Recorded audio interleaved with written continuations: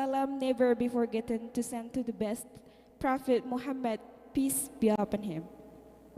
Ladies and gentlemen, I am Mahabatul Afikoh and my awesome partner, Yuyun Ayu Lestari. We would like to say a warm welcome to all of you for taking the time to join this event, the second International Asia Pacific Religious Tourism and Pilgrimage Conference at Universitas Islam Malang, Indonesia, 2024 under the theme, The establishment of religious tourism and pilgrimage initiative at Universitas Islam Malang. Please give applause. Thank you very much.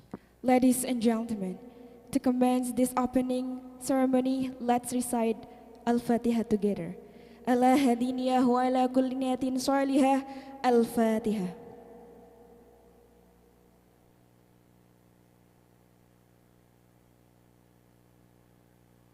Thank you very much. The next agenda is singing the national anthem of Indonesia Raya, continued by Marsyu Banul Watan. The Excellency, all the presenters, ladies and gentlemen, I please you to stand up.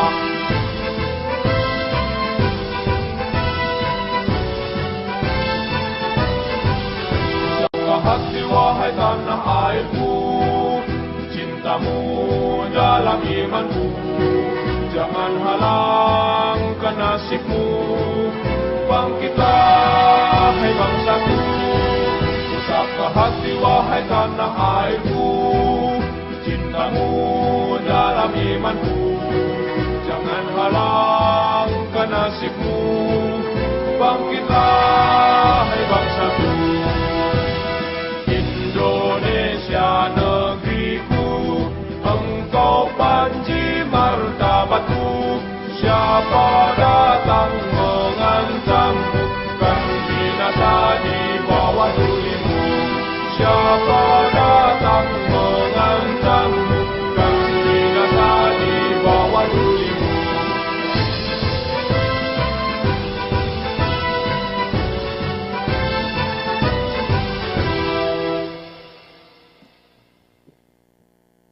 Thank you very much, and please kindly be seated.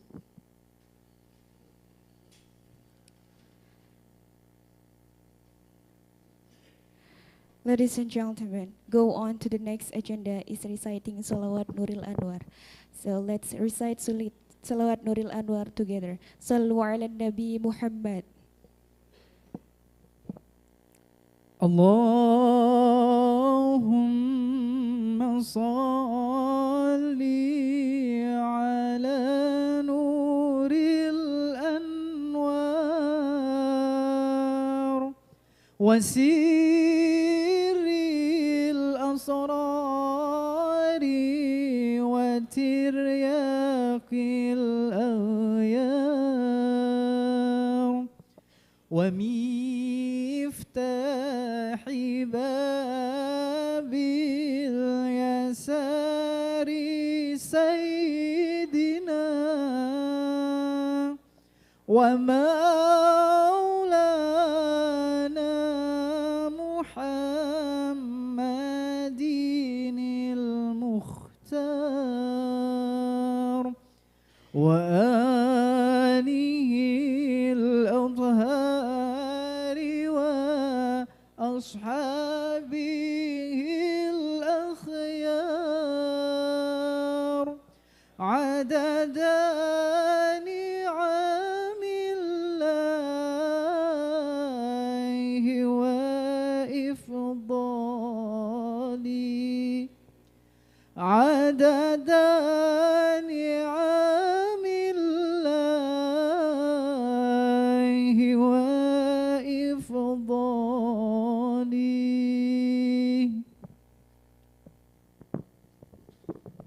Thank you very much. Ladies and gentlemen, let's enjoy the Gandrung dance performed by Universitas Islam Malang students. The Gandrung dance is a traditional dance from Banyuwangi, East Java, Indonesia, and has been performed since hundreds years ago. The dance originally came from the Osing tribe culture and became a form of gratitude for agricultural crops. Ladies and gentlemen, let's enjoy the Gandrung performance performed by Melati Sekar Langit Group. Please give applause.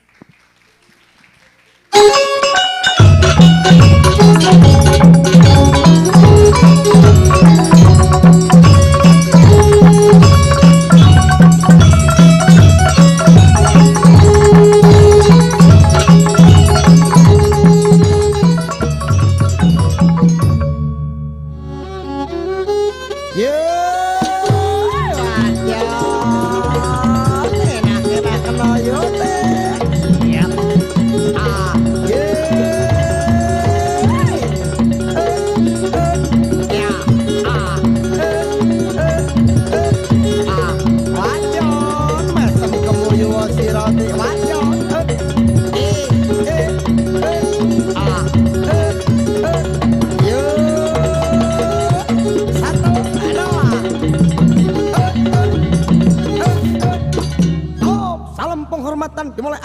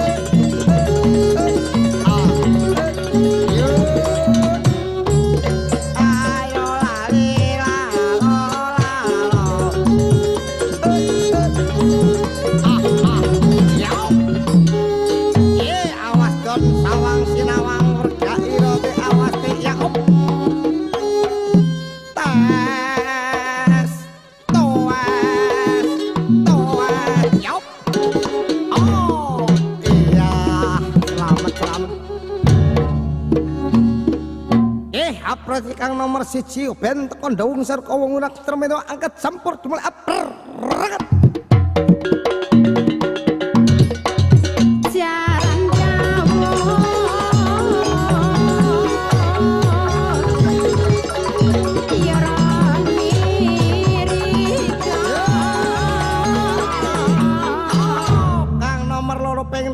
Ndase pundake nyang bokong itu angkat sempur sekarang dimulai berangkat.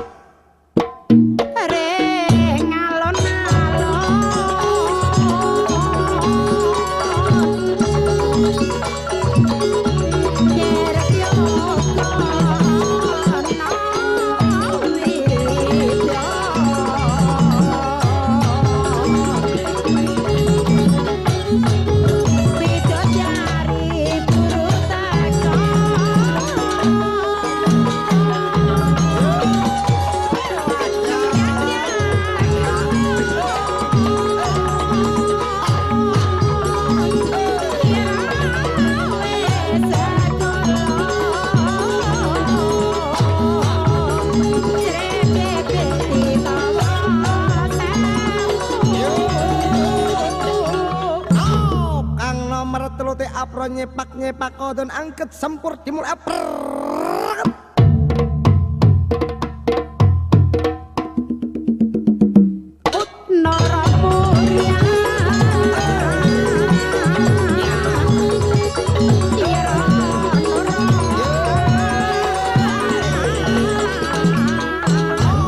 Ang nomor 4 mulai yang kandangnya dek-dek angkat sempur sekali dimulai berangkat.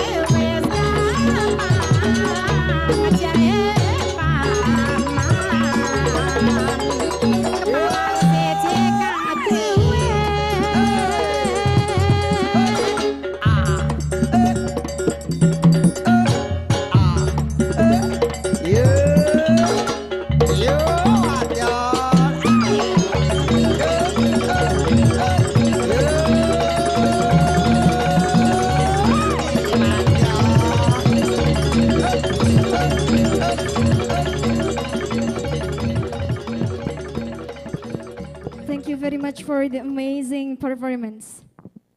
Well, continuing to the next agenda is conference report by the Vice Rector Academic and Cooperation Affairs. Please join me in welcoming Professor Dr. Andes Haji Junaidi Mistar, MPD, PhD with a round of applause.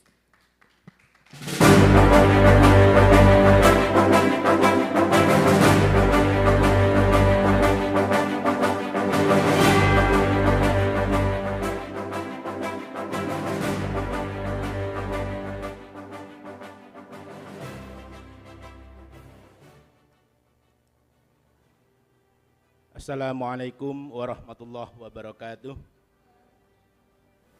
Bismillahirrahmanirrahim. Alhamdulillah rabbil alamin. Hamdan syakirin, hamdan na'imin, hamdan yuafi ni'amahu yukafi mazidah. Ya Rabbana lakal hamdu kama yanbaghi li jalali wajhika wa 'azim sultanik. Allahumma salli wa sallim ala sayyidina Muhammad wa ala ali sayyidina Muhammad, amma ba'd.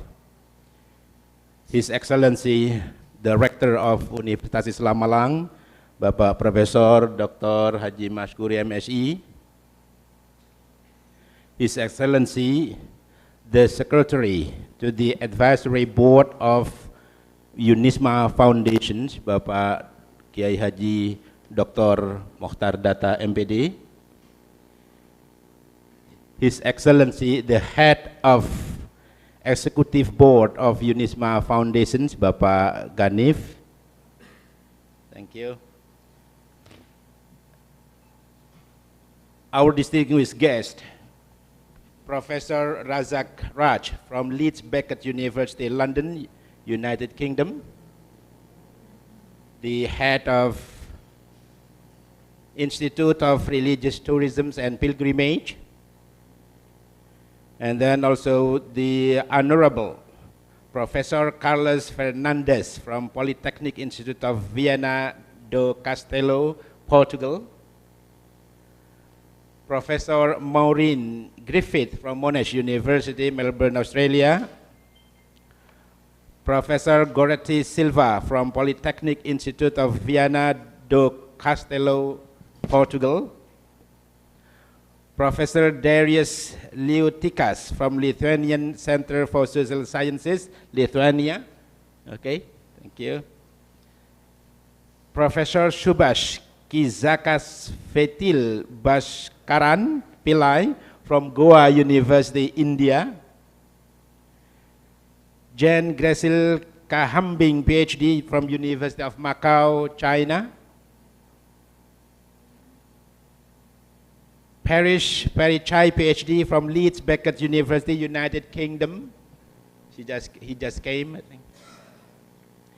And then we also have Yu Fang Yen from National Kwame University, Taiwan, Fatima Zahra Fakir from University of Padova, Italy, and Arina Hoirun Nisa from National Kwame University, Taiwan. The respectable vice rectors, deans, representative of local governments, representative of local NO organizations, dear presenters, both from overseas and from Indonesia. First of all, let's bow our head to thank Allah subhanahu wa ta'ala, the Almighty, for His blessings, so that now we can get together in this place in order to join an international conference. Secondly, salawat and salam should go to the Prophet of Muhammad sallallahu alaihi wasallam. Ladies and gentlemen, I would like to report about the current activity. Our activity is called the Second International Asia Pacific Religious Tourism and Pilgrimage Conference, and this is carried out in collaboration between Institute of Religious Tourism and Pilgrimage from United Kingdom and University of Islam Malang. The conference has started, the programs has already been started since yesterday actually. We started by having focus group discussions to discuss a number of matters dealing with the progress of the conference and also the outcome of the conference. And now the real conference is to be started, and it will be going on for 2 days, and then on Saturday we will have a field trip to Gusdur Thomb in Jombang and also some other religious tourism centers in Mojokerto. I would also like to inform you that in this conference there will be 20 papers to be discussed, both in the plenary sessions and also the sessions which are to be carried out with the presenters. The outcome of our conference will be published in a journal which is Scopus indexed, Q1 journal. The journal is called International Journal of Religious Tourism and Pilgrimage.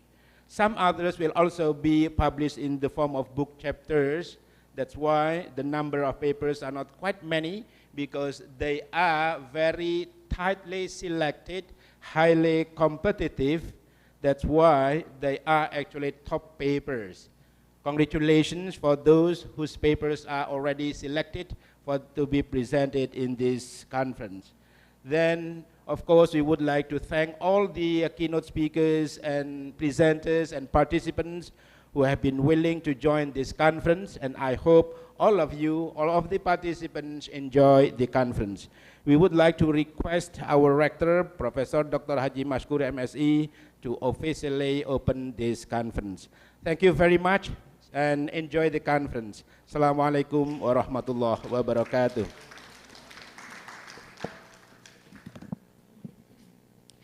Thank you very much.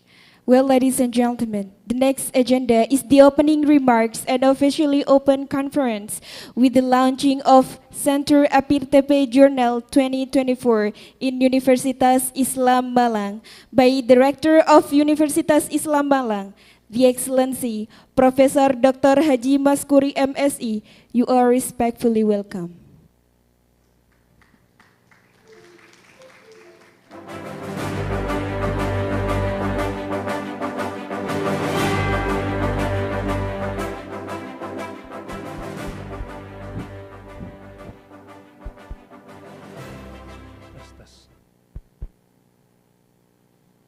Halo, tes.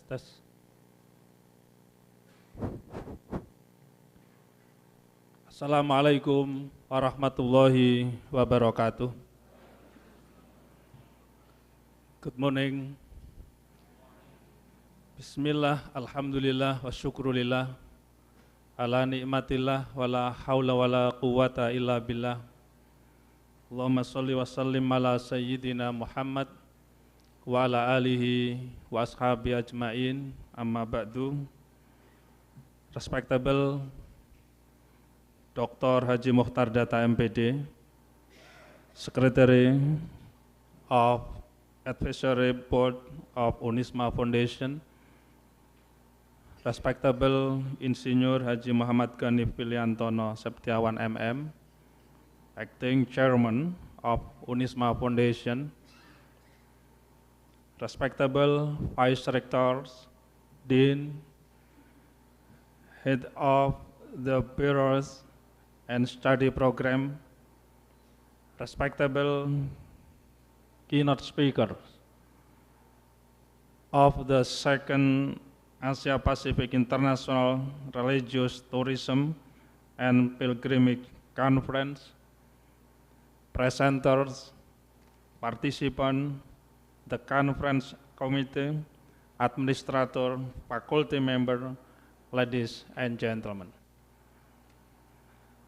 On behalf of Unisma Malang, I am very happy to welcome our keynote speakers, presenters, and participants from Australia, China, Eritrea, Philippines, India, Indonesia, Italy, Jordan, Libya, Lithuania, Malaysia, Morocco, Palestine, Portugal, Taiwan, Thailand, Timor-Leste, United Kingdom, Uzbekistan, Yemen, and Sudan. Welcome to Malang as the parish of East Java and the city of education and tourism in Indonesia. At the moment, our students, alumni, and partners are coming from 41 countries and 38 provinces across Indonesia. Our motto is from Nahdlatul Ulama for Indonesia and for the world civilization. In the year 2027, Unisma Malang is entering a world-class university milestone. We are very happy to witness the gathering of scholars and practitioners from around the world in pursuit of understanding and of advancing religious tourism and pilgrimage. It is also a great moment for us to develop our networking and collaboration with scholars across the nation and the globe. Ladies and gentlemen, today we will have MOU signing between Unisma Malang and the Institute of Religious Tourism and Pilgrimage. One of the implementation of the MOU is conducting this Asia Pacific International Conference and the establishment of the Center of Religious Tourism and Pilgrimage in Indonesia at Universitas Islam Malang. Ladies and gentlemen, on behalf of Unisma Malang, we would like to deliver our appreciation to the organizing committee from the Institute of Religious Tourism and Pilgrimage, London, United Kingdom, in conjunction with the International Journal of Religious Tourism and Pilgrimage. And Universitas Islam Malang, who have prepared, organized, and conducted this international conference.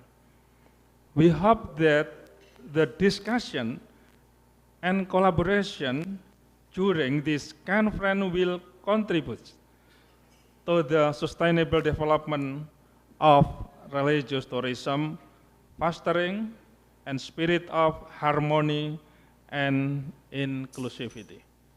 Ladies and gentlemen, by saying Bismillahirrahmanirrahim, I officially open this second Asia Pacific International Religious Tourism and Pilgrimage Conference 2024 and officially launch the establishment of the Center of Asia Pacific Religious Tourism and Pilgrimage at Universitas Islam Malang.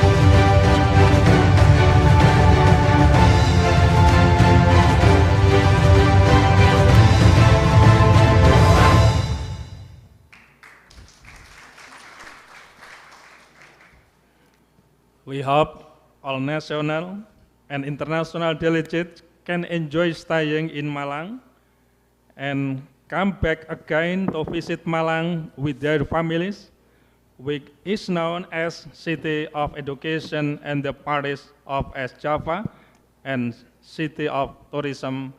Thank you very much. Wassalamualaikum warahmatullahi wabarakatuh. Thank you very much. Now we are moving to the MOU signing between Universitas Islam Malang and IRTP Journal. We invite the Rector of Universitas Islam Malang, Professor Haji Maskuri MSI, and the Vice Rectors, guided by the Secretary of Advisory Board Universitas Islam Malang, Dr. Mukhtar Datta, guided by Acting Head of Foundations, Insinyur Haji Muhammad Gani Setiawan MM, guided by Professor Razak, PhD, guided by Professor Carlos, to go to the MOU signing table.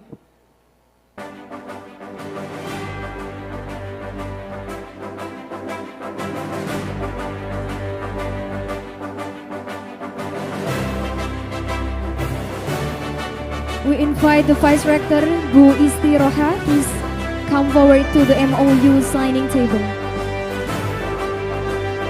And also the Vice Rector 1, Vice Rector 2, third and also fourth, please come to the MOU signing table.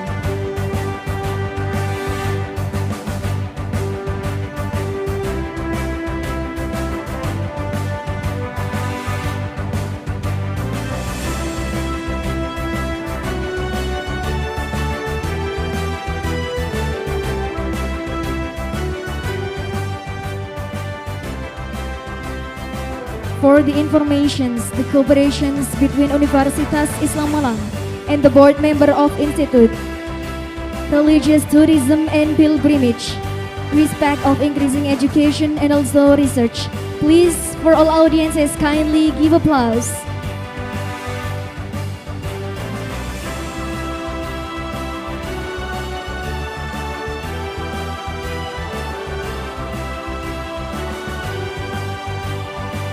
One, two, three.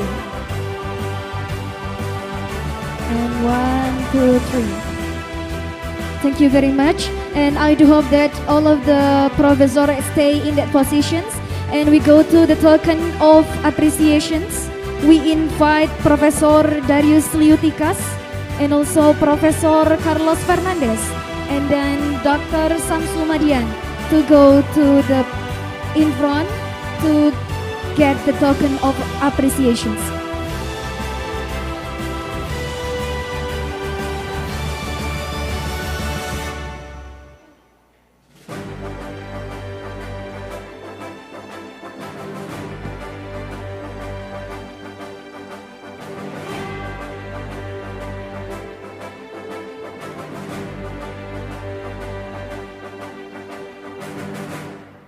Please give to the Professor Darius Liutikas. Professor Carlos Fernandez.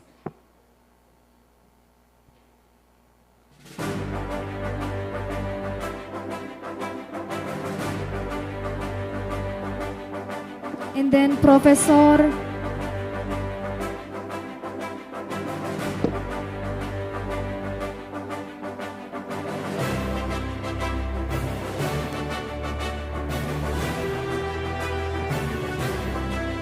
and then Dr. Samsul Madian. Dr. Samsul Madian.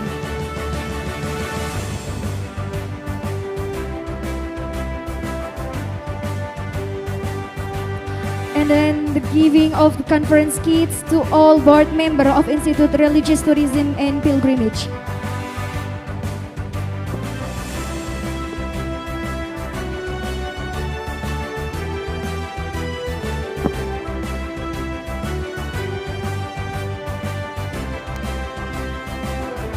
And Professor Reza Kraj.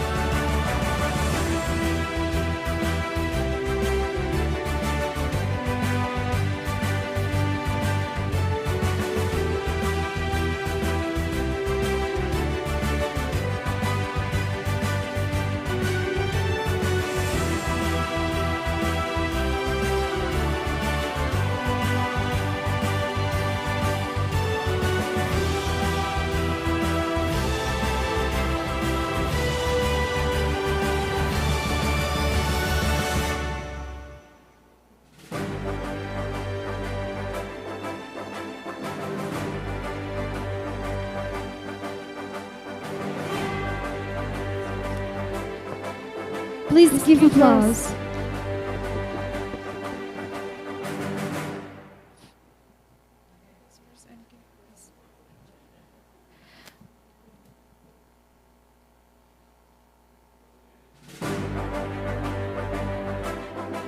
Continuing by photo session.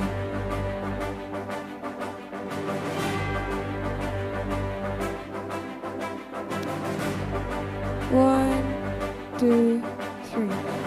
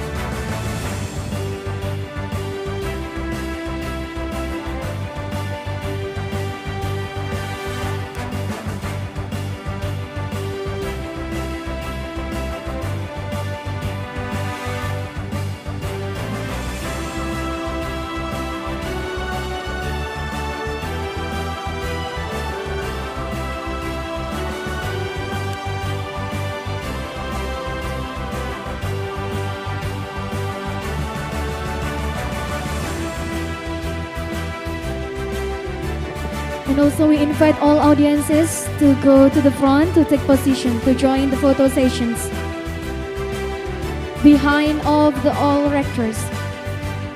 And also all presenters from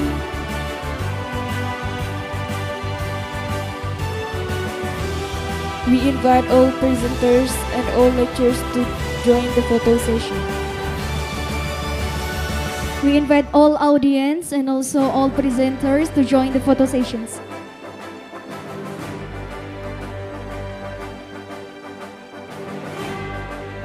All the audiences, I do hope you to join the photo session together.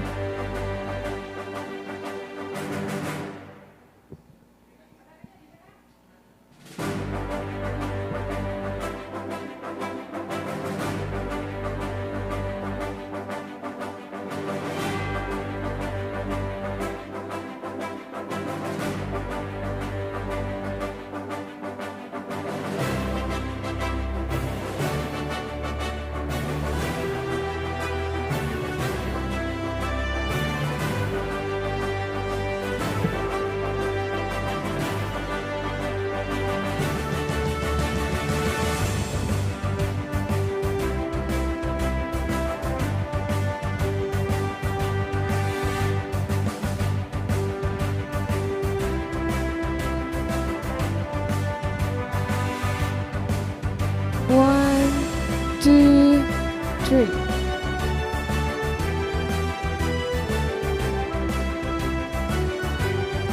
One, two, three.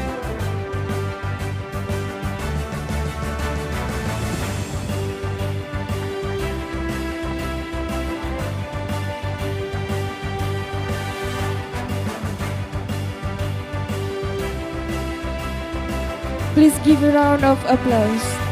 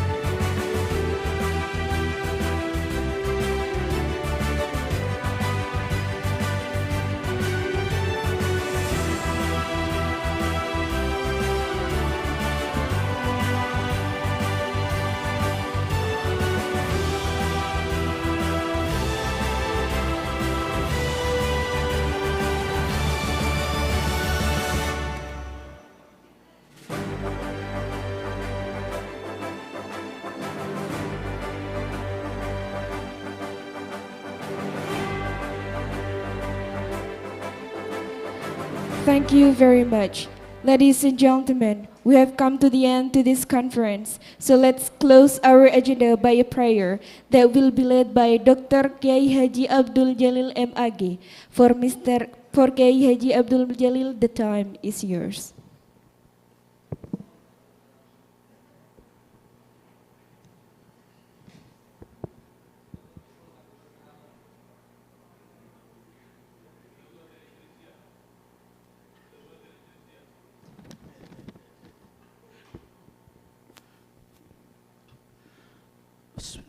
Assalamualaikum warahmatullahi wabarakatuh.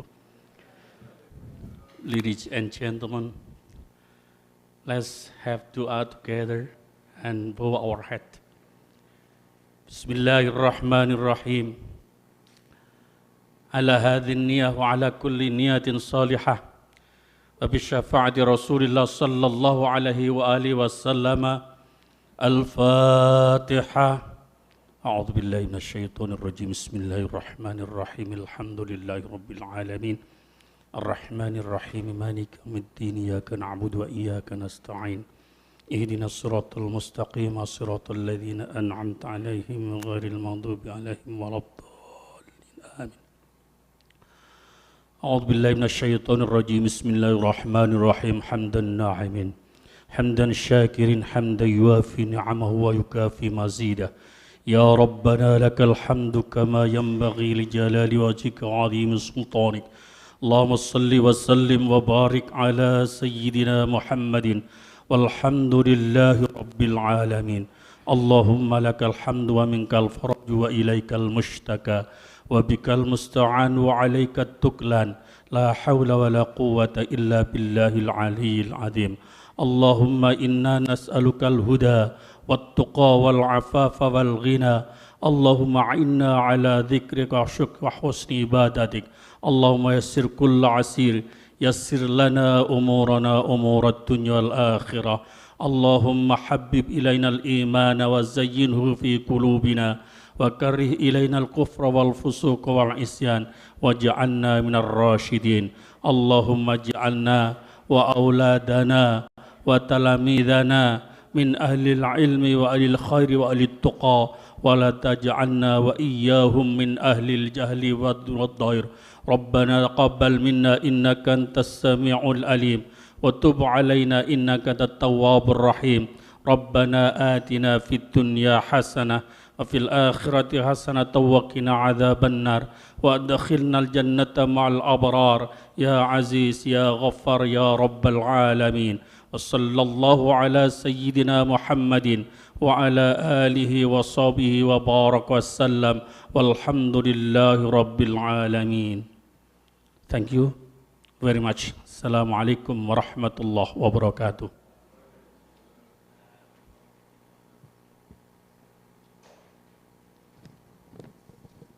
Thank you very much. Ladies and gentlemen, and on behalf of the entire committee, we do apologize for any shortcoming during hosting you in this agenda.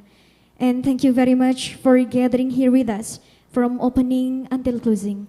And the last we say, ثم السلام عليكم ورحمة الله وبركاته.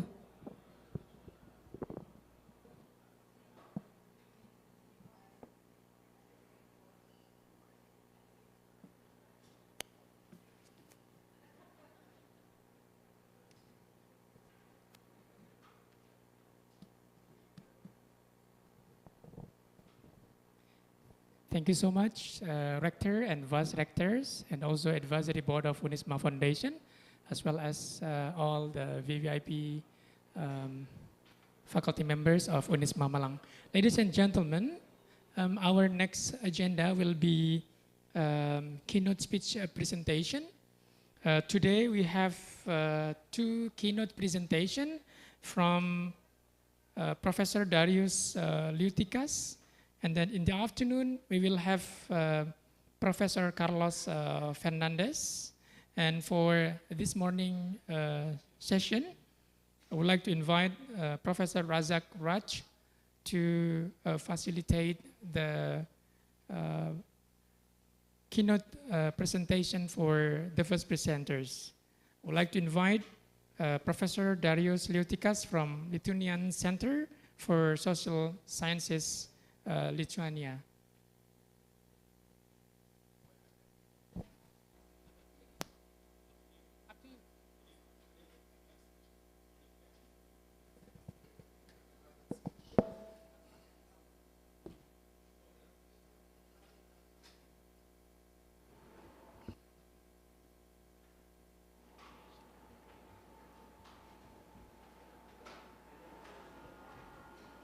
Let me introduce you. Good morning. Good morning, ladies and gentlemen. Thank you very much, distinguished guests. Ladies and gentlemen, my colleagues, students. We'll proceed on to the formal part of the conference. We move to our first keynote presentation. And Darius is very long-term good friend and also a very distinguished researcher in the religious tourism. For next 45 minutes, he will be discussing his research, particularly on religious tourism, and he will be talking about behavior elements. And then we'll take the questions after his talk. Thank you again, once again, for all the participants for joining us today. And hopefully you'll be staying with us for the rest of the day. Thank you. Darius, over to you, my friend. Thank you very much. And first of all, Hello everybody, and I would like to thank organizing committee and organizers of this conference for very warm welcoming. And yeah, so we were surprised for such hospitality and such warm welcoming. So thank you very much, and dear professors, dear distinguished guests, thank you for inviting me as a keynote speaker. So thanks Professor Dr. Razak Raj, my good friend, Carlos Fernandez. Yeah. So we are the family, the community. Yeah, and we would like to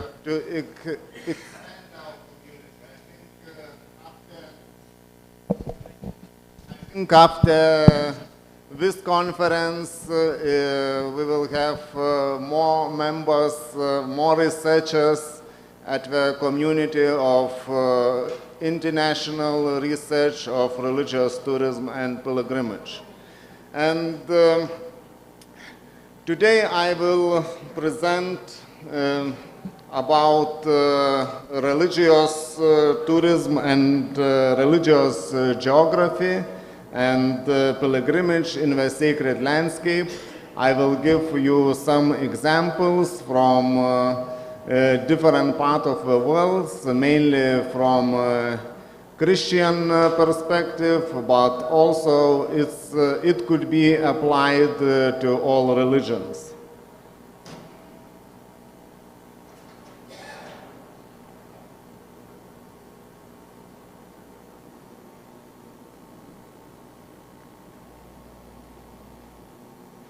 Yes. So, first of all, about geography of religions. When we talk about geography of religions, we have to say that it's a branch of social geography that studies the relationship of religions with different elements of social, economic, cultural, and physical environment, and their mutual influence. Actually, I am sociologist. I am from Lithuanian Social Research Center, yeah? And my perspective on the research of religious tourism and pilgrimage is from the sociological point of view, yeah? And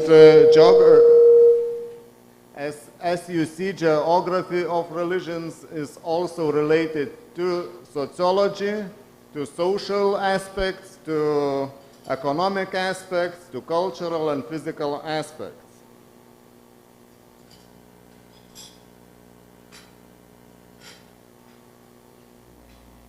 Yeah.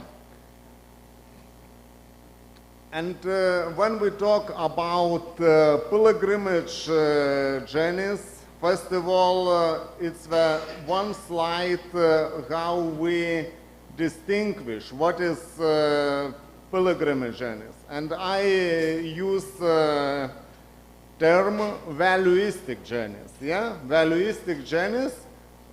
I will define it later. It's journeys which are related to your identity and your values. Of course, we have recreational and cognitive journeys.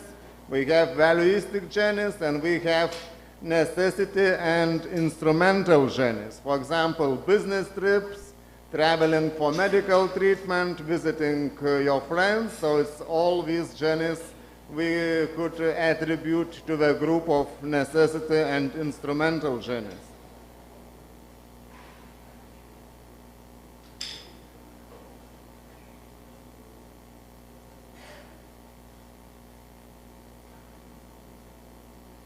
Okay, next.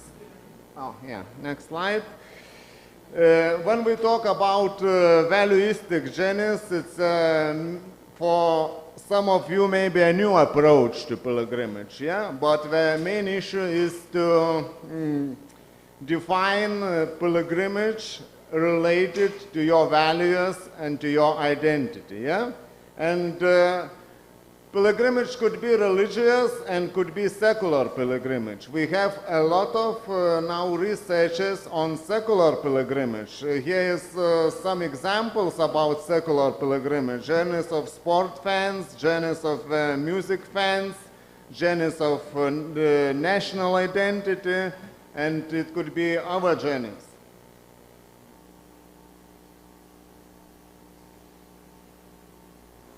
And when we talk about conception of valuistic journey, four main important elements could be attributed. First of all, clearly expressed geographical destination. Pilgrimage or religious tourism is, first of all, to the clearly expressed geographical destination. It's not what you are going to relax somewhere, but you know very well where are you going, yeah? And why are you going in this place.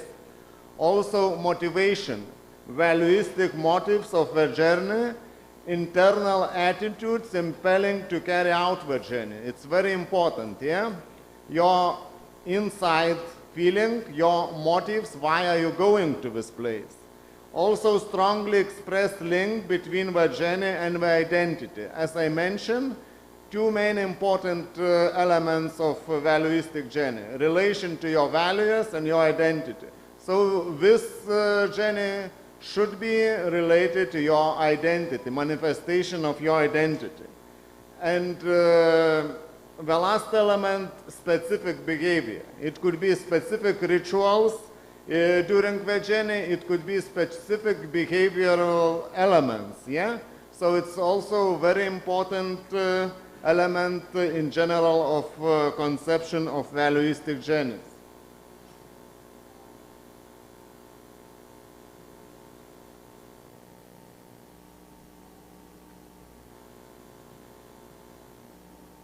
Yeah. One slide about secular pilgrimage. I will talk about religious pilgrimage, but just maybe for someone is new, for somebody is new thing. What is secular pilgrimage? It could secular pilgrimage could be related to manifestation of your national identity, yeah? For example, when you're visiting national monuments, historical national places, it could be battlefields, castles, monuments, from the liberalization symbols from occupants, also graves, cemeteries, artworks in museums. All these elements could be related to secular pilgrimage, yeah? And you can think for yourself, but of course everybody in life do special journeys, do special traveling to the places they value and to manifest your own identity. Yeah? So you can think for yourself where you were traveled to manifest your values and identity.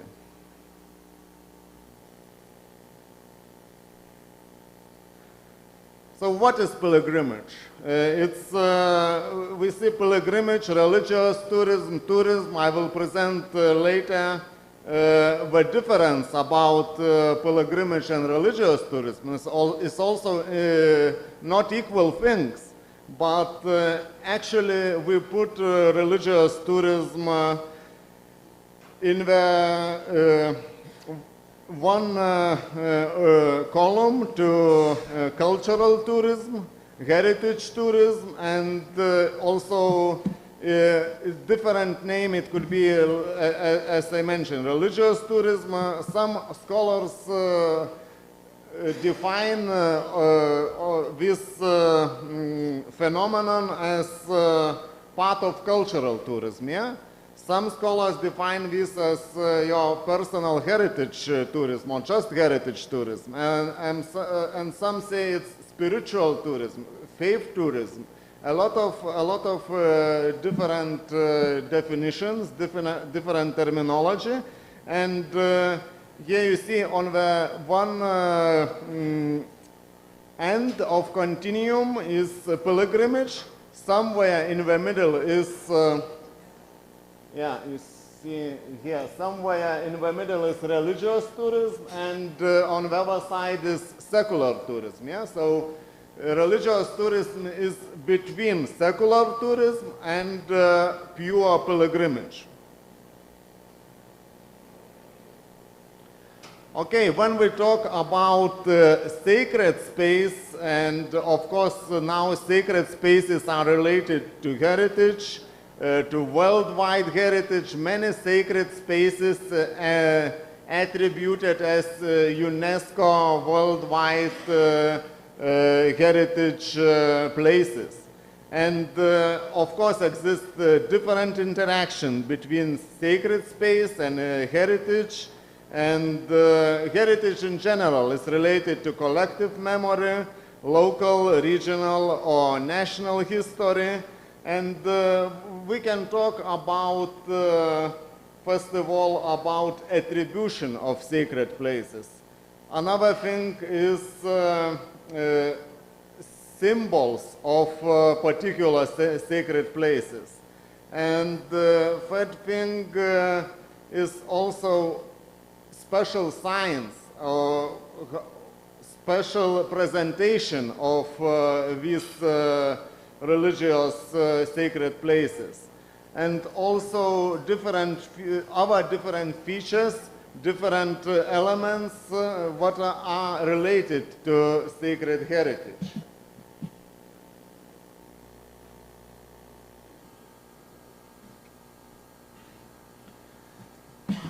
Okay, for example, we have a lot of researches in Christian pilgrimages about real motivation of pilgrims. Yeah, it's the presentation of one of the research I did myself in 2008, but nothing changed. Yeah, so exists official motivation and exists motivation what is really behind official motivation. So officially, when you ask a pilgrim, why are you going to the sacred place, he or she will say, "But okay, I would like to develop my spiritual identity, and I would like to give honor to this sacred place, to this maybe sacred images or something like this." But behind the scene we see another elements of why people really going to these pilgrimages. So one element is spending leisure time. It's totally secular element. It's not related to religion at all. But yeah, actually, when you provide deep interviews with these pilgrims, you see what they go to pilgrimages to spend leisure time. Of course, exists 20–30% of real pilgrims, pure pilgrims who go to pilgrimages exclusively for religious purposes, yeah, to manifest their religious identity.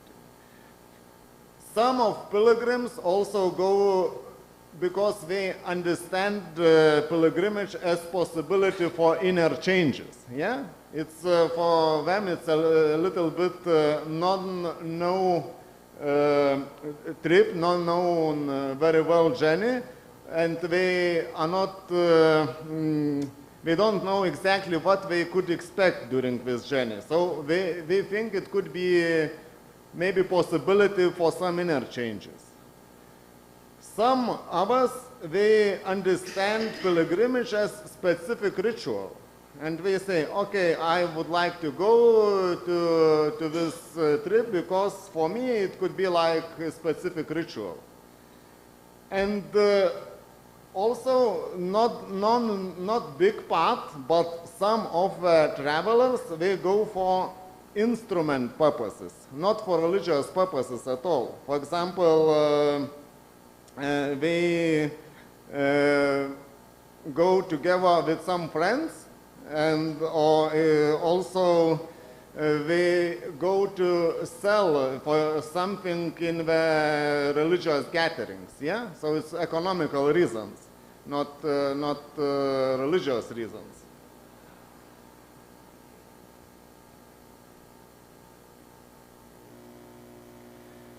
Okay, and when we talk about classification of sacred spaces, a lot of different classification exists, yeah?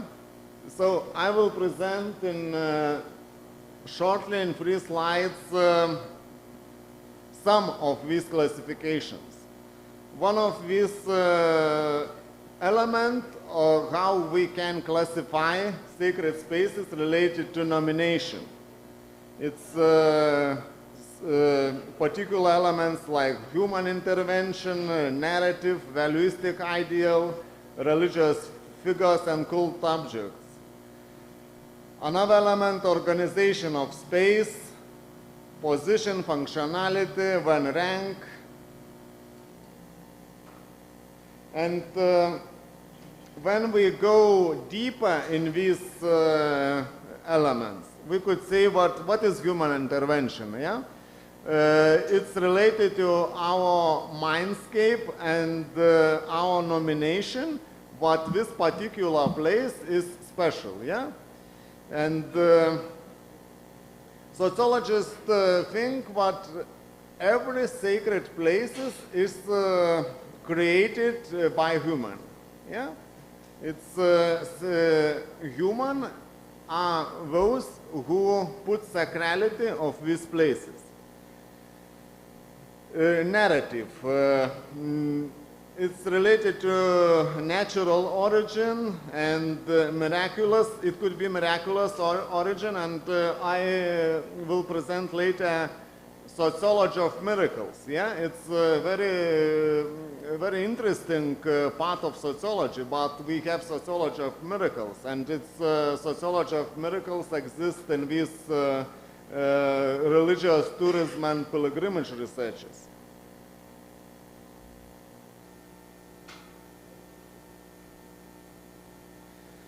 Okay, what else related to nomination and organization of space? Religious figures, position, functionality, yeah? 3 more elements.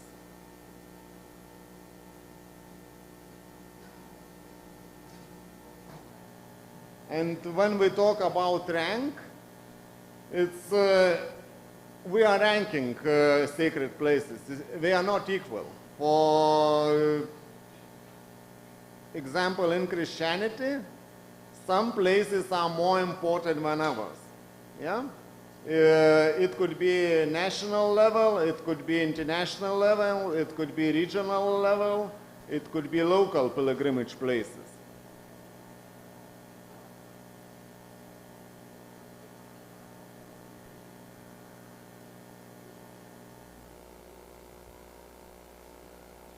So what is it, sacred places in Christianity? So first of all, they are associated with the origin of religion, and and they are centers of religion. For example, Rome, for example, some centers of dioceses in local levels. They are centers of administration units in Christianity, so they are most important places. Other thing, they are associated with the birth, life, or death of the founder of religion, prophets, or holy man. Yeah, it's a lot of relics exist in Christian world, and a lot of pilgrims visit these places with these relics. Also apparition places of Virgin Mary. It could be also grave of saints and essential religious places as cult objects. For example, Calvaries, it's replicas of original religious places. Calvaries and Grotto of Lourdes, it's the most popular replicas of original religious places in Christianity. And also monasteries, and another thing is what is becoming more and more important in the world, religious gatherings or religious events. Yeah? So also if you go for religious event, so it's also important pilgrimage manifestation for you.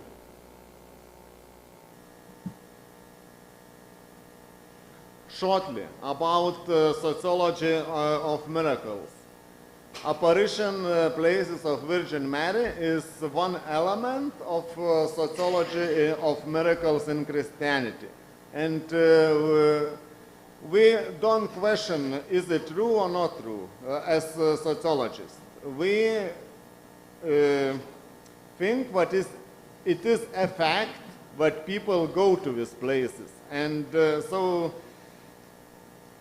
in general, more than 20,000 apparition places of Virgin Mary recorded in Christianity, but only some of them officially recognized. Very few. Miraculous images. Also, it's a very important element for Christian religious pilgrimage. And also, it's not every image is miraculous, yeah? So only some of them attributed as miraculous images. And also exist some other, we could say, miraculous natural objects as water bodies, as springs, and some mystical places. Yeah, so it's a lot of miraculous objects that we could research in pilgrimage. And here is the map of Lithuania.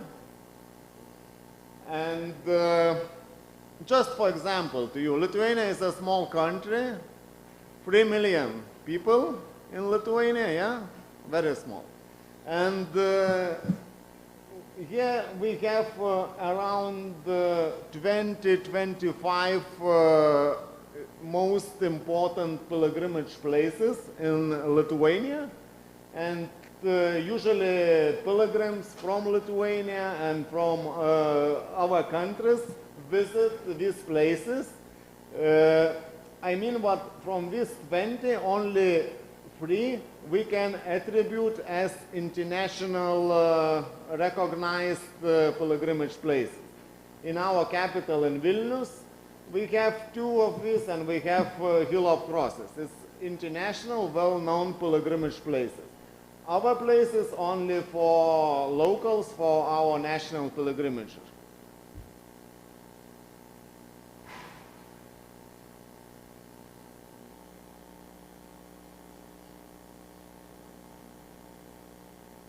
I already talked about. Yeah, maybe it would be interesting for you, main characteristics of the Christian church buildings. We could classify these buildings according to functions. The main is cathedral, then parish church, then non-parish church, then monastery church, and college church. Yeah? Also according to architectural style, different styles, Greek, Roman, Gothic, Renaissance, and other styles.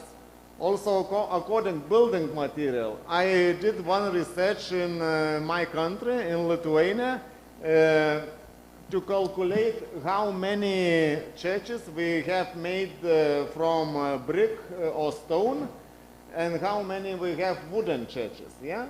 So in general in Lithuania we have around 300 wooden churches and more than 400 churches made from hard material, from brick or stone. Yeah? Also location another element, location of the churches. It could be urban area, it could be rural area.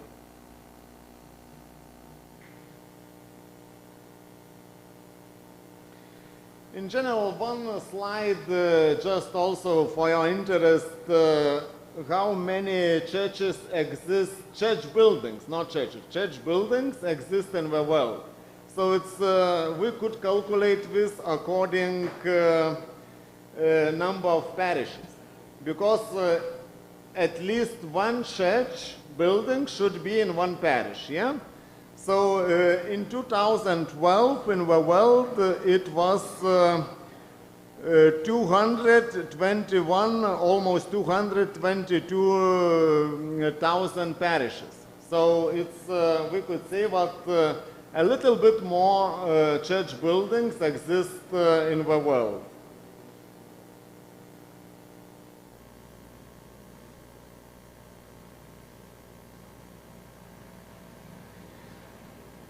Yeah, it's some facts about Lithuania, and as you see, small country, some facts about functioning churches, functioning chapels, and 85% of our country declare what people of our country declare what they are Catholics. But of course, as I mentioned, I'm a sociologist, and we don't believe them when they say that they are Catholics. We go deeper, and yeah, so after deep research, deep investigations, we see what only maybe 10–15% of people, they are truly religious people. And others, they are just cultural, religious people.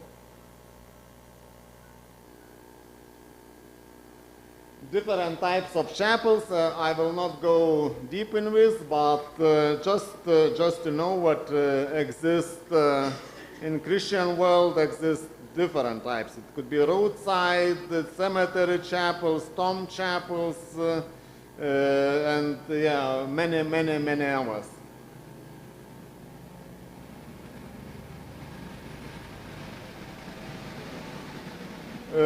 As I already mentioned, we have interesting phenomenon about replicas of religious places. So this is grotto of Lourdes and replica of grotto of Lourdes. Yeah. So many these replicas exist around the world. And the original grotto of Lourdes, exists in France, yeah? It was apparition of Virgin Mary in France in 19th century. And after 20 years already people started to copy this phenomenon, these grottos, and so now they are spread all around the world.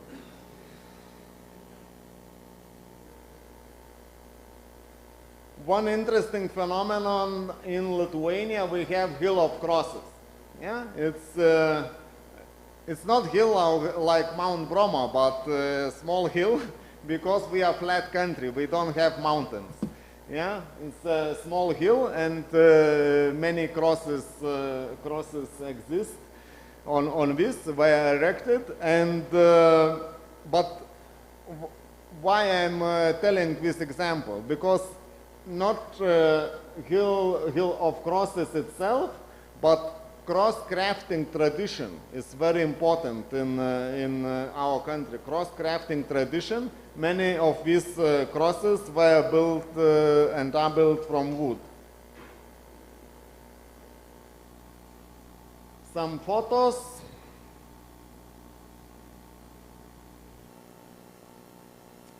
Okay, and I am coming back to the change of sacred spaces. And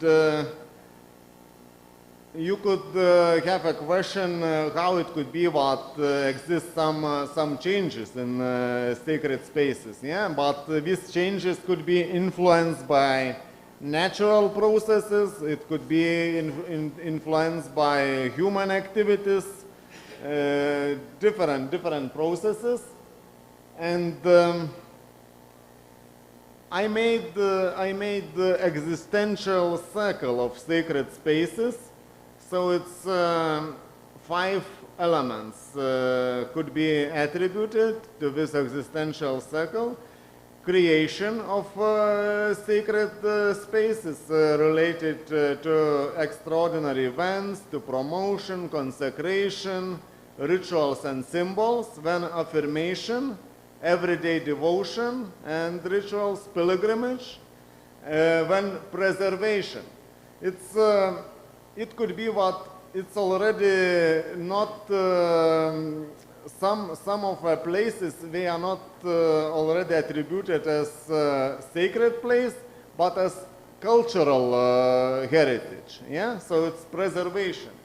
And you know what, in the Western society exists already this phenomenon, but in some cultures there is new functions of sacred buildings.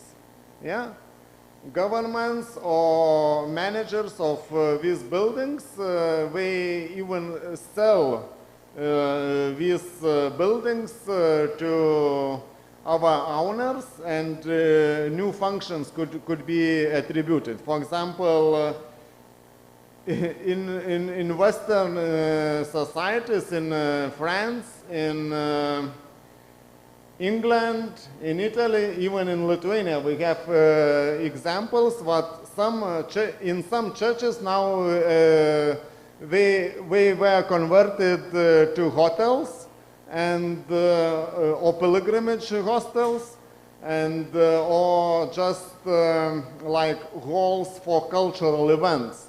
No sacred activities in these buildings, but they are used, for example, for cultural events, for music performances or something like this. And destruction of sacred places, yeah? It could be, let's say, we see now what is going on in Ukraine, yeah? And many sacred places during the war, they are bombed, and so it exists destruction of these places.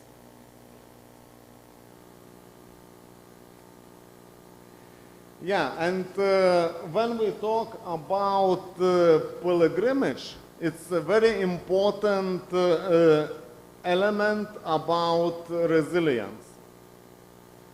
We had every country in the world suffered from COVID-19, yeah?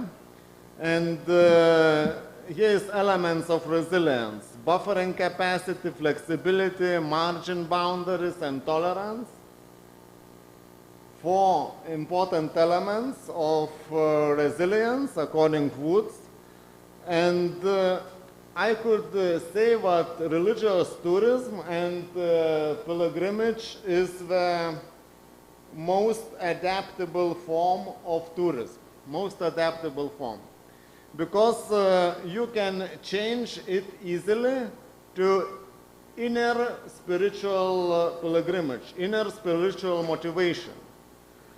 And also you can even, I think especially in Hindu religion, is very popular creation of sacred places at your home environment.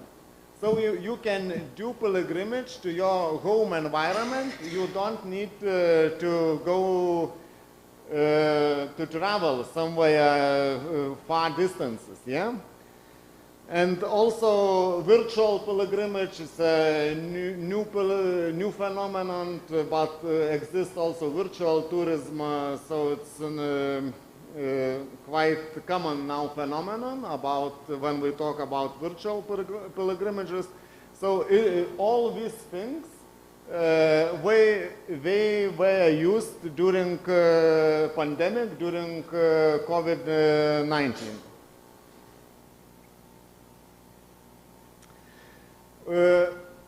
Tourism in regions, religious tourism in regions, it's a very important element, very important in every country, and we could think about religious tourism connections and relations to slow tourism.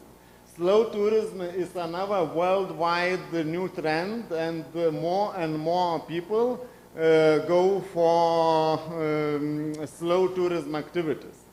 Slow tourism is when you want to spend in the region more days to explore cultural activities, to explore natural environment of this region, yeah, so not in a hurry, but in very slow mode.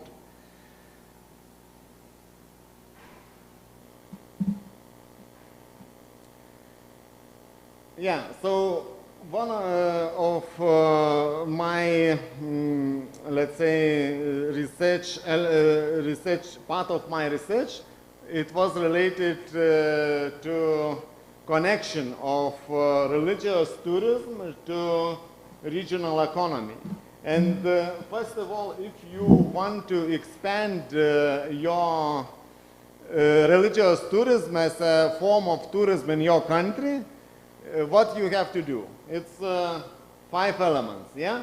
First of all, to identify the basis of religious tourism, identify the main places, the main sacred places of all religions, yeah? Another thing is to think about attractive surroundings. Attractive surroundings, it's maybe exist some scenic landscapes nearby religious places, maybe mountain views or something like this, and it's also important for tourists, for pilgrims. Also ancient history and storytelling. Why pilgrims have to go to these particular places?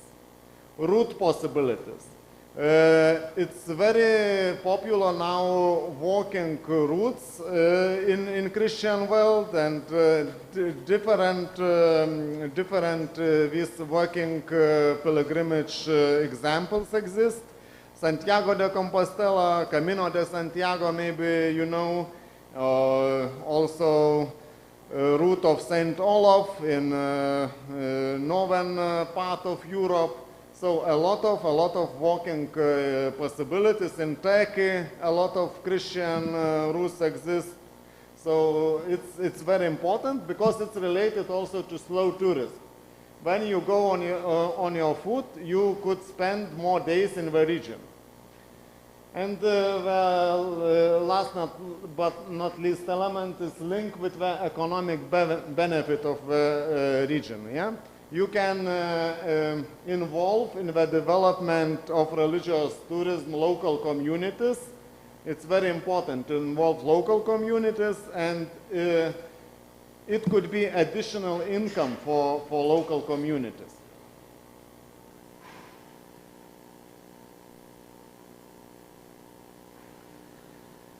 So recommendations for the development of religious tourism, as I already mentioned. Recognition of religious tourism as potential niche market, yeah? Development of religious tourism packages, yeah?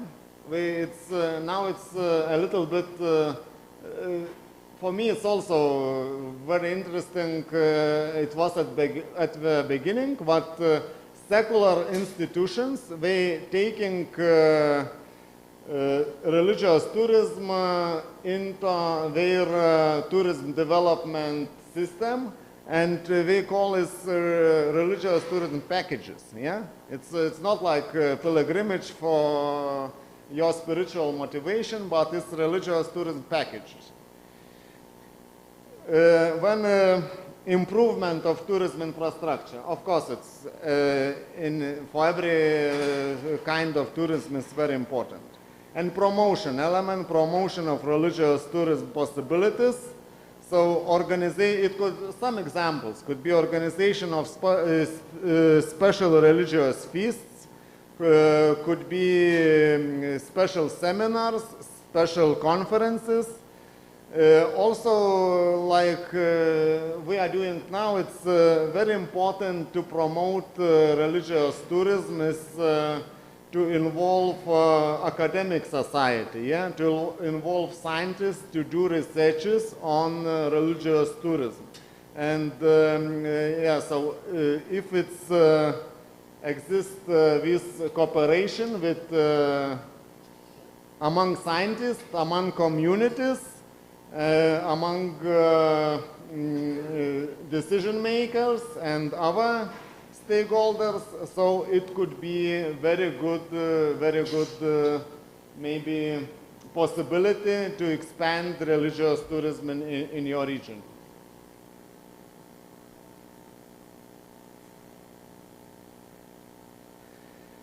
And some thoughts about religious tourism in the relation with the current trends of tourism in general. So it's now, you know, main trends in the tourism, what we are, it's social environment. When it's another trend is related to sustainability, and third trend related to new technologies and artificial intelligence. Yeah. So when we talk about new social environment, so it's important to think about such elements as travel preferences. So valueistic motivation is one of the important motivation for new tourists. Yeah. Also, as I mentioned, involvement of local and regional tourism infrastructure. It's very important. For example, as I also mentioned, slow tourism. People prefer travel in nature and countryside, yeah? So it's also very important to somehow advertise these possibilities. Travel forms, new travel forms exist now, you know, co-working spaces, also co-living spaces, also some trends like individual trips, solo travelers, yeah, so you have to differentiate religious tourism possibilities for communal or organized trips and group tourism, and for solo travelers. As I mentioned, hiking routes. About when we talk about sustainability, so it's of course climate change. Yeah, you hear about climate change, and in every region exists some changes, and here we could think also what is the relationship of religious tourism to climate change, and how religious tourists could reduce the carbon emissions. And so it's also very important to include these elements in your religious tourism agenda. Not to forget this, because for some travelers, these elements very important. They don't go to hotels if for example, these hotels are not environmentally friendly. Yeah? So some travelers prefer to stay in environmentally friendly environment. Yeah?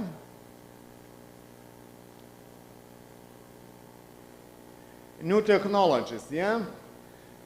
Another thing, it's current trend in the world, you know, ChatGPT and everything like this, and so service robots coming into our hotels and into our tourism services. Also, as I mentioned, virtual routes, application of new different apps or new different applications. So everything, these new trends, somehow we have to manage this, yeah? And somehow we have to include in our religious tourism researches these new technological elements.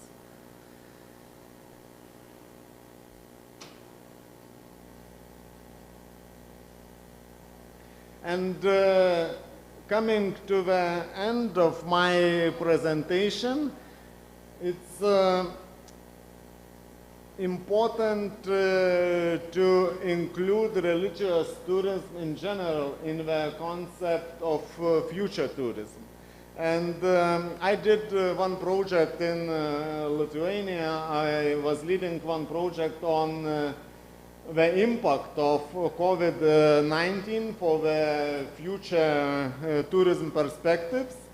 And one slide is from this project. But what is post-COVID tourism narrative? It's, we were talking about reimagined, re-enabled, recreated tourism activities, about renewal of tourism, recovery of tourism. Yeah, it was 2 years of tourism research agenda.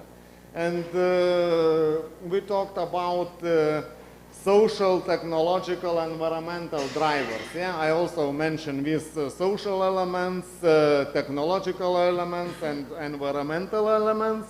And all these things lead to transformation of tourism, or transformation of tourist behavior, transformation of travel experience, of tourism planning, of tourism, as I mentioned, resilience, dealing with uncertainties, tourism and hospitality management. Yeah, so all these elements, they somehow were transformed or going on transformation processes.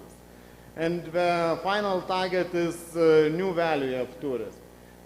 For every region, for every researcher, maybe different elements coming into mind, what is new value of tourism, but it's very important what tourism could incorporate these three most important drivers: social, technological, and environmental.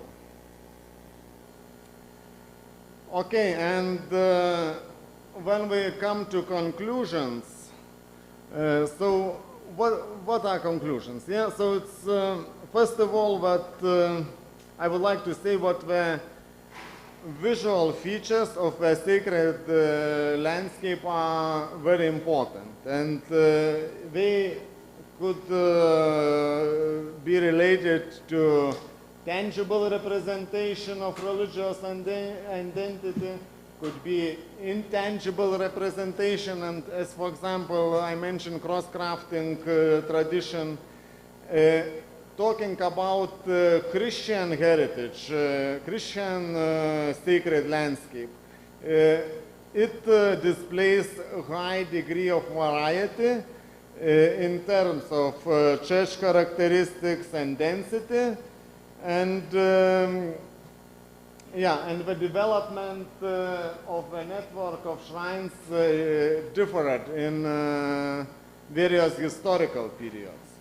And when we talk about development of a network of shrine, so this development is also related to the history of sacred heritage, and it's also worthwhile to mention that shrines are attached to place-making processes of a sacred landscape, and they are open. They are open to various relationships and various meanings. They are not static.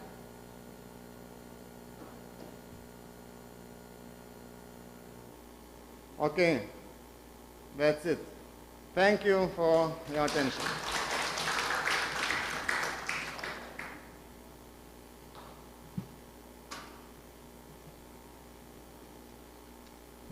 Thank you, Darius. Really appreciate for fascinating talk. Any questions?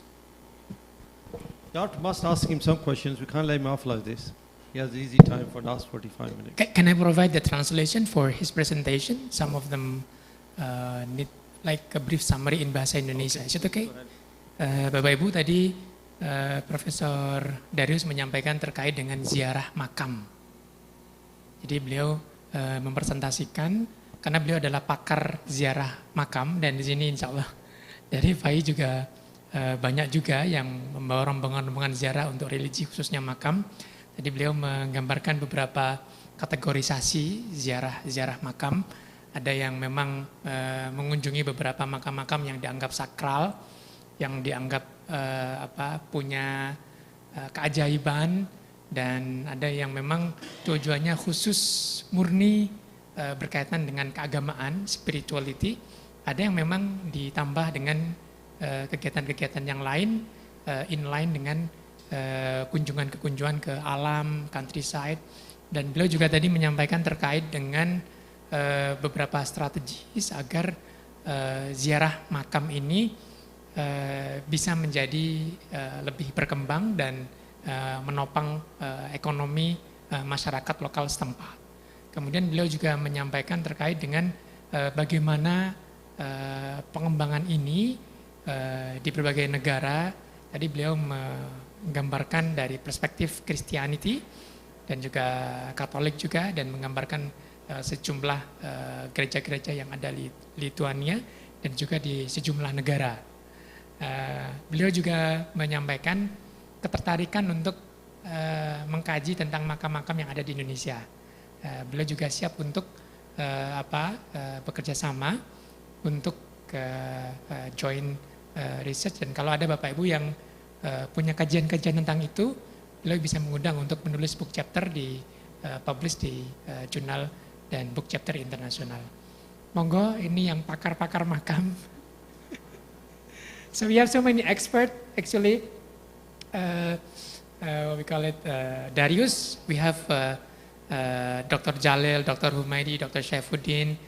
They have many followers when they go visit, and usually they visit grave in Surabaya, in East Java.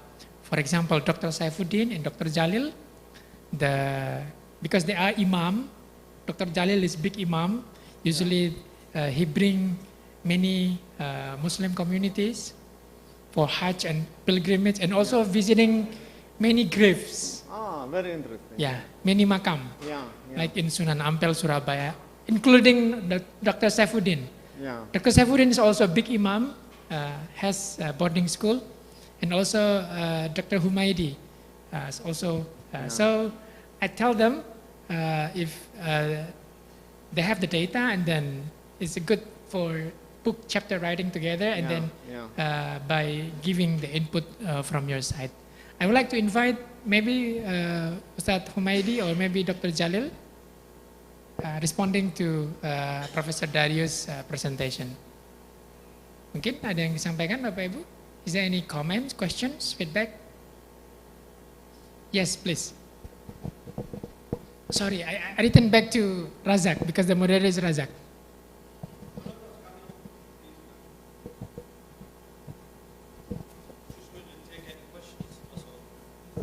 Any questions, colleagues, please?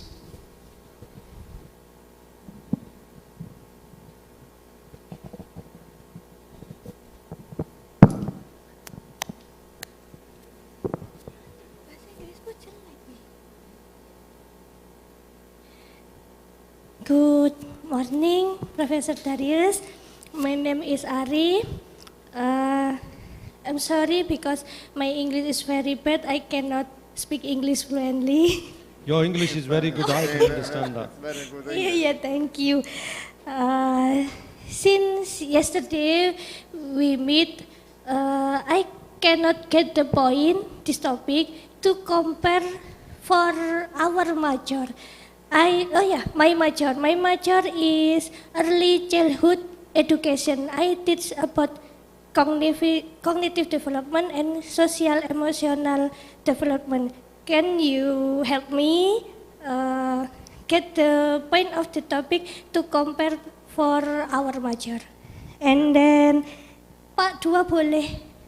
And the second question, my extended family is Catholic. My grandpa is Catholic and my aunt, my extended family is Catholic, and I curious about the sacred place in Catholic. When we go to the Borobudur, they have rule about our clothes, like we must have a trouser and then long shirt. Is the sacred place in Catholic in Europe? They maybe must use the mantilla.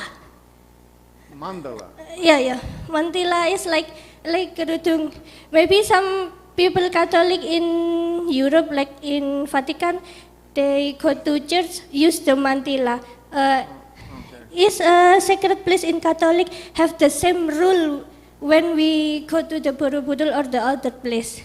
Because I curious about that. Thank you. Okay. Thank you for your questions. I'm planning to visit Borobudur next week, and I will see what's going on here. Yeah.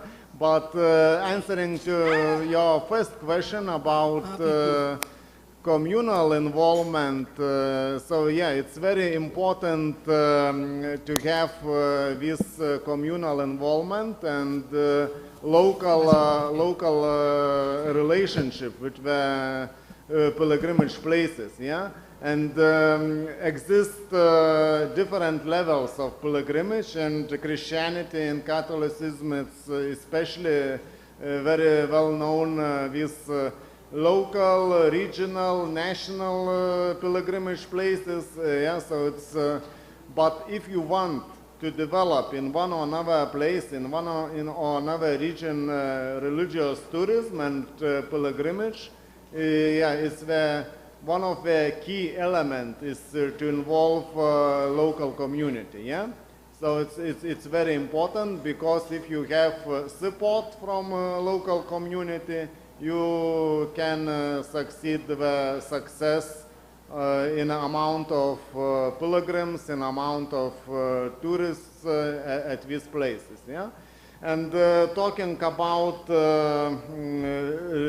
Catholic religious places, they are very different. A lot of variety exists, and in Europe exist different places, as I mentioned, different phenomena exist, as apparitions, as of Virgin Mary, as relics, as sacred miraculous images, as copies of Grotto of Lourdes, as Calvaries, so different elements, different phenomena, and could be different local traditions, yeah?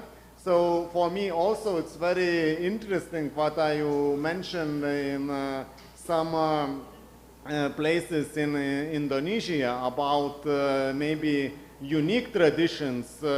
So it would be very, very interesting maybe chapter or article in our journal or in our common book about these unique Catholic religious traditions mixed with local maybe traditions, yeah, in this part of the world.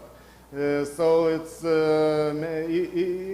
of course you can find maybe some comparison with some other traditions in European countries or in other Asian countries, but in your question I noticed what you know particular maybe rituals or particular elements of behavior, maybe we don't know, and it could be a very unique element. So it's very interesting and very important to develop your research, especially on this field.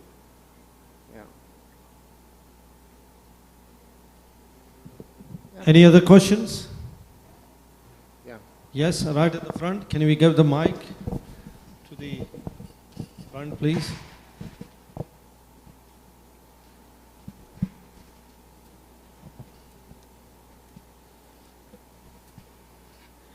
Thank you, Darius, for your enlightening presentation. I would like to ask maybe from the very conceptual basis, from the definition of pilgrimage that you have mentioned. Yeah. Imagine that if someone, for instance, is highly motivated to go not to certain place, because you connect the idea of pilgrimage to the landscapes, to the sites, geographical sites, for instance. Yeah. Yeah. If someone is highly motivated just to go randomly, not to any place, imagine, for instance, like Buddha Gautama, Yeah, yeah. leaving his kingdom to unknown forest just to find peace, for instance. Yeah. Can we identify that as a pilgrimage, as you mentioned? Yeah. Or is that another level of spiritual journey? Yeah, thank you. Very interesting and very important question. And I would say the three main elements of pilgrimage. Yeah, so it's sacred place or sacred destination is one element. When it's another element is traveling. You have to cross some geographical space. Yeah, from one point to another point. And the third element is motivation. Yeah, motivation or expression of your identity, expression of your values. So when is one element missing, maybe it's more related not to pilgrimage, but for your own spiritual development, your own, your own spiritual growth. In Christianity, this kind of phenomenon you just mentioned, some Christian scholars, they attribute this as spiritual pilgrimage. Yeah, spiritual pilgrimage, when you read books, religious books, spiritual books, when you pray, when you develop yourself in spiritual ways, is also growing, is also pilgrimage not horizontal but vertical. When you develop your own spiritual, inside spiritual body, yeah? So it's also very important, but to the classical definition, what is it, pilgrimage or religious tourism? So it lacks this geographical element on journey. Yeah, so trip or journey is also very important in classical geographical definition of pilgrimage. Yes, yes. Sacred place, sacred destination, journey or trip, and motivation. Really appreciate Darius. Now it's just coming up to the lunch and Zohar prayer. So according to the program, so give a round of applause to Darius for his wonderful speech. Really appreciate. Thank you.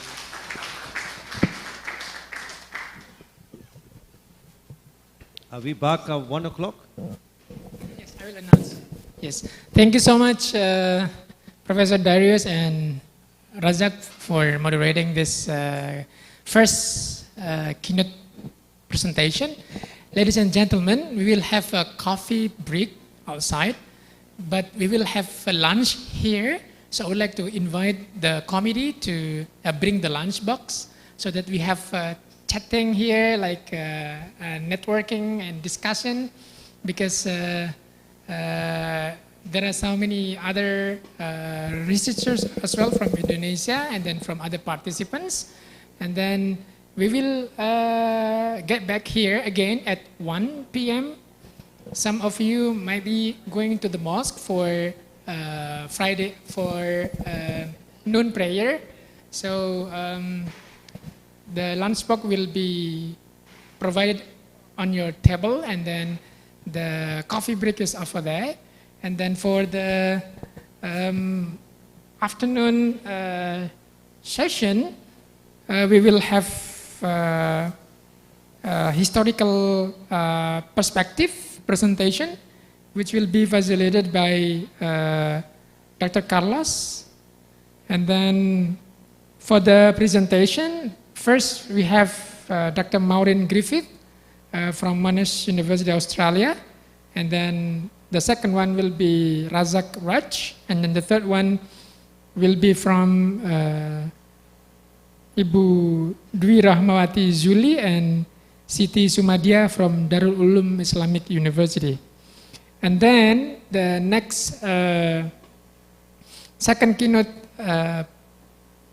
presentation, we will have around 3 p.m. with Professor Carlos Fernandez in the afternoon before the session B. In the session B, we have a spirituality perspective with facilitator Dr. Gorita Silva. So the schedule will be based on the what we call it schedule on your program book. So we will have 6 presenters this afternoon. First is Dr. Maureen from Monash, Australia. Second will be Razak Raj. And then the third will be from Indonesia, Ibu Dewi Rahmawati and Ibu Siti Sumandia. And then the next one will be Carlos Fernandez, Fatima Zahra, and Dr. Dian Muhammad Hakim, the last one. Oh, okay, yes. So Dr. Dian Muhammad Hakim. Yes, 2, yes. Yes, yep. Yep, sure, yeah. So enjoy your lunch, ladies and gentlemen, and then some of you maybe have noon prayer, and then we will come back again at 1. The restroom will be next to this side, or the other side also there is restroom. And then if you want to go out, but it's like very tall, but you can see the surrounding here. Maybe take picture, but be careful not falling down.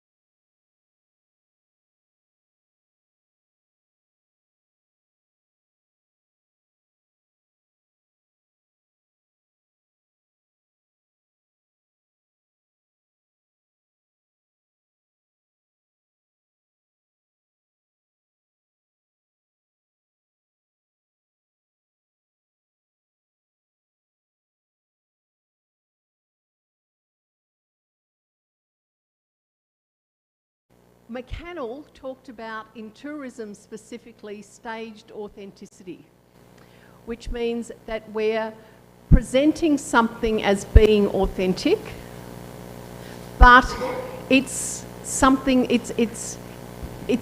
false made to look real. And I've got some examples there. This one, I don't know if you can see it very well. This is in Fiji, and it's a lovo. So where the Fijian people cook on hot stones underground. And any place that you go to in Fiji will offer you an authentic lovo experience. And if you can see there in that picture, the gentlemen are dressed up in, and again, traditional Fijian clothes. But if you went to a village and had a real lovo, they wouldn't look like that. And the food would not necessarily be the same as is given to the tourists. In the other picture there, you'll see I've got some hula dancers from Hawaii. And likewise, these things are staged. Yes, oh yes, it's a real hula dance, but it's staged for people to see.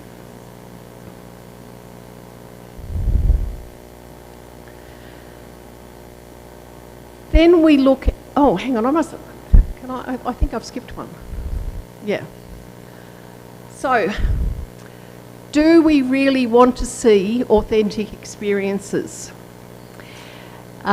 This picture here is just outside Melbourne. It's a place called Sovereign Hill, and it's an historic theme park. It's a recreation of the Gold Rush era in Victoria. And it is, authentic. Some real buildings are there and things like that. But would we really want to go to a gold era town where you had sewage running down the street and all of the smells and from open sewage and things like that? You wouldn't want that. So do we really want authentic experiences? The other two pictures that are up there are both from the same place, also near Ballarat in Melbourne. It's a place called Cryall Castle, and it was set up by a man called Keith Ryle, and he wanted to create a castle in the Australian bush. And you can see there a jousting competition. I can tell you categorically there was no jousting in Australia in the 1500s. So he was purporting that he was setting up authentic experiences, but in a very inauthentic setting.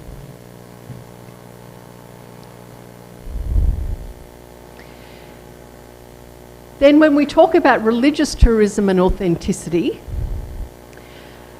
and Darius mentioned this morning some of these sites. So in the middle, we have Fatima in Portugal, which is a Marian shrine. Underneath that, we have the grotto at Lourdes, another Marian shrine.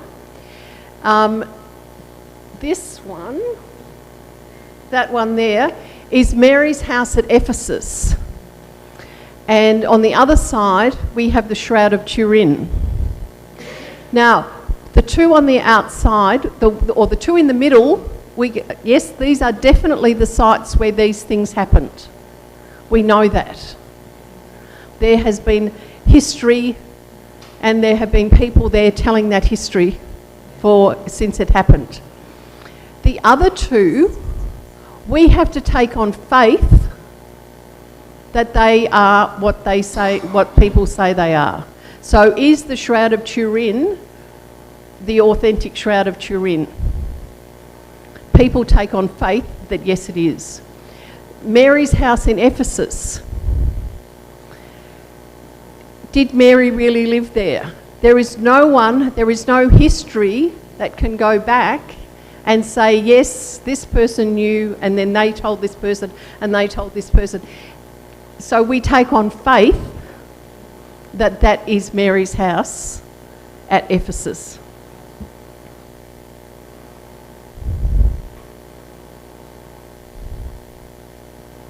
It doesn't like me. Okay. So some people will say we don't have religious tourism in Australia. I was at a conference, wasn't I, Carlos, where a man told us that there was no religious tourism in Australia. And I'm happy to tell you that there actually is. In the cities, cathedrals are tourist attractions. And so in my own city of Melbourne, St Patrick's Cathedral is a tourist attraction. In Bendigo, which is a couple of hours outside Melbourne, Sacred Heart Cathedral there is definitely part of the tourism industry. And we had our conference there in 2011, Carlos, Razak? 2011. And so the monks own the whole town. It had schools which have closed now, but it's still used for retreats and the ever-diminishing number of monks who live there. But people, there's a museum and an art gallery, and people visit those. Now, the other two pictures that are there are Melbourne's, where I'm from, Melbourne's other two religions. And so we have coffee and we have sport. So coffee in Melbourne is a religion. We not only have single origin coffee, so we know where the coffee comes from, but we also have single origin milk, so we know which cow that the milk came from. We are very serious about our coffee. The other one is sport, so the picture in the middle is the Melbourne cricket ground. And sport in Melbourne is a religion. Currently we have the Australian Open. Anybody who follows tennis would know that the Australian Open is on. The Melbourne cricket ground, on the day after Christmas Day, there is a test match. This is where cricket comes in. And so I always tell people that in Melbourne we have two extra religions. Now, Mary MacKillop, who is the main part of my presentation, Australia's only saint. Now, she was the eldest of 8, and because her father was not a well man, she became the breadwinner of the family from a very young age. She subsequently left Melbourne to go to South Australia, and she took up a position as a governess. And subsequent to that, she developed a relationship with, and I don't mean an improper relationship, I mean a friendship with a priest, Father Woods, and he mentored her, and through his mentorship, she became a nun, and she set up a school. Subsequent to that, she set up her own order of nuns called the Sisters of St Joseph, and their main purpose was educating poorer children and also Indigenous children. The Archbishop of Adelaide was not happy, partly because she was educating poor children and Indigenous children, and he had her excommunicated. She was subsequently reinstated by the Pope and went on to develop many more schools, and she eventually went to Sydney and to a convent in North Sydney. The convent in North Sydney became a teacher training college, and she was very highly regarded by everybody who knew her. When she died in 1909, almost immediately people started talking about her as a saint. But because of the process that has to be gone through to become a saint, it wasn't until 2010 that the Pope declared her, canonised her, declared her to be a saint. after 2 miracles had been attributed to her. So there was big celebrations in Australia when she was canonised, and she's still Australia's only saint. Now, so where she subsequently lived and where she ultimately died is now called Mary MacKillop Place. So there's still the convent there, and you can stay there. They have retreats, educational conferences and things like that there.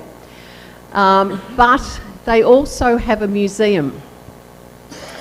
And so the museum was set up with a large collection of things from her last days, from her family, and from her mentor, Father Woods. And so all of these things were put into a museum. It was opened in 1995, so before she was canonised. And the first time I went there, I was very surprised. You walk into this room, and it's a small room, and around the room were these things that look like stained glass windows. But when you push a button, the stained glass window would come to life and tell you a story about themselves. The one that I found particularly disturbing was St. Joseph. So Goretti, I told you I would talk about St. Joseph. So St. Joseph, and he was played by a well-known actor from Sydney, but he spoke with a Brooklyn Jewish accent.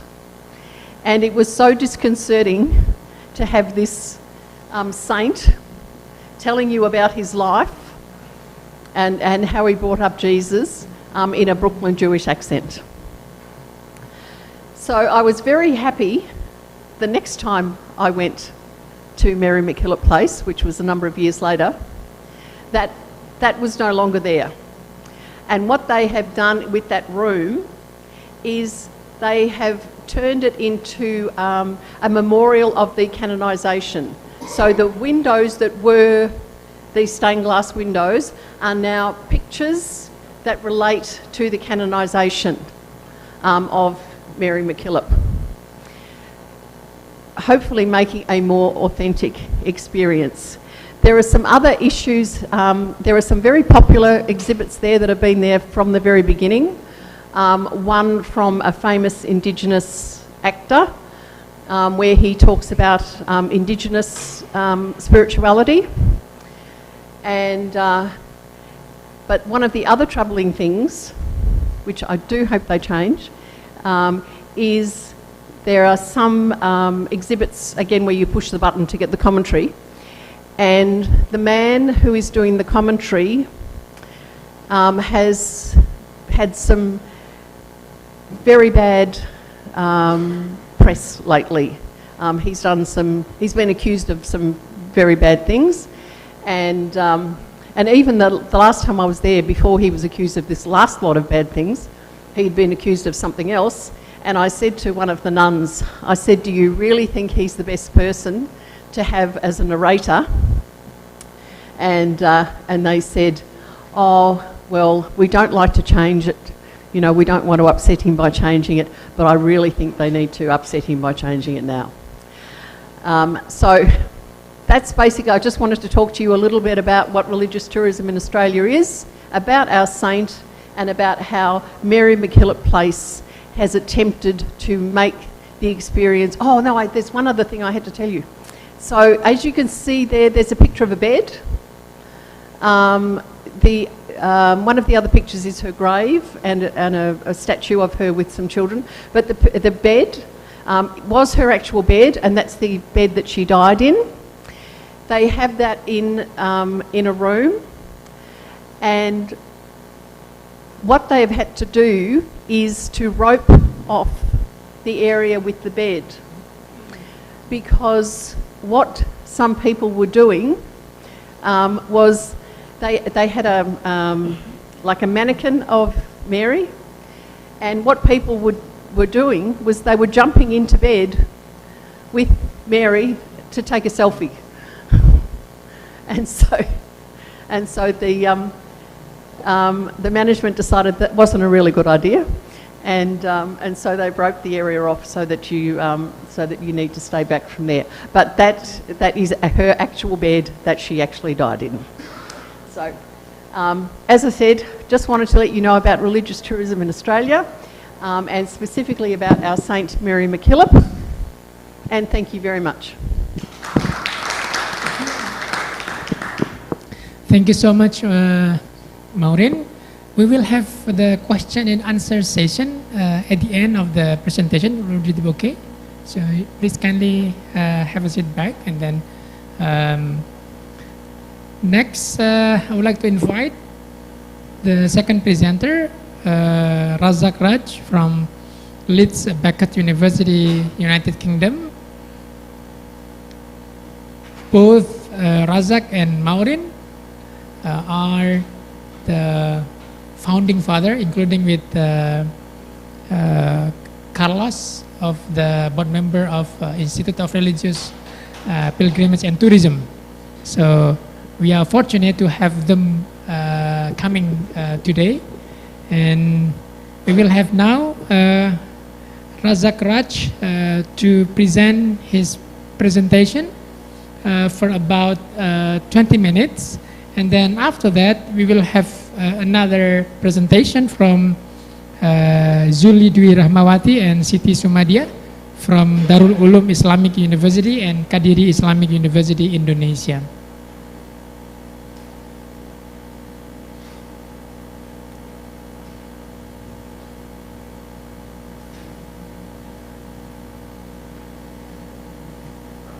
Looks like there is still a technical issue.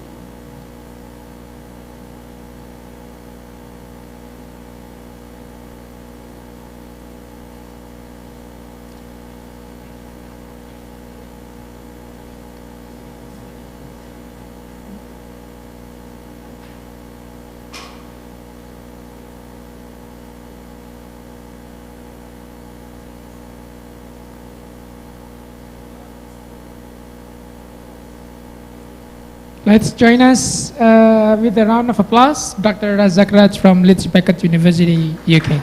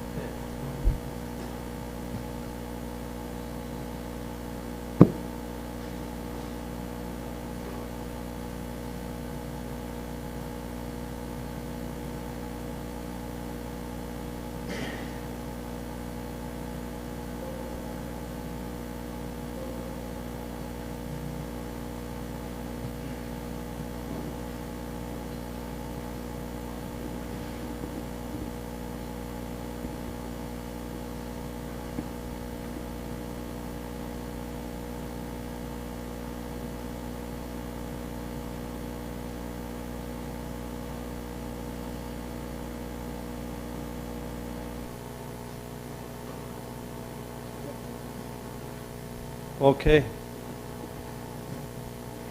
Assalamu alaikum wa rahmatullah. I will start with my Arabic like my Indonesian friends. Sorry, can you hear me? Assalamu alaikum wa rahmatullah. As-salatu wa salam ala sayyidul mursaleen wa khataman nabiyyin wa ala alihi wa ashabihi ajma'in. Amma ba'd, fa'uzu billahi minash shaitanir rajim. Bismillahir rahmanir rahim. Alhamdulillahi rabbil alameen. Sadaqallahul azim. Allahumma salli ala Sayyidina Muhammad wa ala ali Sayyidina wa Maulana Muhammadin wa barik wa sallim. What I'm going to talk about is spiritual pilgrimage of city of Medina. I didn't have that presentation prepared, but because a number of people dropped out, myself and Carlos and Darius have stepped in to do some extra presentations. I just recently visited Medina along with Professor Janedi. Didn't see him because he didn't wanted to see me. He probably thought I will spend more time with him. But anyway, we missed each other. If you look, let me go back. Why is it?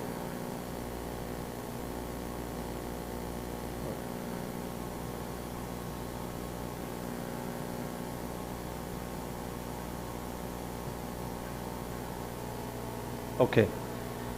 The reason is the Medina is very important city for the Muslims is because the second largest holiest site for Muslim pilgrimage.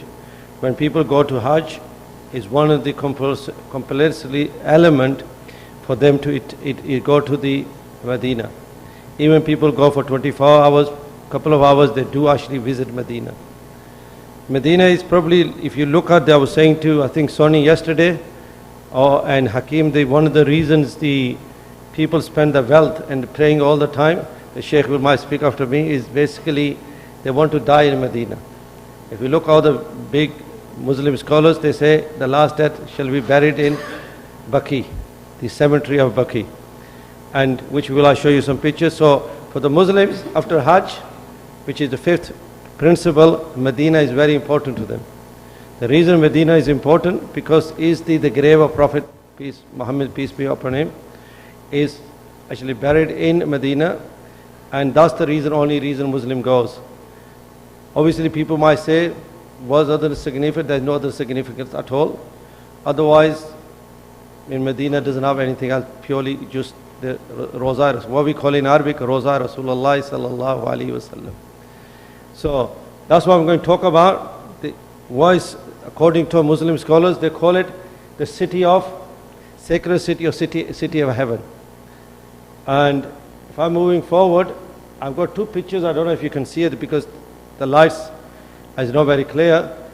If you look at this one is oldest picture I managed to find of Medina before 1925. So before 1925, Medina was like this before the Al Saud government took over, and they actually managed to rechange the whole thing. If you look at this, the other picture, this is the recent picture that I took while I was there, and this is the latest picture of mosque. Actually, they got rebuilt in 1980s by King Fahd. So he realized there was more divine people coming to Medina. So people might say, why Medina? And one is the ayah of the Quran, and it basically says that you send salvation of Rasulullah sallallahu alaihi wasallam, and this is again people wants to go to Medina. Couple of points here. Medina used to be our different name before the Islam. Medina was the name given, it means is clean. In Arabic, is that right? If I'm pronunciation is correct. So one is said Medina is Al-Medina or Manawara, this is the, in Arabic how we pronounce it. And also is the region of Hijaz, which is the north of Saudi Arabia. It's one of the oldest route used to go from Jerusalem to passing Medina. So it's not the new route, it's one of the oldest route. And in some saying, the majority of the people, the pious people and the prophets have passed Medina before they went to Hajj. So this is one that used to be the oldest route going from Jerusalem. Medina is the second, like I said to you, the holy city after Makkah. The third holiest is Jerusalem. And also Medina is the capital of the region of Hijaz. If you look at the full name of Medina, Madinatul Manawara, that came when Rasulullah sallallahu alaihi wasallam went to Medina. Before we used Yasrib. So city of Yasrib, that was the previous name, the new name is Medina. Again, majority time you'll see people will travel for twice in their life. First they will go and perform the Hajj, or they go for Umrah, which what we call a mini Hajj. But after either Umrah or Hajj, they will go toward Medina. Medina is a very peaceful city. I travel around the world, but I tell you what, I've become a very aggressive people in my life. As soon as I enter Medina, they will change people. That's one of the significant things about Medina. I travel with one good friend of mine from university. He's always very aggressive the way he speaks. As soon as he entered Medina, 5 days we were very quiet. So I said to him, this is a blessing of Medina. Okay? Again, this is where we are sitting outside during the Jummah prayer. The Friday prayer, the mosque is completely packed. You need to get there about 10 o'clock if the Jummah taking place at 12 o'clock, because it gets very busy. And this is outside view of Masjid al-Nabawi. Now the Saudi government have made law restrictions. Before COVID, it was very easy to go to Medina. Very easy to go to the the grave of Prophet Muhammad sallallahu alaihi wasallam, but now it's very difficult. You need to book appointment. Even needs to go during the COVID, you needed to book appointment to visiting the grave because Saudi government has put a lot of restriction on this. One of the significant, somebody asked me this question a long time ago and asked me every time, why do you go to Medina? What's the purpose? What I would normally say is the love of Prophet Muhammad sallallahu alaihi wasallam, Prophet of Rasulullah sallallahu alaihi wasallam. That's what draws people toward Medina. Okay. Majority of the time I speak to people in Medina, they say the reason they only here is because of love of Prophet Muhammad. It's not religious duty. There's nothing mentioned in Islamic ethos or the principle that you have to do some specific prayers. The only reason people go is because Prophet Muhammad is buried there. The key thing I put in yellow is the love and respect of the prophets, the last messenger of Allah. Okay, so that's the reason people go. And city of, like I said, it was the first Muslim community. The date of Hijrah was started from time the Prophet Muhammad actually moved to Medina. The Muslim calendar started from when Prophet Muhammad moved to Medina. Before that, there was no starting. So if you say now it's 1443, it's 1444. It was started the first year of Hijrah, which was in Medina. That's why the Muslim calendar starts from. So again, Prophet Muhammad spent 10 years in Medina. Rest of his life spent in Makkah. And when he was forced out of Makkah, then he went to Medina, and he is actually buried in Medina along with two of his companions in Medina. These two greatest companions, Abu Bakr and Umar radiallahu ta'ala. Let me see if have I lost my... Okay, it's me. So after the migration of the Medina, Rasulullah sallallahu alaihi wasallam built the mosque. The first thing he did, he built the mosque. And this is what we call the Mosque of Medina. That's where he buried. And another name is Riyazul Jannah. Most of the Muslim people will know that where he's buried is a land called Riyazul Jannah. Is basically saying, according to Islamic ethos, that will be lifted during the time of Qiyamah. When the Qiyamah comes, the day of judgment comes, that land will be lifted. Which became center of capital Islamic state, and all the Muslim rulings used to be commanded from Medina during the time of Prophet sallallahu alaihi wasallam and all his companions. Now the Saudis have made Riyadh his capital, but during the time of before, Medina used to be the capital of the Muslim world.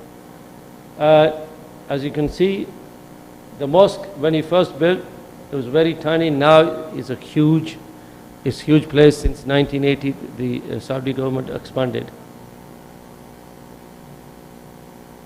Again, the first time when people enter Medina, they read 2 rakats, as is no fard obligation, but just a law of entering the masjid. This again, any mosque you go, you should pray. And the other one, most importantly, is offering durood and salam. You probably see during my colleagues from Europe, the last 3-4 days, everybody when they were speaking, they were sending the durood and salvation of Rasulullah sallallahu alaihi wasallam. Every representative from Indonesia, that's what they were doing. Even the last night, all the mayor and everything, that's what they were doing. So even in their anthem, the last bit, right, they were reading is the salvation on Prophet Muhammad. Is that right? I'm not, my colleagues probably tell me. I mean, be honest, this is the most important slide for my presentation. First of all, overcoming emotions. People become very emotional when they reach the Medina, because they really get the love of the Medina and the Prophet's mosque. Because it actually brings out your spiritual experiences. And actually, when I went this year, there's a guy from Turkey. He was crying very loudly. As you know, in Medina, the police won't let you cry. They won't let you. But he was crying loudly, and people said to the police, stay away, because he's showing his love for Rasulullah sallallahu alaihi wasallam. So otherwise, the Saudi police will pick you up, next minute you're gone, you won't be seen. That's how they work. So key thing is this tear of love. When people are visiting the tomb of Rasulullah sallallahu alaihi wasallam, is the tear of love actually flows automatically. And that's the main reason people goes and offering the salam and Prophet Muhammad. And the other one is, Medina is actually purely very sweet. Honestly, I've never met people in my life, but people of Medina very sweet. The rest of people of Saudi Arabia are very hostile.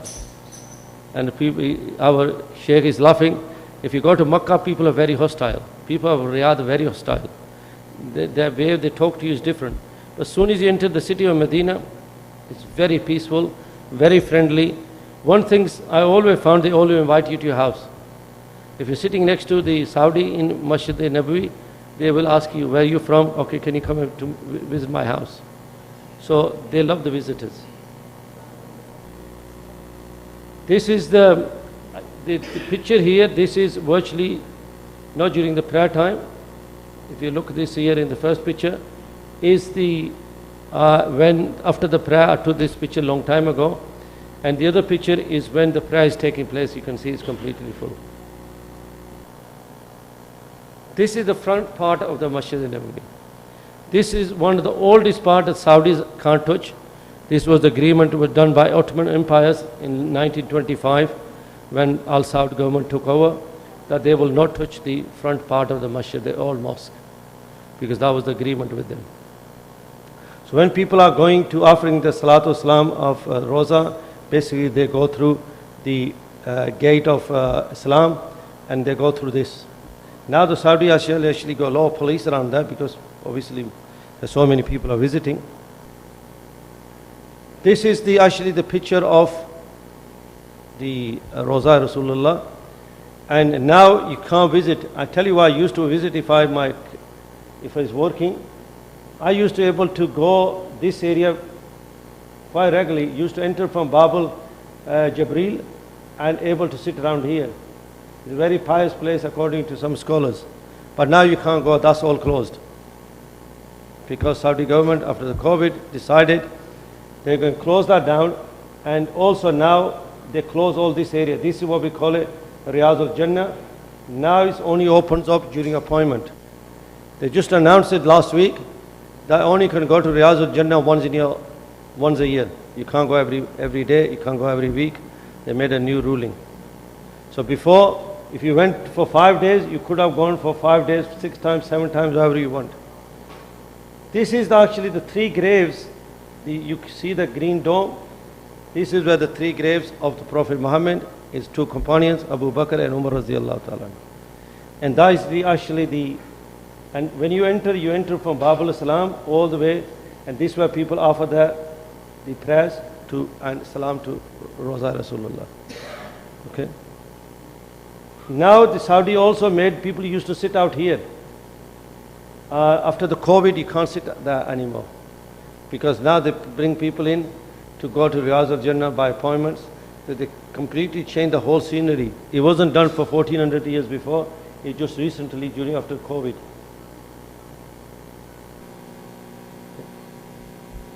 Again, visiting the grave of Rasulullah was the purpose.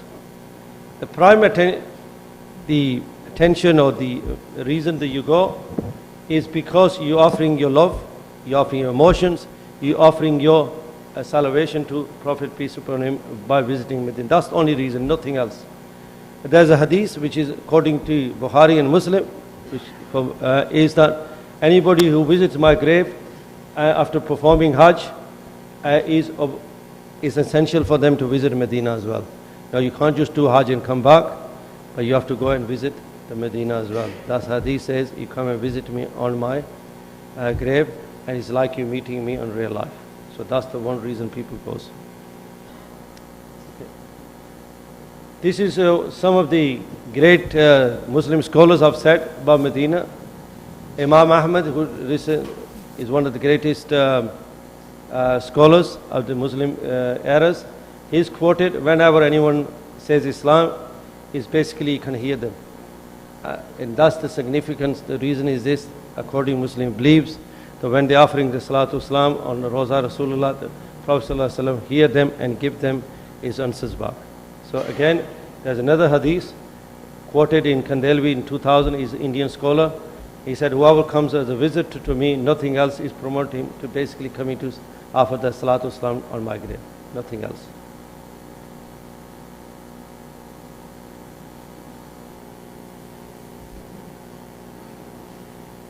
Now some people ask me this around the world, why do you call it shrine? Or why do you call it tomb? Obviously these are the names given in English terminology. But if you take from Arabic wording, you say Roza Rasulullah. It doesn't call it tomb, it doesn't call it shrine. But this is the names we use it from the English terminology. Is basically the grave where Prophet ﷺ is buried along with his two companions. By the way, this was built, you know, the green dome was built by the Ottoman king before Salahuddin Ayyubi, because what happened was this, that the people were trying to dig a tunnel to Roza Rasulullah and able to enter the graves. And since then, at that time, the ruler of the Ottoman, he actually built the dome around it, and since then nobody can allow to enter because obviously for security. Okay, this is the front of the Roza where people actually go and offer the salvation, Salatu Wasalam. Number 1 is the grave of Rasulullah Sallallahu. Number 2 is Abu Bakr Raziyallahu. Number 3 Umar Farooq Raziyallahu. That's the 3 positioning of the graves I showed you earlier on. Again, this is inside of the Riyazul Jannah. Now, that's what I was telling you. According to Islamic ethos, this is the land was taken from the heavens. And before the day of judgment, it will be lifted. So, this is again, people try to go and enter there. Now you only can go by appointment. Like I said to you earlier, you only be allowed once a year. Before, you can go as many times as you want. So, I don't know why Saudis have changed it, but that's a new rule. This is the other religious sites in Medina. This is Masjid Quba. Actually, you can walk to Masjid Quba in the morning, offer 2 salats, and your reward is like Umrah. So another word, explaining to colleagues from West, is the basically is very sacred. Rasulullah ﷺ used to walk from Masjid Nabawi, the Medina mosque, into Quba, and used to offer 2 rakats salat, and that's the reason people go. It's in the morning, it's very busy. Carlos, sorry. 1 more minute. No problem, I'm nearly finished. And this is the cemetery. Darius, you were talking about the cemetery. This is the cemetery of the next to the Medina Mosque, what we call it Jannat al-Baqi. Most people wish that they're buried there. That's the wish of the majority Muslims. And again, it's completely full now, but again, people still wish they can able to go. And most of the companions are buried in Jannat al-Baqi. Okay, this is the Mount of Oath. Again, this is very sacred mountain. And Prophet ﷺ said, this is the mountain is in the Jannah, this is my mountain. And this is again, people go and visit that. And last thing, this is his uncle Hamza was martyred during the Battle of Oath. So that's why this was the battle word when the battle between the people of Makkah and people of Medina took place during the time of Rasulullah ﷺ. That's why people visit. And thank you very much. Thank you for Dr. Razak Did I from finish on time? Beckett University. We will have the 3rd speaker and then we'll have a question and answer session. Okay, who's the 3rd speaker? Come on, please. Yeah. Dwi Rahmawati and Siti Sumadia is here. They're yes, here. Please.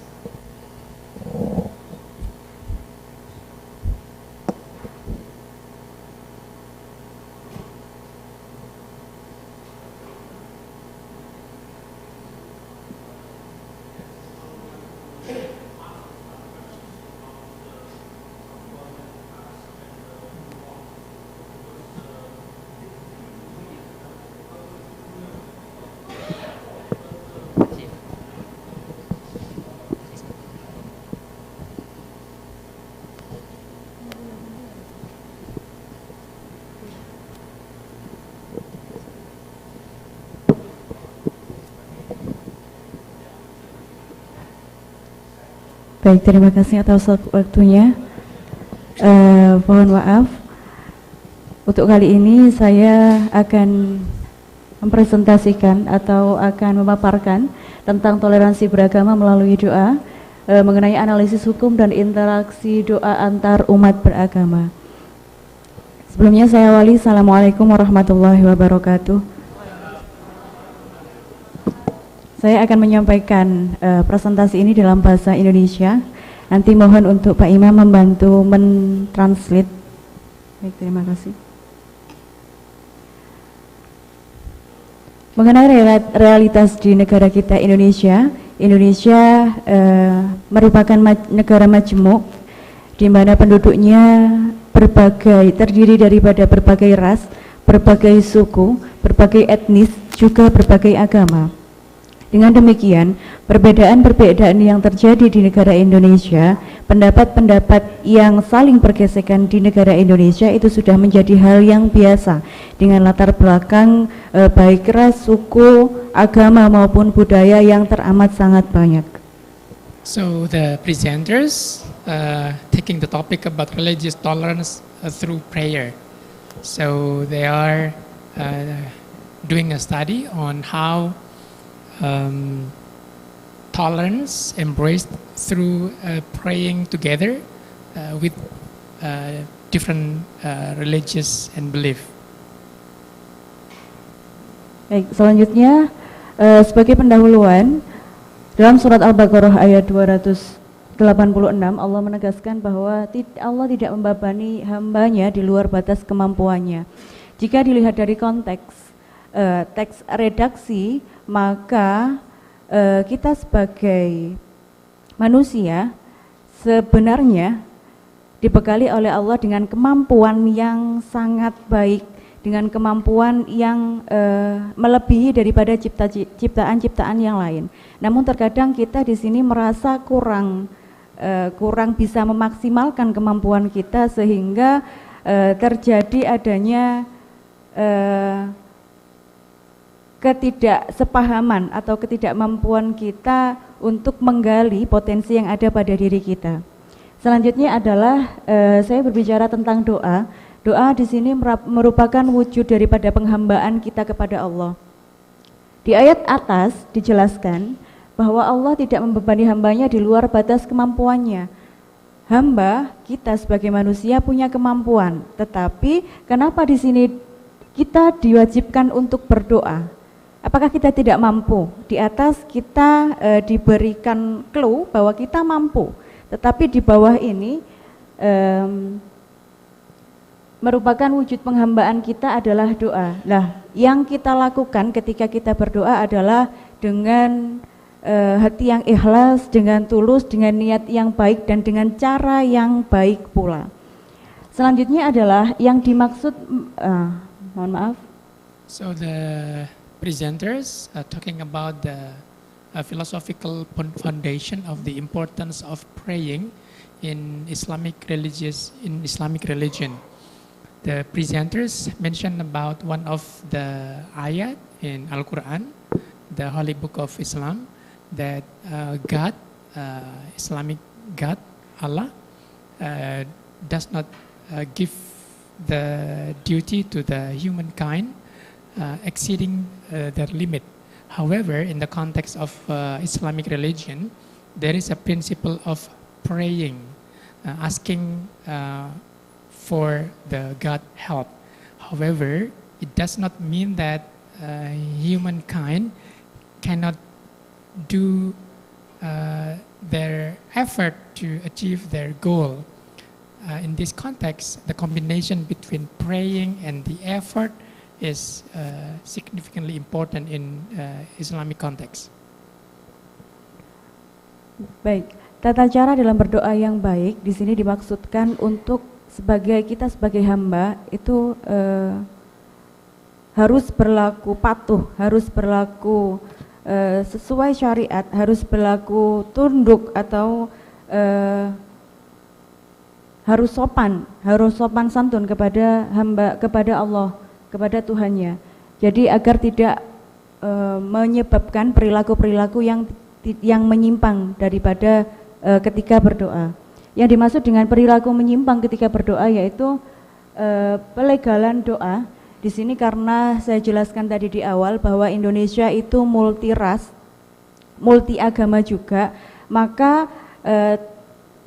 memungkinkan terjadi penyimpangan-penyimpangan ketika kita melakukan doa bersama antar agama. Nah, selanjutnya adalah tentang akidah Islam dan kaitannya dengan iman. Dijelaskan dalam surat Al-Fatihah ayat 5 yang artinya hanya kepadakulah kamu menyembah dan hanya kepada kamilah kamu memohon pertolongan. Di ayat sebelumnya dinyatakan bahwa kita memiliki kemampuan, Allah mengklaim kita memiliki kemampuan yang harus dioptimalkan. Sedangkan di ayat berikutnya, di ayat Al-Fatihah ayat 5 tersebut, Allah memberikan clue kepada kita bahwa kita tidak bisa melakukan apapun tanpa pertolongan darinya. Lah ini mana yang benar? Yang awal tadi atau yang terakhir ini? Nah ini kaitannya akidah dengan iman. Baik, dilanjut. Dalam Al-Quran banyak penyebutan kata-kata doa yang artinya bermacam-macam. Dari sini doa bisa menjadi permintaan, bisa menjadi permohonan, bisa menjadi perlindungan, bisa juga menjadi pujian atau seruan. Selanjutnya ini temuan yang saya temukan di Indonesia.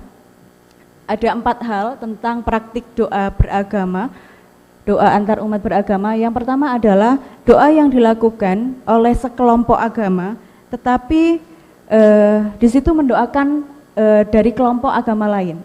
Selanjutnya adalah ketika seseorang dari suatu kelompok agama bermaksud untuk meminta doa untuk dirinya kepada agama lain. Selanjutnya adalah yang ketiga, doa yang dilakukan ketika pada suatu peristiwa yang di situ dipimpin satu orang tetapi diaminkan oleh semua kelompok agama.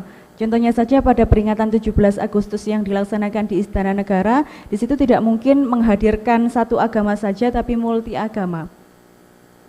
Dan di situ dipimpin oleh satu orang dan diaminkan oleh seluruh pemeluk agama.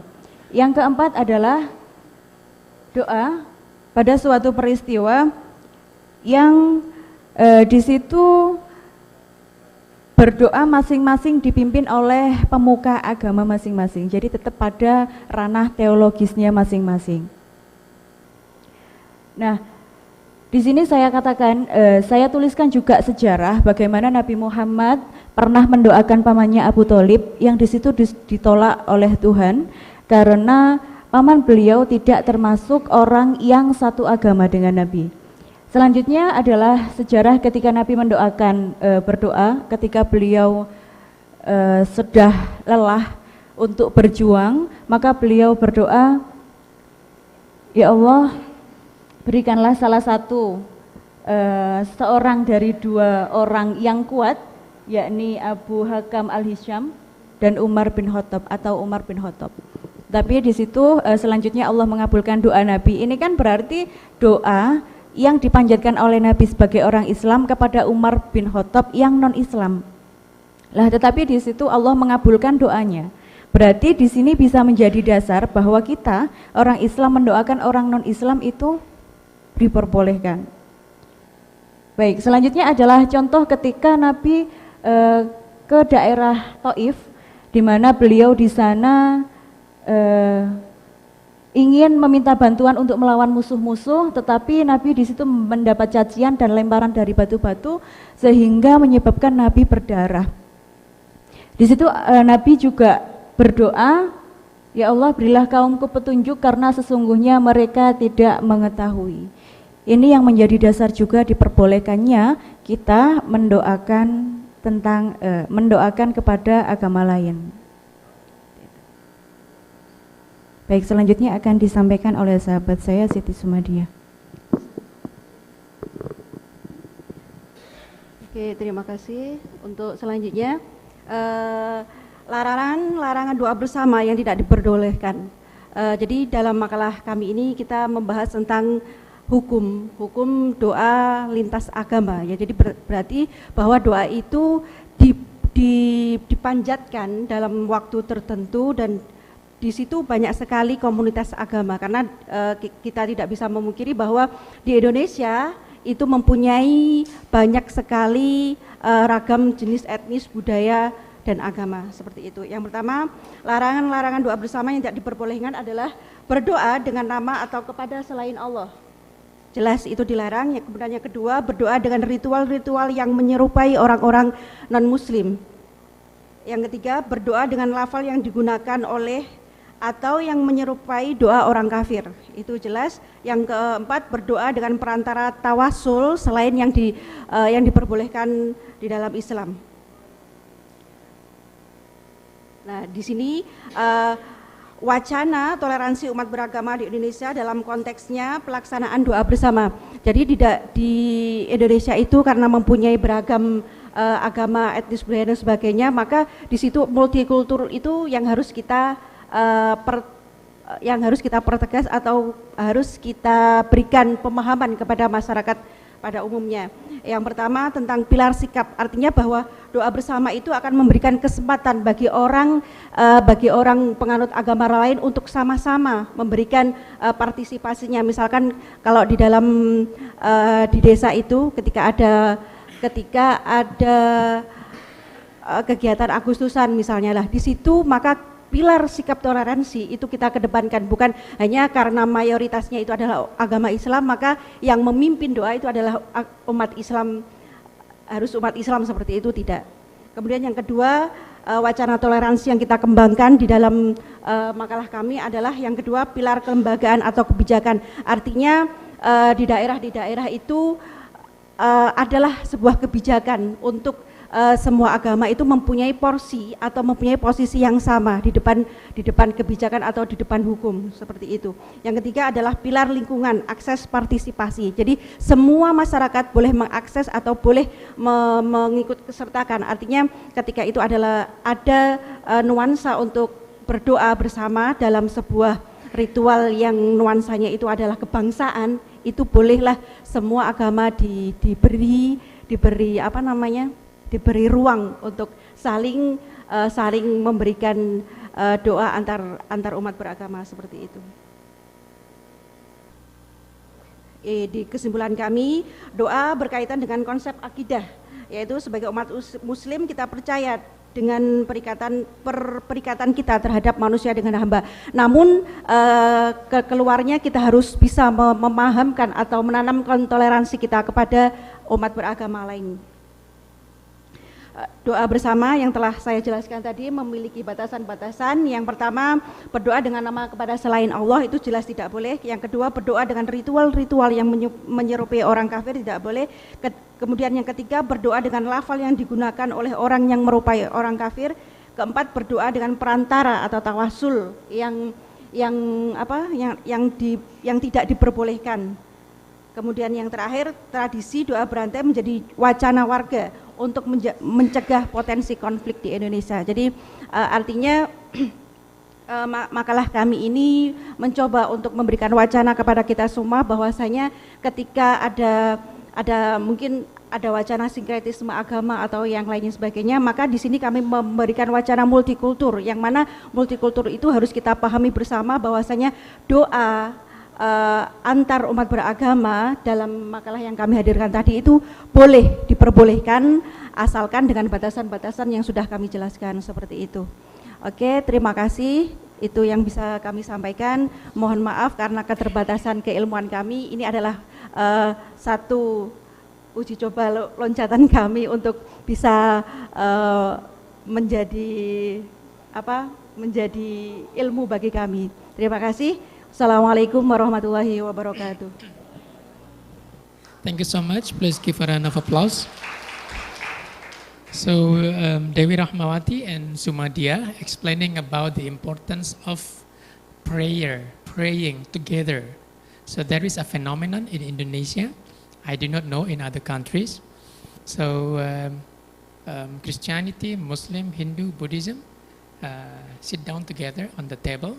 And then we pray together. So like in turn, Christianity first, and then the other people will do the Amin together.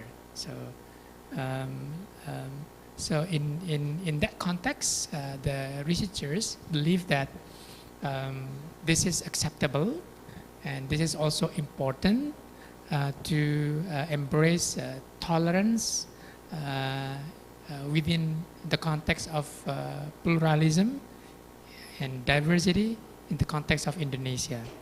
So they mentioned about the different practice of praying.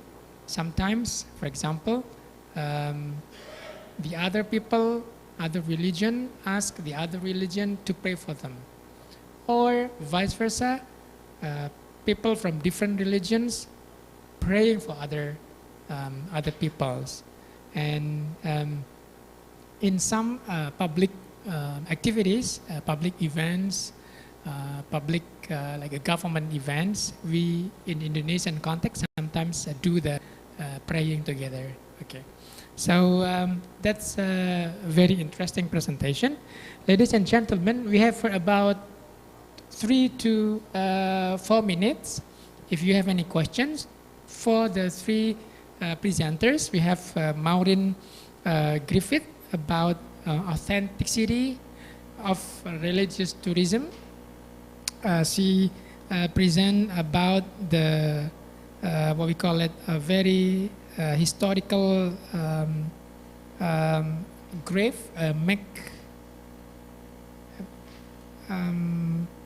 what is her name? Mary McKillop.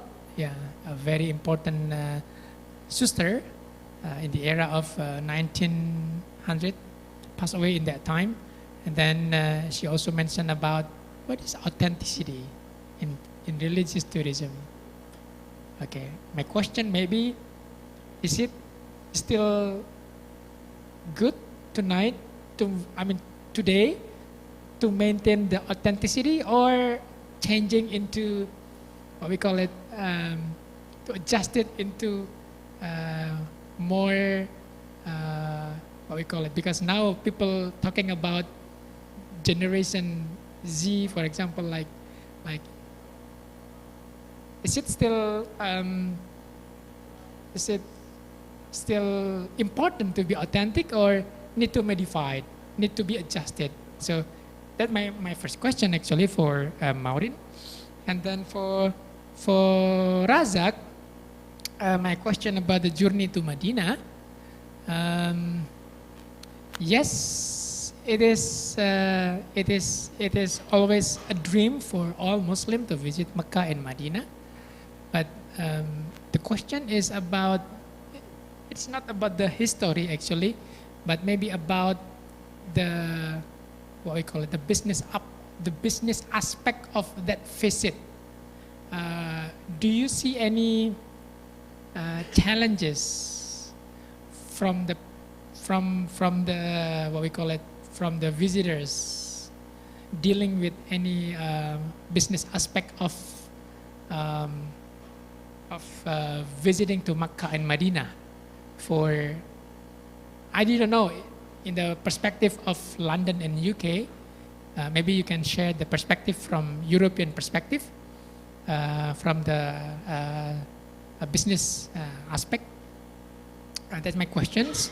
And then for Ibu Dwi and Ibu Sumadia, about the, what we call it, the praying practice together. It's actually, I would like to know from the perspective of maybe Maureen, from the perspective of Christianity. Would it be okay, like a praying together? And then, across different religions. Is it part of, can we put that aspect of phenomenon of religious tourism? Because in Malang, during the Hindu celebration, they go to the beach and then they pray in the beach, and then people sometimes gathering, and then there are some ritual, and then they praying together with that ritual to avoid some bad luck. Yeah, and I think that's also an important phenomenon. So I would like to ask 3 of the presenters to give feedback on those issues, maybe 1 or 2 minutes to respond that one. First from Maureen.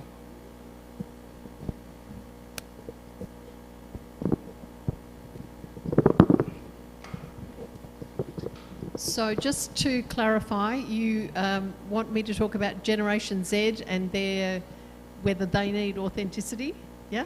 And I didn't quite understand about the last one. I might do that first.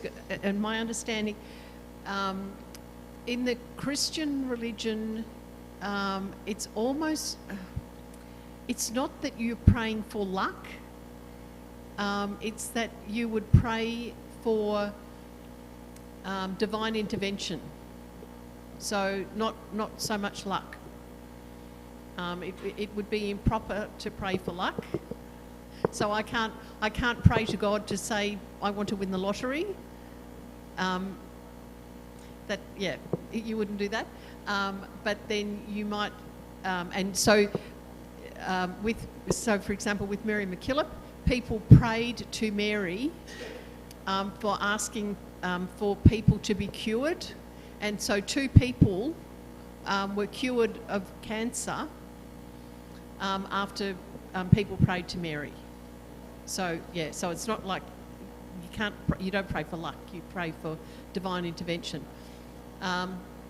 Back to Generation Z, I think that they don't see authenticity the same way that we do, because a lot of the digital world isn't real, and so they see if you have to manipulate things, change things, that's fine, as long as it improves the experience. Thank you so much, Maureen. And then I would like to hear the comment from Razak. If I understood correctly, Imam, you said, why is there the business element? No, there is no business element. I think I've been asked this question so many times. Yes, I understand, right? Yeah. No, focus on history. I think it's a very important question, and this needs to be addressed. The question is that we definitely don't go for business element. But there is a hadith of Rasulullah sallallahu alaihi wasallam. It says that when you go to Medina, you take the goods with you, backed for your family, your friends as a gift, so the people get the love of Medina. That's what the hadith says. The reason when people taking souvenirs or the dates, anything, and giving those gifts to the family, that means creating love for the Medina. But apart from that, I traveled so many years, I never seen anybody taking any other business. Maybe some people are traveling for business, but maybe out of 100, no, 0.1%.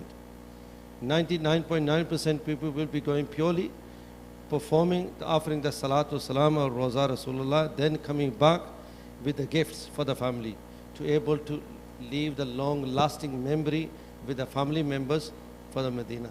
And that is my understanding and my experience. I think there is question comes then, are we tourists or are we pilgrimage? And that's another question.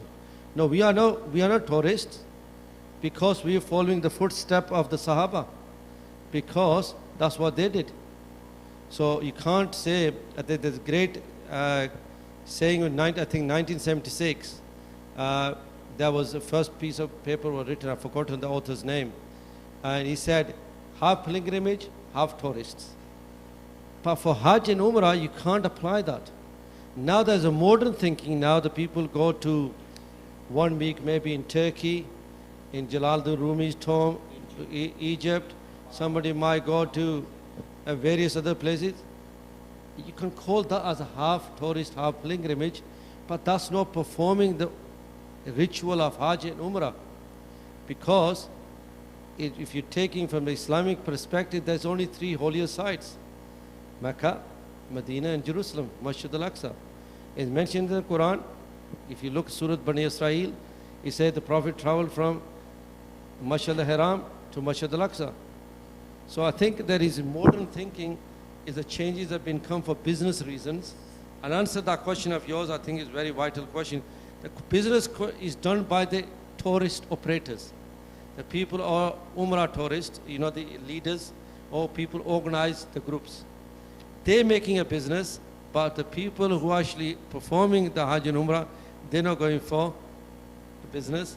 Is the people who are offering those tours are making it as a business form.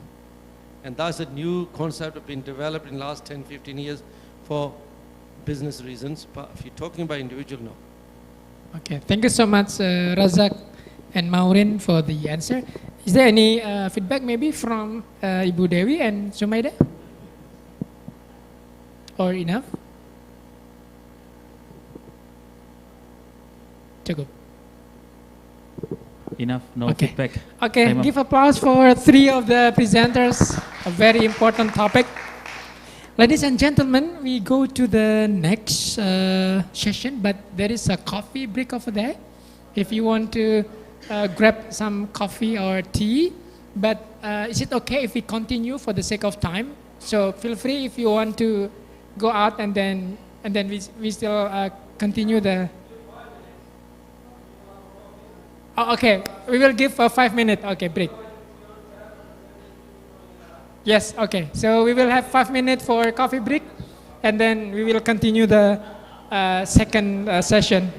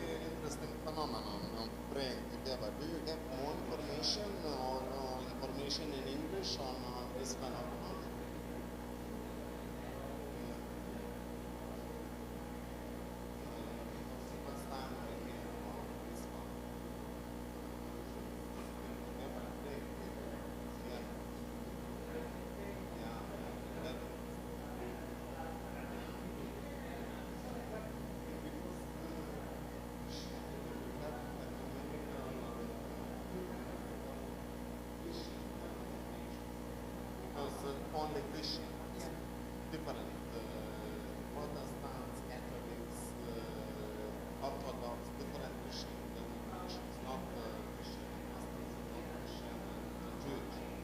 And also there exists a lot like 12 religious associations.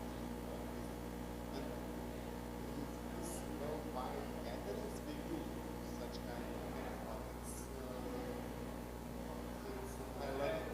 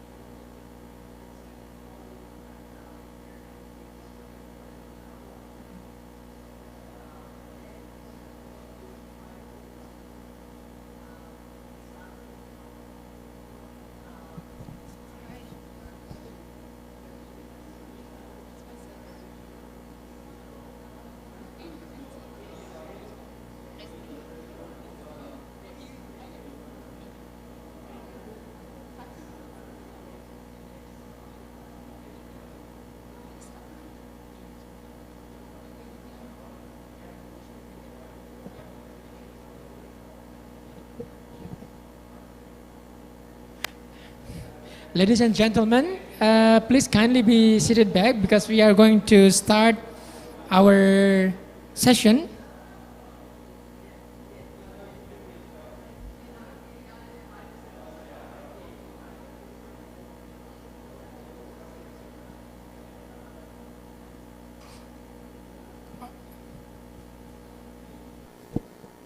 I would like to invite Dr. Goreti Silva to present her presentation for about maximum 20 minutes. Please, ladies and gentlemen, please give a round of applause for Dr. Goreti.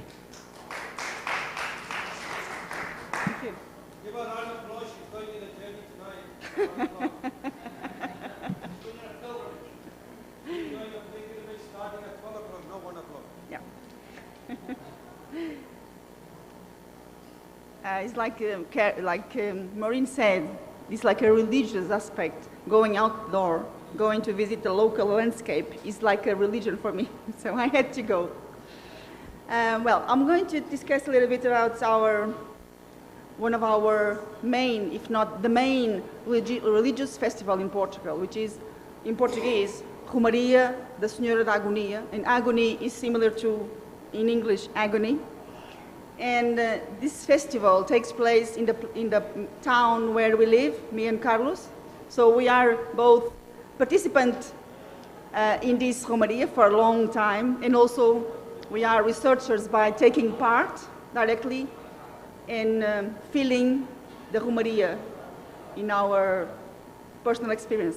But also we did some research about how the Romaria is maintain and being able to sustain the historical and cultural aspects throughout all these times and through these new modern times, actually. So our paper is around the challenges and the fact that religious festivities and festivals are special events, obviously.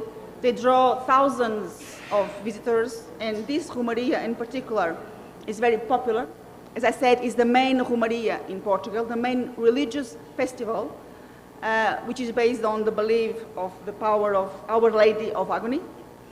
And these festivals have faced many challenges because they act as key drivers in preservation, but also they are drivers for development, because tourism, religious tourism, motivated by these cultural and religious shrines or pilgrimages are actually moving people around, and the tourism phenomenon around the religious festival actually can be a powerful element in its development for local communities. Within this process, we have to consider that participants in religious festival are a diverse set of people, a diverse set of participants. Not only the local community, which was to those or by those that the religious festival was developed in honor of their religious beliefs around the saint, Our Lady of Agony, and they still make part of the participants, the local community. And the local community in this case is the fishermen's community, but also these festivals draw tourists and other faithful people, other people that are attracted by these festivities. Therefore, it's a huge and a diverse set of people that are attracted by these religious festivals. So what happens to all of those? Does the festival manages to please all of those and to meet their needs and expectations? In the end, for the event to be successful, they need to actually meet those needs of all those participants and create them memorable experiences, but also to attract spending and impulse local business, because throughout the festival period, these people spend money in different ways, and this is the way that the local community can profit, can benefit from this festival, which is a hustle. It does cause them some disturbed, because lots of people affecting their lives and wanting to watch their traditions. So this could be a burden. This could be negative impacts, but on the other hand, these communities get positive impacts by the local businesses and their income generated by tourism. So what we did, we went out after being and living in Viana do Castelo and being also participants in the Romaria. We did an additional piece of research and went out to find out what was the participants' perspective about the event's ability to meet their expectations and needs. And in 2022, well, 2 years ago, this study took place and is still going. And the study is being replicated also this year. For those who are not familiar with Viana do Castelo, we are located in the northwest, sorry. No, I'm a bit confused. I'm in a different part of the world now. It's in the northern western part of Portugal. So it's in a little corner between Portugal and Spain. And it is a fisherman community, and its economy is based on since long time ago on fishing industry, and nowadays more recently on tourism. So these two combined, and on its cultural aspects. During the 20th century, Viana became also known as the cod fishing fleet, and those who were going into the North Atlantic Sea, they were actually feeling the difficulties and the challenges of being in the sea for a long period, and they called for Our Lady of Agony. That's why this tradition actually came to be. Well, Viana is a promising tourism destination known by outstanding cultural heritage. I would not say otherwise. I have to admit, it's a beautiful place. For those who have the pleasure to know, like Maureen and Razak, and I hope all of you have the chance to go there one of these days. But in the end, in spite of gorgeous landscapes and rich cultural heritage, its main image, its main brand is the festivities of Senhora da Agonia. So it became, when you think about Viana do Castelo, it's Romaria that people bring to their minds. So it's a huge festival, a huge brand of the local, of the community. The devotion of Our Lady started back in 1751 and is related, as I said, to the fishermen' belief on Our Lady to help them to face their dangers and uncertainty within the fishing periods in the North Sea. The religious celebrations only started in the 19th century, 1823, and later on, the festivities, the more pagan aspects and the celebrations around the religious belief began. So it's quite old and has a long tradition. So what does this involve and what is this based on?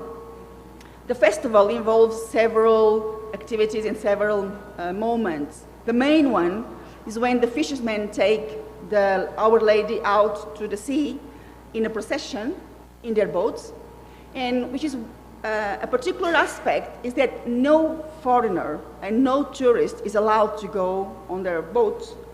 Only a few guests, honorable guests, that they want to invite, but this is one of the ways they keep it very unique, and I would take Maureen's words, authentic, in the sense the procession out to sea, one of the main aspects of the celebration is only allowed to locals, not to tourists. The tourists can stay on the shore and see.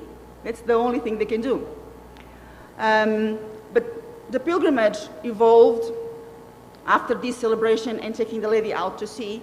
The celebration evolved and a lot of activities were developed throughout the 20th century.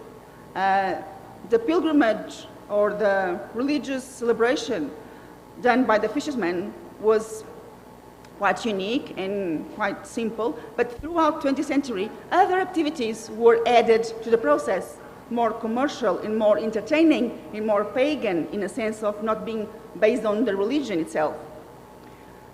It does involve a set of main stages, of main moments, which are listed, and they are around the procession out to sea, the preparation, like the street carpets made throughout the fisherman quarter, the streets are decorated with carpets made with salt, colored salt, and they are very lively, and I will going to show some pictures.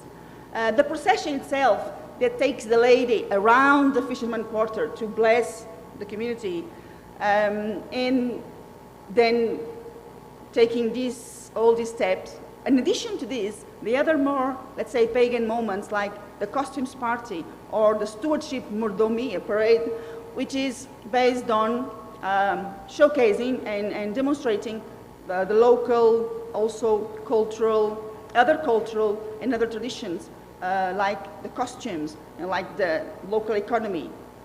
And all this is wrapped in lively firework and on the same time with other activities as will be seen. So the procession and the preparation for the procession is a huge process and takes the commitment of the community as well. Again, it's the community that prepares these carpets.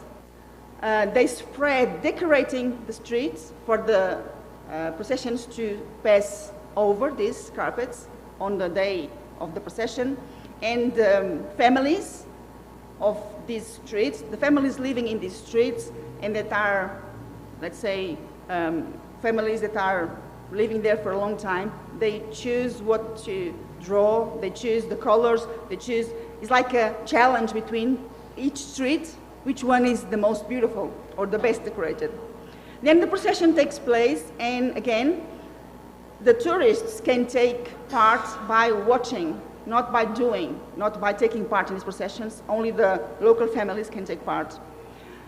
And again, one of the highlights of the procession, of the Romaria, and one that is most Instagrammable, if you want to take it as a modern language, the one that is more photographed, is the Murdomia parade, which is the ladies. This is a festival where the ladies have an important role, because the ladies, they wear their traditional costumes, and they go along the streets. Can be hundreds of ladies, hundreds. Well, last year was about 700 ladies that were gathered together with their traditional costumes and wearing their gold. It's a tradition to show, to bring the gold out on those days. And the families exhibit, their young ladies exhibit the family's wealth, let's say, based on the amount, the quantity of gold they show. Again, only ladies from the community are able to take part in this. So the tradition is kept by the way the things are organized, and not anyone can take part. One of the moments also that involves the community, but then now in a more wider area, is the villages. The villages organize themselves to show in a parade, ethnographic parade, their traditional activities.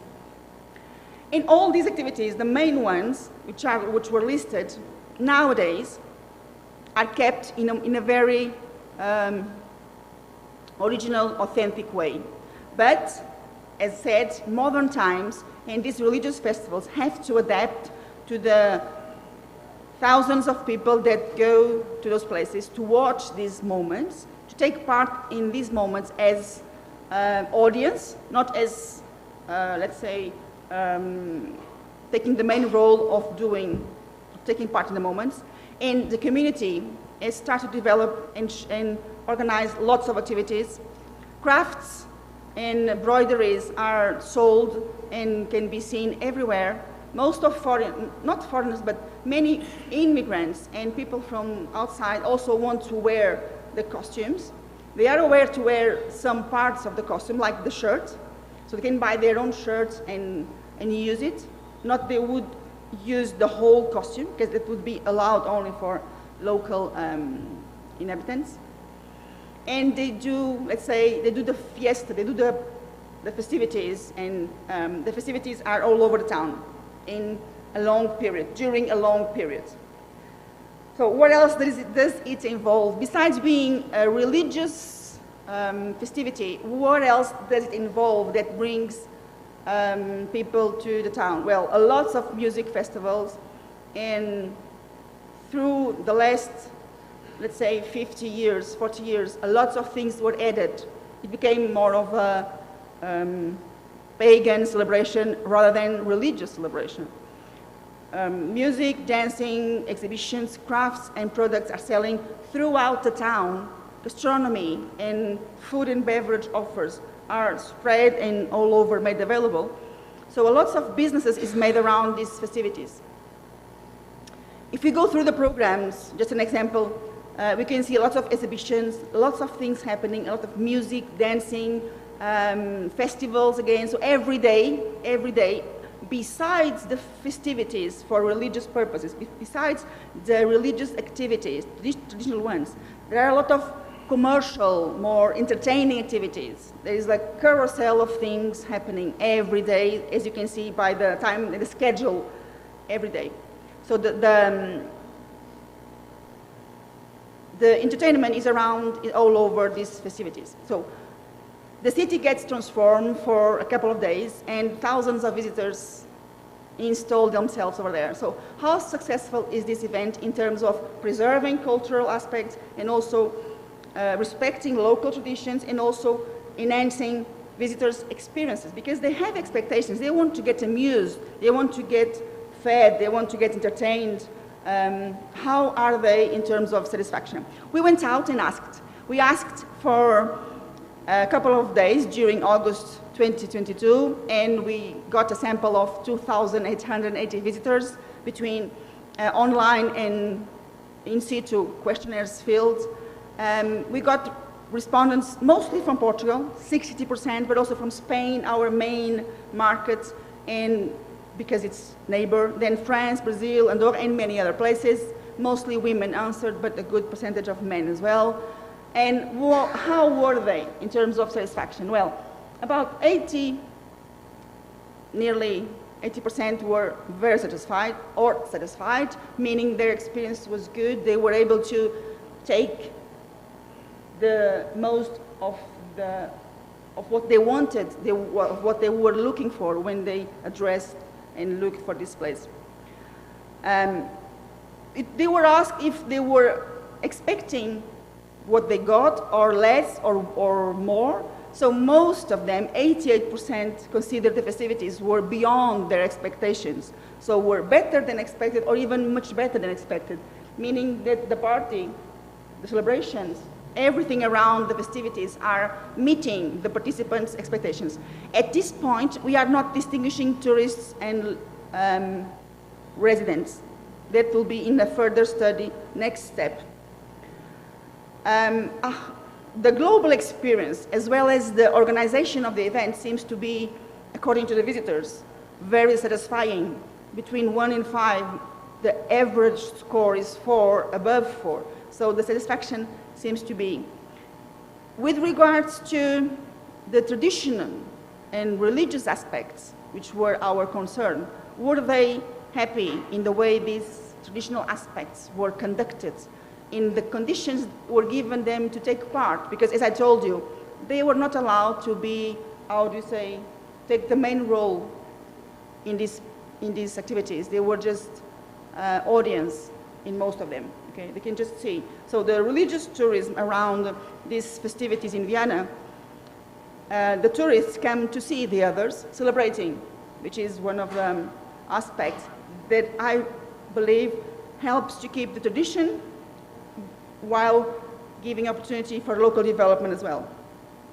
And most of the respondents consider the way of these activities are organized nowadays and the way they can take part is satisfying. They are just happy just for watching. And what about the businesses and the level of development that this tourism is generating? Well, we cannot say that this amount of income, 34,000 million euros spent in Vienna in August 2022, was only caused by the festivities, okay? We cannot say this. We didn't have the tools to isolate the amount spent by people taking part as visitors. But when compared to other months in time, the amount of spending is very, very high. in different elements like accommodation, food and restaurants, shopping, and even in cultural entertainment. Those are 4,000 million euros, 2,700 million euros in accommodation, and 4,200 million euros in cultural entertainment. Therefore, it is the belief, and also when we go out to the street and we ask the inhabitants and we ask local businesses how do they feel about the success or unsuccess or prejudice of the event, they believe it's very positive. They believe even with the hustle, even when they feel their lives is invaded by people, traffic, party, noise everywhere for a long period, the inhabitants are happy. They believe they get benefits, job opportunities, but mostly income opportunities. The perception about this has given rise to an approach by the organization, which is since 2012 the party or the festivities were taken during 4 days. Now they are taking 10 days. So it was an increase. There was a lot to do, lots of people wanting to come to Vienna. We could not afford to receive no one else during these 4 days. And then it was 5 days. And now we believe, and last year it was 10 days. Still, lots of people every day. So it means that in order to somehow accommodate all these people that want to come and visit and watch the festivities and take part in the entertaining activities and gastronomic activities are so many that they have put it in 10 days and still is being very looked for. Well, in essence, this was an idea to show you, well, the impression, the perception of visitors as well as inhabitants is that the religious aspects are kept to its authentical, let's say, expression, but also the festivities have been able to accommodate other needs and other participants' expectations in terms of entertainment, in terms of what the celebrations could be beyond religion. And it is actually producing a local welfare and benefits for local community. That's it. Not sure about my time management. Okay? Thank you.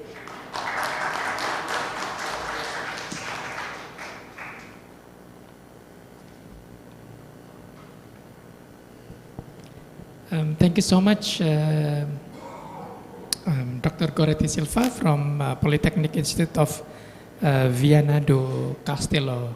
Very important for us to visit Viana do Castelo. Hope one day I can go there. Yeah. Ladies and gentlemen, the same. We will have a question and answer at the end. We will have the next presenter from Dr. Dian Muhammad Hakim and also Mahatva Yoga Adi Pradana from Unisma Kalijaga, Yogyakarta, Indonesia. Yes, I will invite Dr. Dian Muhammad Hakim and Mas Kuri Bakri from Unisma. The presentation title will be Marketing Management of Cemetery-Based Religious Site. Okay. 20 minutes, Pak Dian, so time is yours.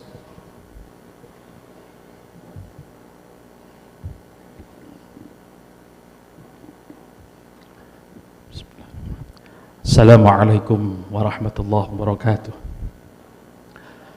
Bismillah, alhamdulillah, ala ni'matillah, salatu wassalamu ala rasulillah wa ala alihi wa ashabihi wa mawalah ma ba'dah. Thank you very much for the time given to me. Well, in this place I hope you can understand well what I said, what I explained, because my English is not as good as the speakers before, but I will try to my best to explain about the research under the title. Please, the PowerPoint, please. Marketing management of cemetery-based religious site to improve the economic level of society. The location of this research is in Sunan Ampel's tomb, or Sunan Ampel Cemetery. Okay.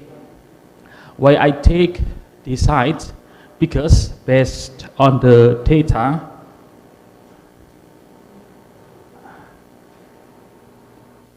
okay, based on the data that sorry.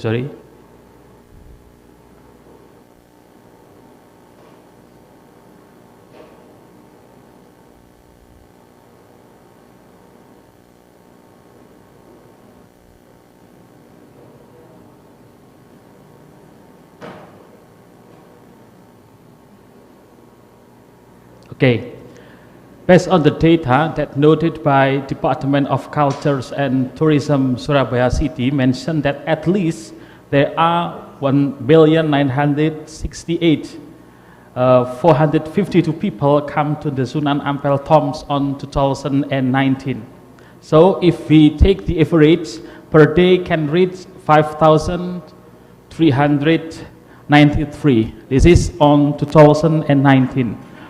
On 2022 until reach 9,235,074, while on 2023 reached 12,613,840 people per year. So the average for day on 2023 was 34,558 people come to the tomb. So of course it will influence people around the tombs. Society around the tomb, such as hotel, sellers, parking men, security, government administrator, or the keeper of the tomb get impact of these people who come to the tombs. And then how it is if we take a look on the marketing management perspective. So related to the increasing visitations, community support, and utilization of existing resources. Based on the marketing management, those three aspects must be developed to keep up the sites run well and give impact for sustainability of economic. So from there, society can get the impact of the visitors, and the impact is sustainable.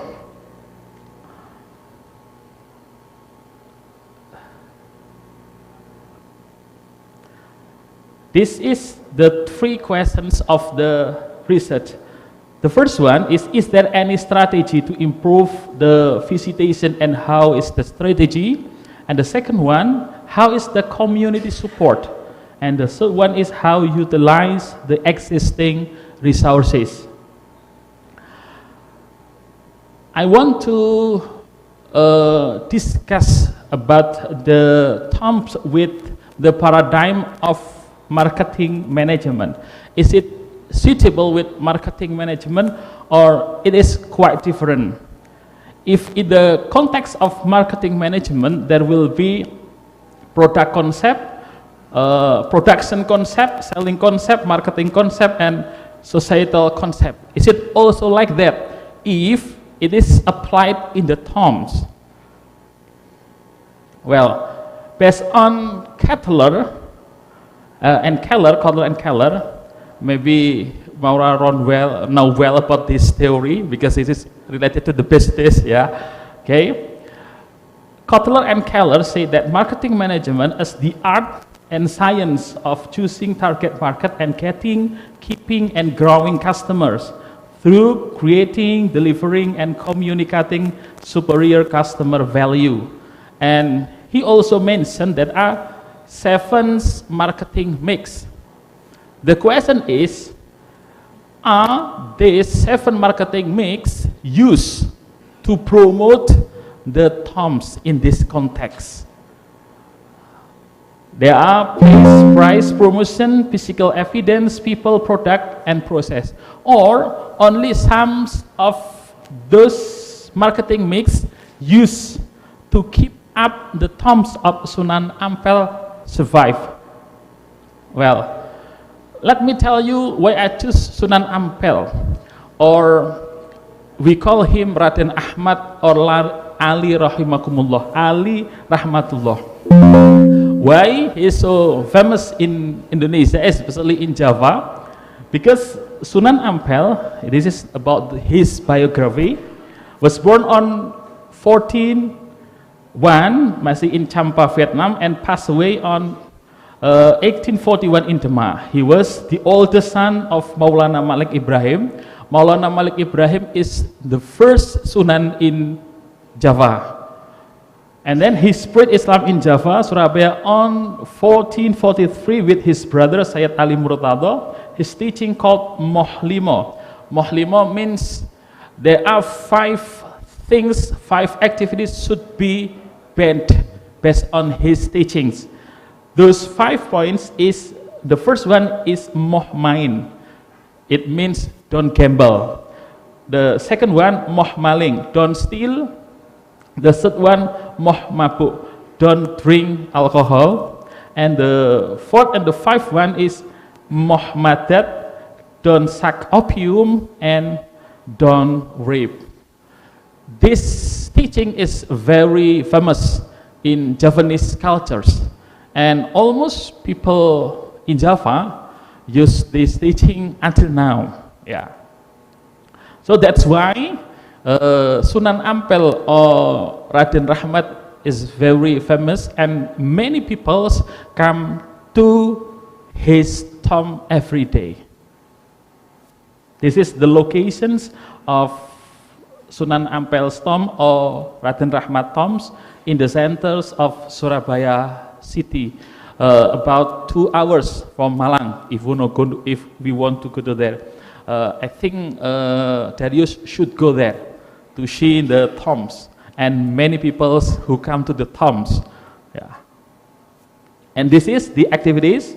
The first one is the photos. I don't know, is it the his photo, Pak Matian? This is real photo of Sunan Ampel. We don't know. It is, I just take from the internet. But the condition of the tombs is always like this. Almost every day, millions of people come to the tombs. In Haul, how we can say Haul in English, Pak Matian? Annually celebrations, yeah. Annually celebration on his passed away day, on his passed away day. Millions of people come to the tombs, yeah. And what did they do in the tombs? Let's see. Now, what people do at the Sunan Ampel tombs?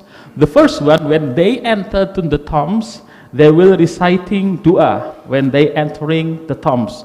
This is Assalamualaikum ahladiyar minal mu'mina wal muslimat wal mu'minina wal mu'minat wa inna insyaAllah, and so on. This is the first thing that they do when they entering the tomb. And the second one, they will say salam to the owner of the tomb. The salam, beside salam and so on. And next, they will do tawassul or seeking to draw close. Is it correct, Pak Madian? In the English term of tawassul, seeking to draw close. Like this. Let me give you an analogy.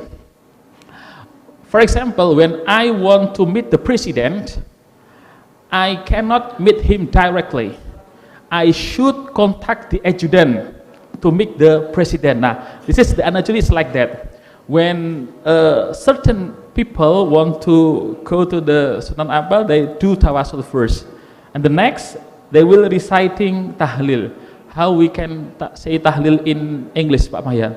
The term tahlil in English, reciting kalimatut tauhid, and the last they will do dua for blessings. For the methodology of the research, I use qualitative research approach by using field research with case study, and the object was religious site of Sunan Ampel.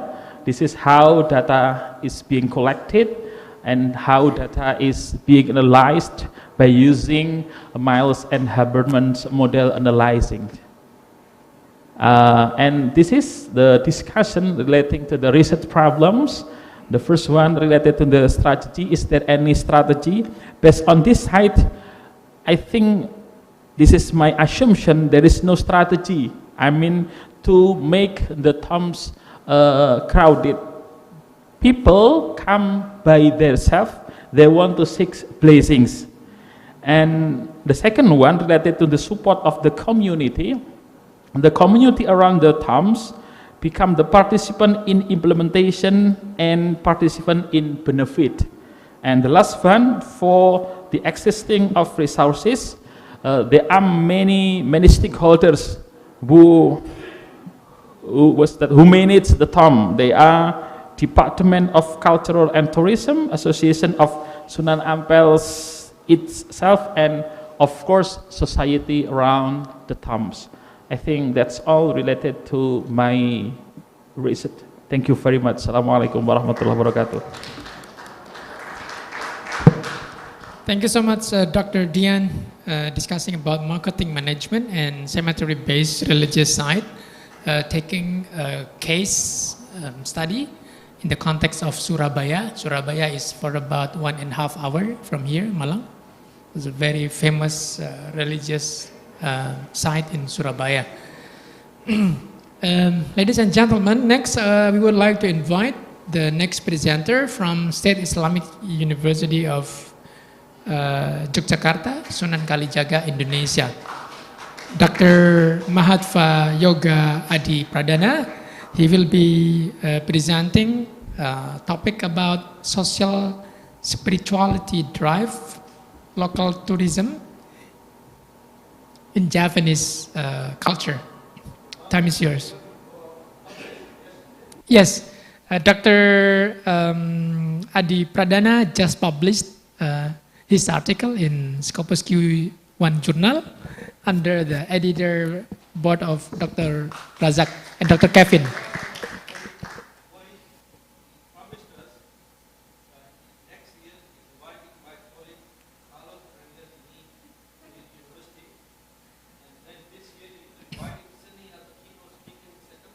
Okay. Okay, yeah. So time is yours, Dr. Pradana.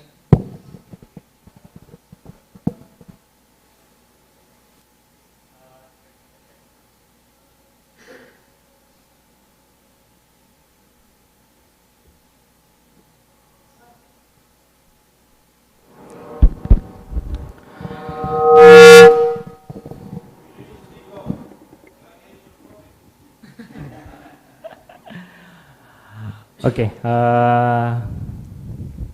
good afternoon.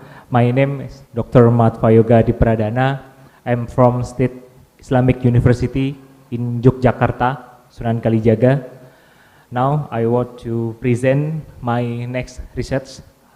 One of my research will publish in International Journal Tourism and Pilgrimage yesterday.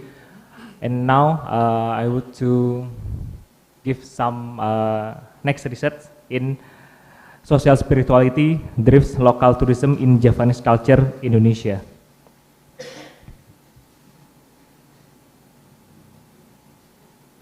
Nah, it is my article in that journal. The title is Integration of Islamic Religious Values and Javanese Culture in the Development Pilgrimage Tourism in Ngawonggo, Indonesia.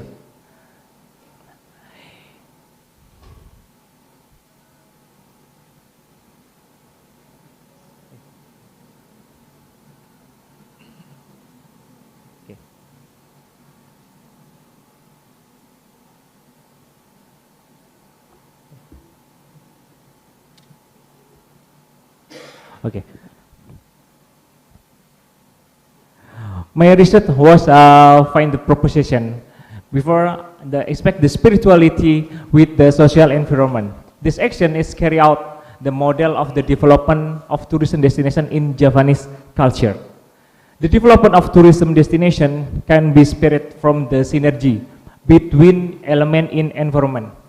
As a form of the development, tourist area should be have a direction by clear development pattern and models. Each site has a cultural system and religious system built into the sum of the spiritual development. Some notable people are privileged to visit the site every night to perform this ritual. The tourists, in the essence, peace from this way, came to carry out the ritual system. In addition to development model of tourist village that has yet to be done well, culture and values in the influence of understanding and loving the environment also give new concept of the trust, sustainable tourism management. My studies were to make a model in tourism development based on religious tradition and also in Javanese culture. As a result, the relationship between the tourism and pilgrimage must carried out by community when they experience the change from the main site, the community, and many people to visit this pilgrimage. They are positive and negative to seeking the religion. In other countries like Indonesia, many villages has an own ritual. Many villages has an own tradition and culture, like in Ngawonggo. Nah, that's one of the relation of the village. One village, one tradition. One village, one ritual. One village, one culture. It's from many different culture in Indonesia. Tourism management based on religion and culture is an entry point for sustainable tourism management. An attitude carried out by actors in exploring the relationship between spirituality and empowerment become a new opportunity for developing is one of the ritual in Javanese culture. There is many people in that village come to the tomb in that village and have a ritual. The ritual is collect the food and eating together. The tradition in Javanese culture, like usual tradition, is a habit from Javanese people in Indonesia. Next, one from the villagers has an own ritual, such as they bathe from the side of the tomb in that village. Spirituality is explained from our four contexts, namely cognitive, affective, conative, and psychomotor. It's all from adoption in the main relationship with the God. Cognitive, the people who go the site of the tomb, they try to understand of Javanese religion, interpreted as a ritual. The affective aspect, tourists relate will mati? Ada yang mati? Okay. Tourists relate well to human as a guide. The connective aspect, strong desire and motivation to apply to concept of faith, mental health, emotional and spiritual intelligence. Psychomotoric aspect is skill to apply concept in the practical realm. Every people in that village with the religion and the spirit of Javanese culture, after they eat together in the site of the village and in the tomb of the village, they go to the local place like this area. They eat together again. This traditional food from Japanese culture, like rice, right, and everything about local food in Japanese. The behavior of the managing the tourism attraction can be separate from the influence of the spirituality and the tourist actor. The assertion began when the realm of the belief is connected in the interaction between people within the existing social structure. In addition to emphasizing spiritual aspect and social ethic, the behavior shown by tourists is also in the realm of the building social capital, caring for history and empowering and the surrounding community. The thinking tries to connect the trust aspect with the social aspect. Nah, there is the ingredient from the people who collect their food to eat together. Local value help to determining by the principal capital in Japanese culture.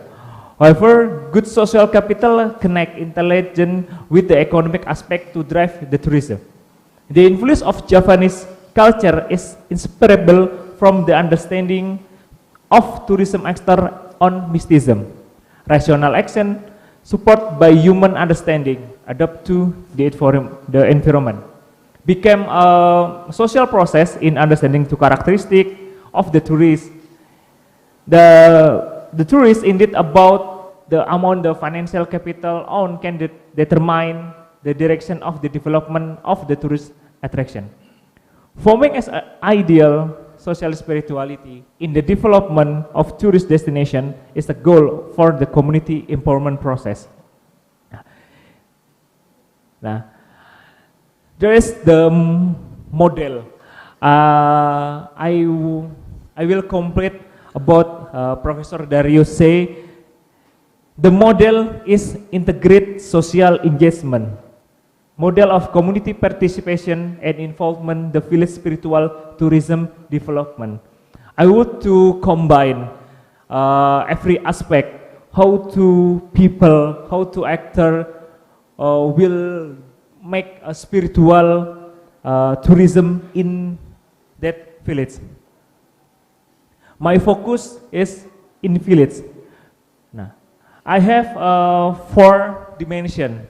First is actor dimension, structure dimension, capital dimension, and cultural dimension.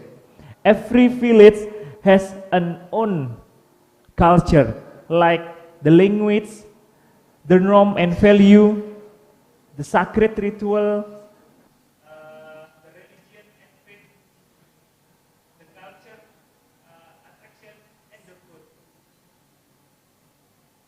The actor was to have an own idea for the culture dimension, how to make low and high class society, how to the people believe the culture can make trust and mutual trust, make and collaboration. Check. Make and collaboration and participation. Okay, yes. I'm sorry, azan.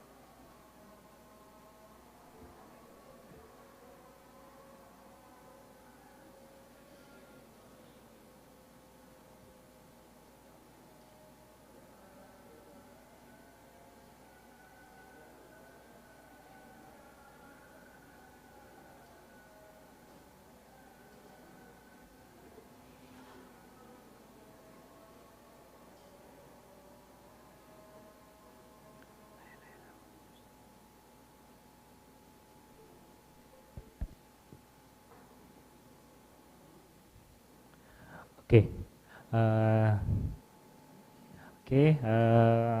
Next.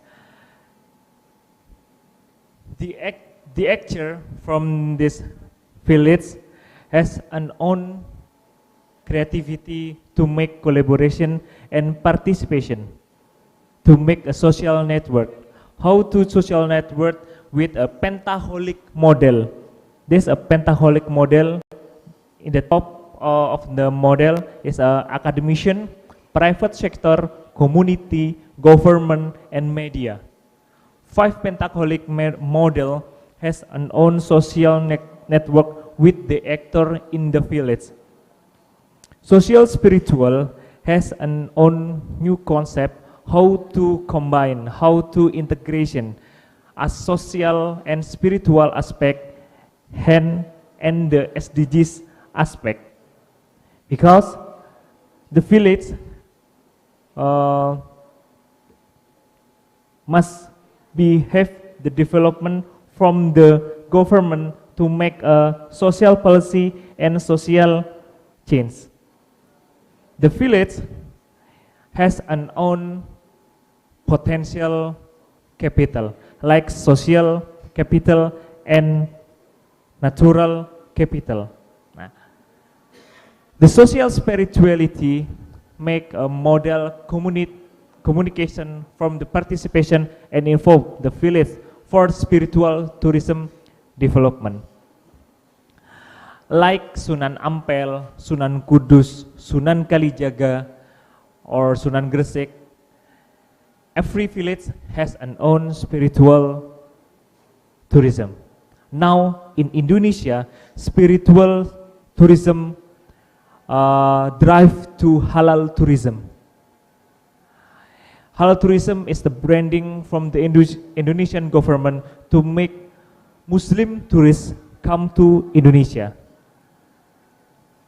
As the result, he is the actor who have an own concept how to make social spirituality.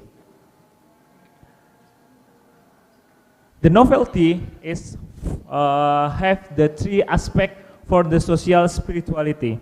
The first is trust.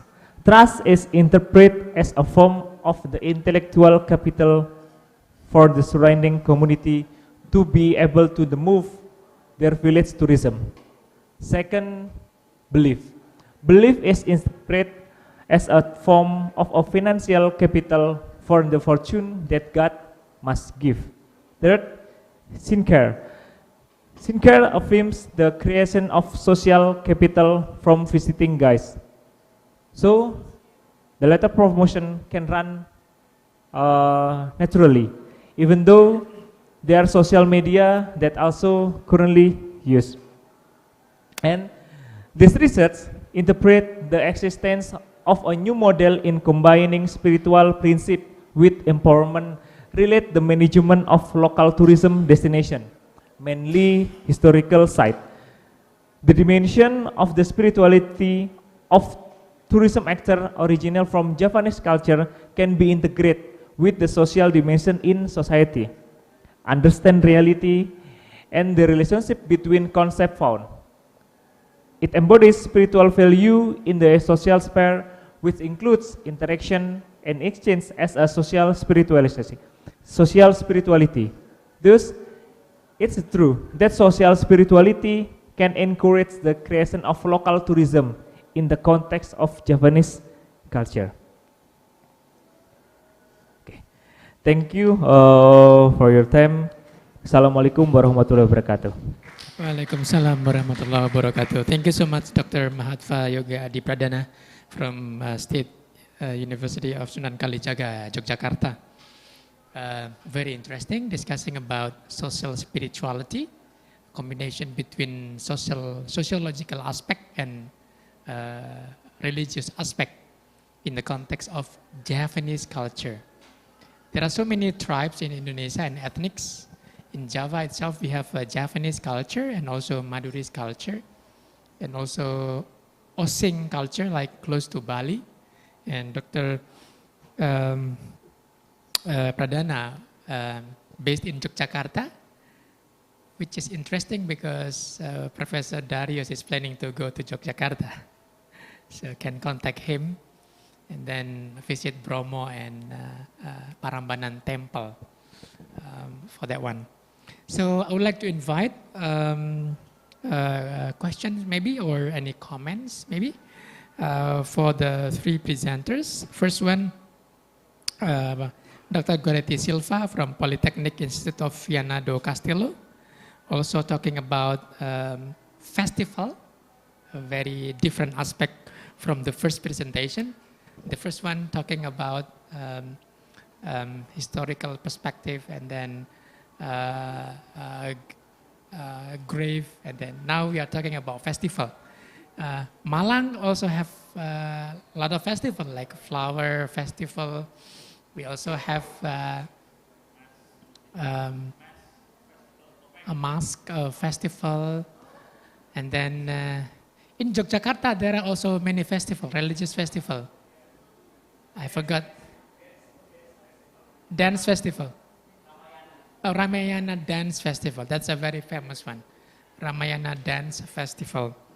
And Dr. Goretti mentioned about the innovation of the festival, so that the festival itself can, what we call it, can create more income for the communities as well, which is very interesting. But in the context of nowadays, what we call it, and then what we call it, the traditional festival, the modern festival, because we also have like a flower carnival, so they create from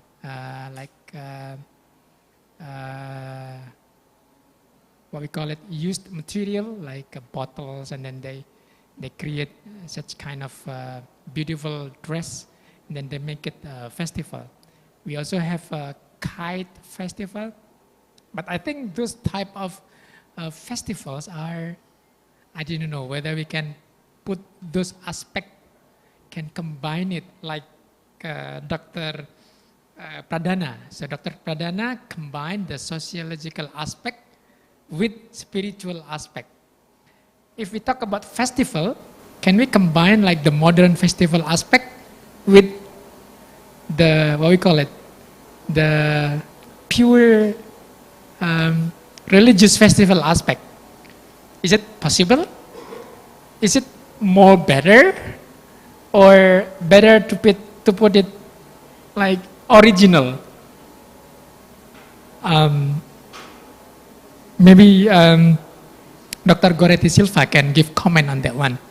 The festival, because there are so many festivals, we have like pure like culturally embedded, nothing to do with religion. Yeah, and there is another aspect as well, like purely religious festival. Can we combine both? Is it strategic to combine both, or to is it better to put it different, like to make it more authentic, like Dr. Morin mentioned? Can you please give a comment on that one, Dr. Goretti Silva? And then my question to Dr. Dian Hakim about the management of cemetery in Indonesian context. Based on my personal experience, there are so many visitors coming to the Indonesian cemetery, especially from the Nahdlatul Ulama side. I'm not talking about the Muhammadiyah, because there are two different thoughts. The one supporting the belief of visiting grave is good. The other belief say that it's not good, yeah, because different school of thought on that one. My question, because the management of the grave in Indonesia is still looks like still traditional. What will be the challenge of integration of technology on the what we call it the cemetery based religious side? is it possible to integrate that one? Would it be better or maybe not better to integrate the technology? Because if you visit some grave, like religious site, Muslim site, most of them are still traditional. And then sometimes there is no ticket, just go. And then is it possible for that one? And then the last one for Dr. Pradana, my question and comment is about a Japanese culture from the sociological perspective, and you integrate the aspect of what we call it spirituality and sociology. Spirituality and sociology. Do you think that this is from your perspective? My question: what would be the perception from outsider? Outsider means like from Western perspective. You live in Japanese culture. You live in the area. You can give your perception on that reality, that phenomenon. What would be your what we call it, your prediction on the Western perspective on mixing between sociology and spirituality from the Western perspective? And then maybe comment also from other presenters. Yeah. Maybe I would like to invite Professor Darius, because Darius is also working on that one. Yeah. So I will start Dr.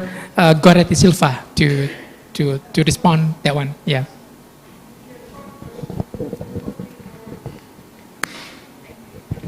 Well, in a short version, our paper is about religious festivities, which is slightly different from festivals. So it became a kind of a festival in a sense that is a set of days with the program organized in terms of around the theme, which is the festivities.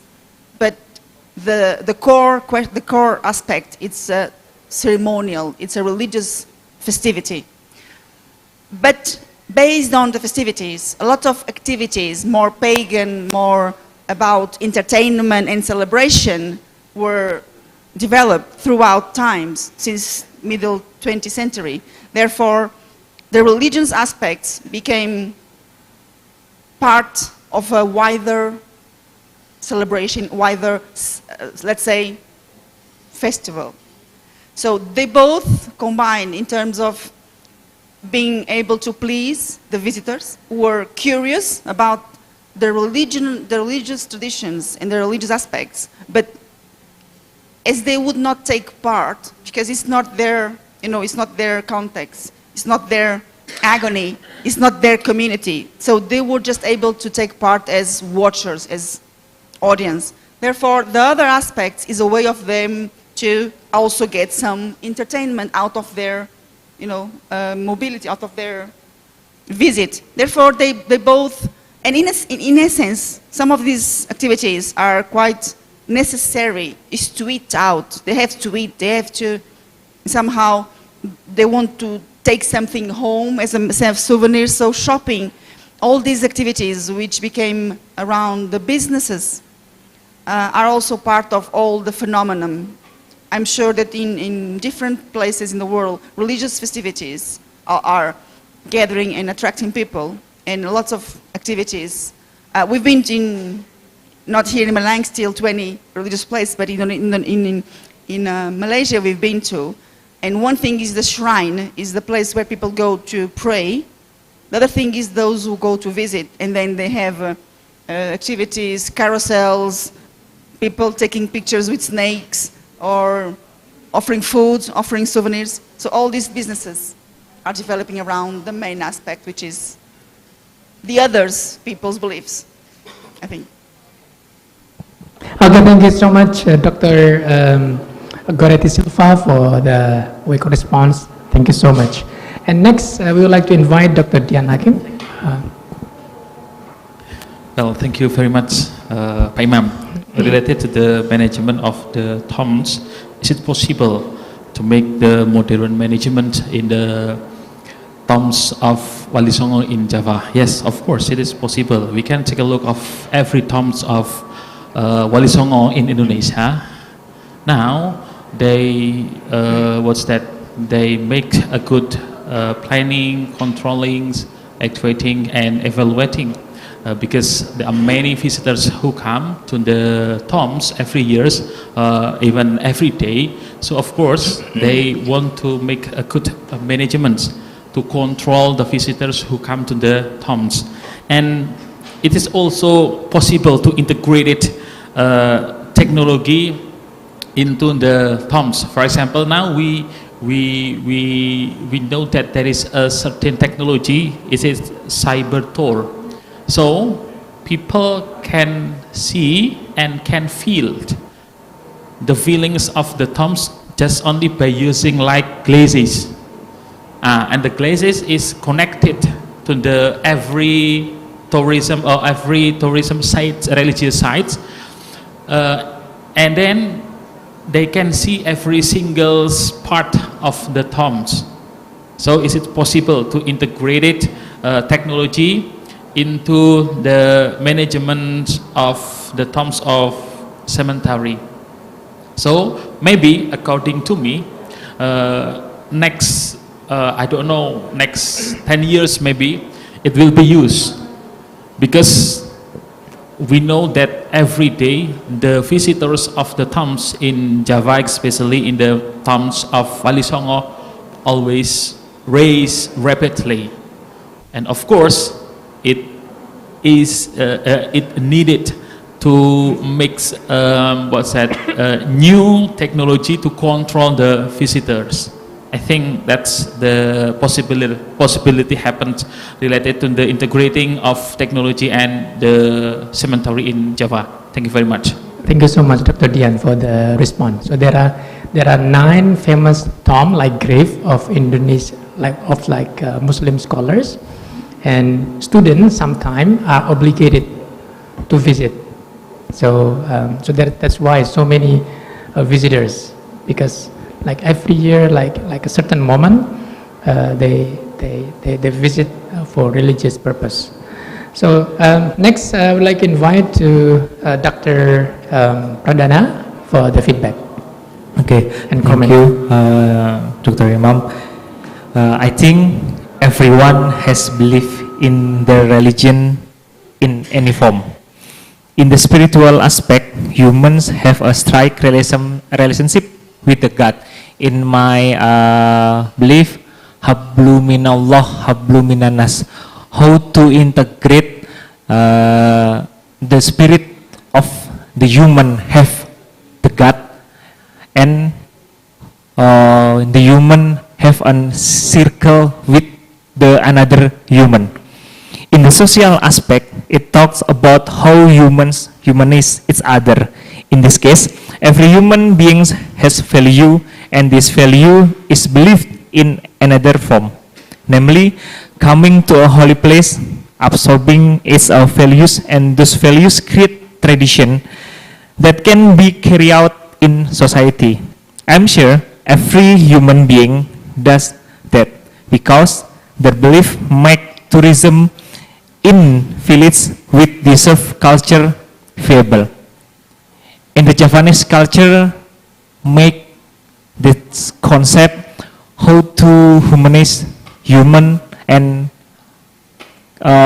take the values to make another tradition. Thank you. Thank you so much, Dr. Pradana, for the feedback. I would like to hear from Dr. Darius, especially for the spirituality and sociology from the Western perspective, and also Dr. Razak, because this is a very interesting discussion. Okay, thank you very much, and thank you presenters for very interesting presentation. All three presentations were very interesting, and I actually have questions for all presenters. But first of all, maybe about cemetery tourism. Yeah, it's very very fascinating topic, and so for me it's. Just interesting about non-religious motivation to visit cemeteries in your country, yeah? Because in Western society we have some people now go to cemeteries just for relaxation. Not for any spiritual motivation, not just because it's like huge areas and also green areas, yeah? So they go just for walking purposes, for relaxation, to find calm in their hearts or some other motives, not direct related to veneration, to paying respect to the dead or something like this. Yeah, so it's my question is about this non-religious and non-spiritual motivation. Do you notice this in your country? And also about talking about this new technologies and cemetery tourism.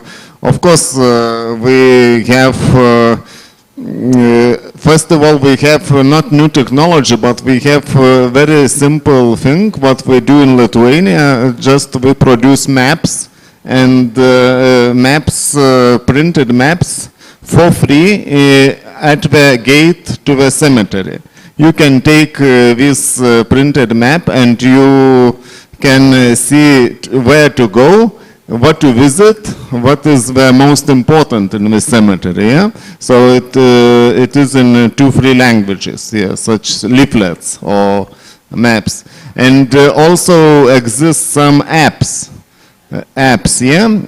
and you can use these apps to visit a couple of cemeteries, yeah, in, for example, in one region or in another region. And also in these apps you can find the most important tombs, and also some short biography of some respectful persons who are buried in these cemeteries, yeah.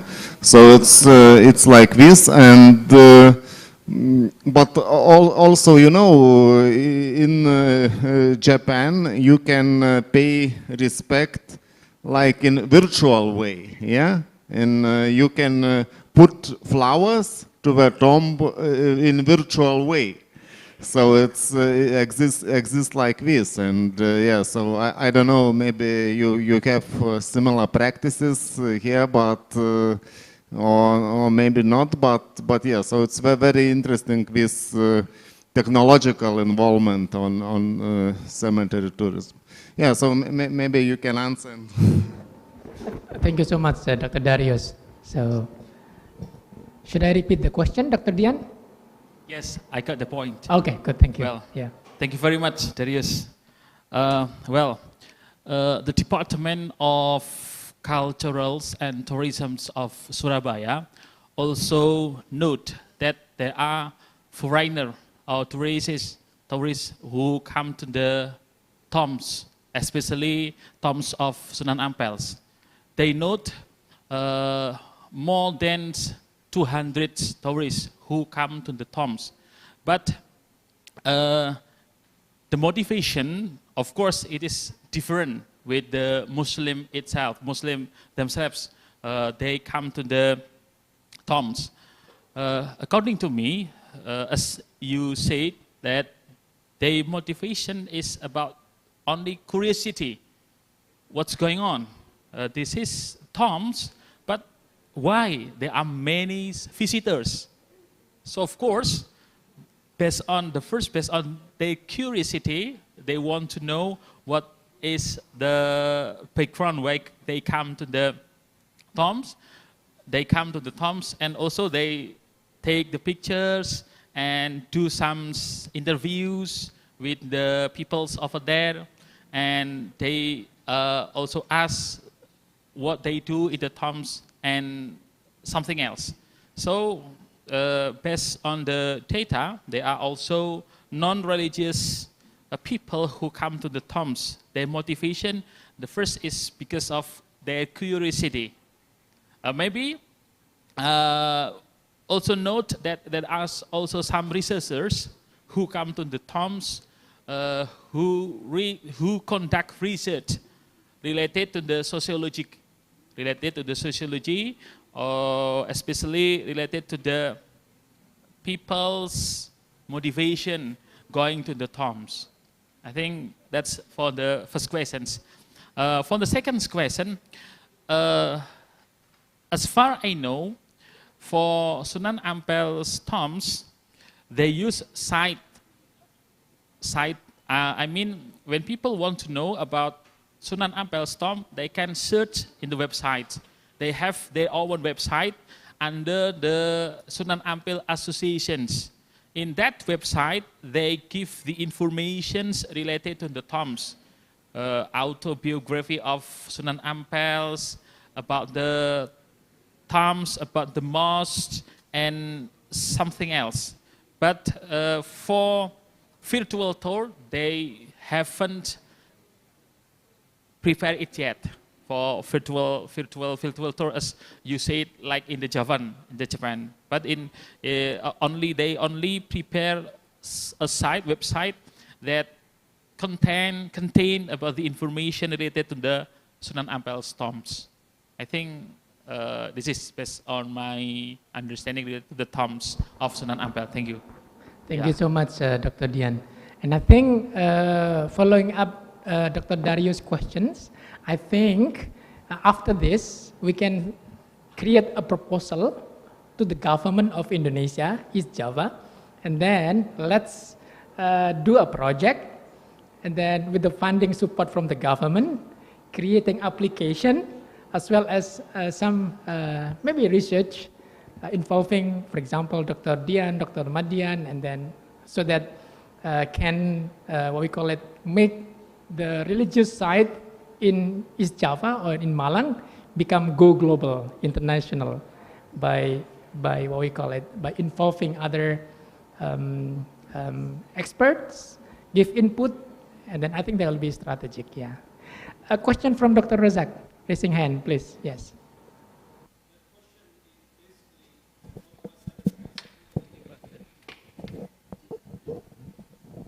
This is my understanding, Sheikh, since you're the Sheikh of Fiqh, that many people won't understand this.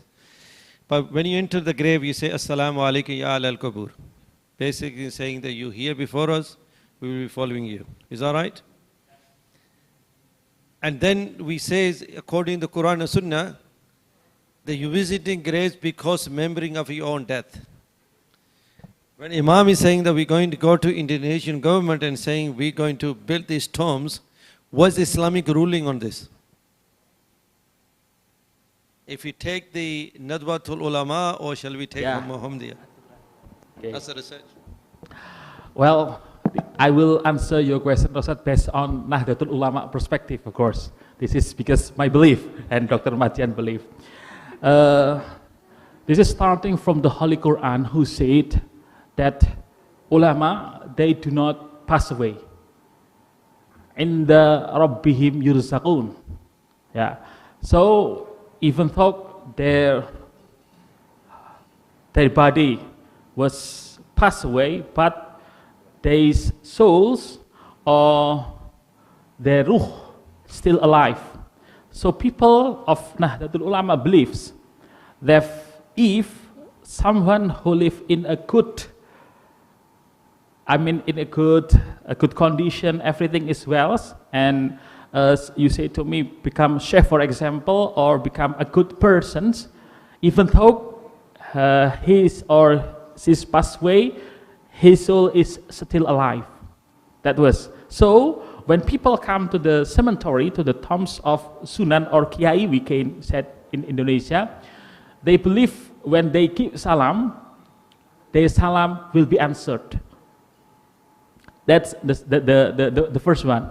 And the second one, this is related or refers to the hadith Nabi SAW. He said that Nahaitukum an ziyaratil qabri fazuruha. In the beginning of Islam, Prophet Muhammad SAW said that I prohibited you to go to the tombs or to go pilgrimage. But after Islam around, how is it? Develop, yeah. I'll answer that partly for yeah. you. After The Islam question is developed, that you go and visit the graves to memory of your own grave, and they can hear it. That's fine. Nobody doubts that. My question is, now is becoming as a modern, like I was discussing with your other sheikh earlier on, is becoming a tradition where people making the graves as the shrines for visiting, creating a tourism. Islam says, yeah, you visit the grave or cemeteries, like Darius was saying, for purpose of remembering your own death. The souls will hear you. That's again somebody's grave you're visiting, this person will hear you. That's the belief. That's nobody denies. My question is, why are we creating shrines and able to, for man-made, able to create a tourism? Pak Imam, I don't get the point. You can.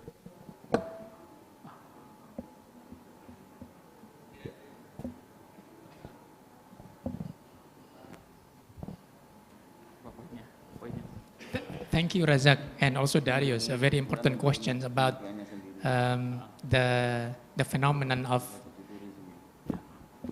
purely religious and religious motivation and non-religious motivation. Is that Razak? No.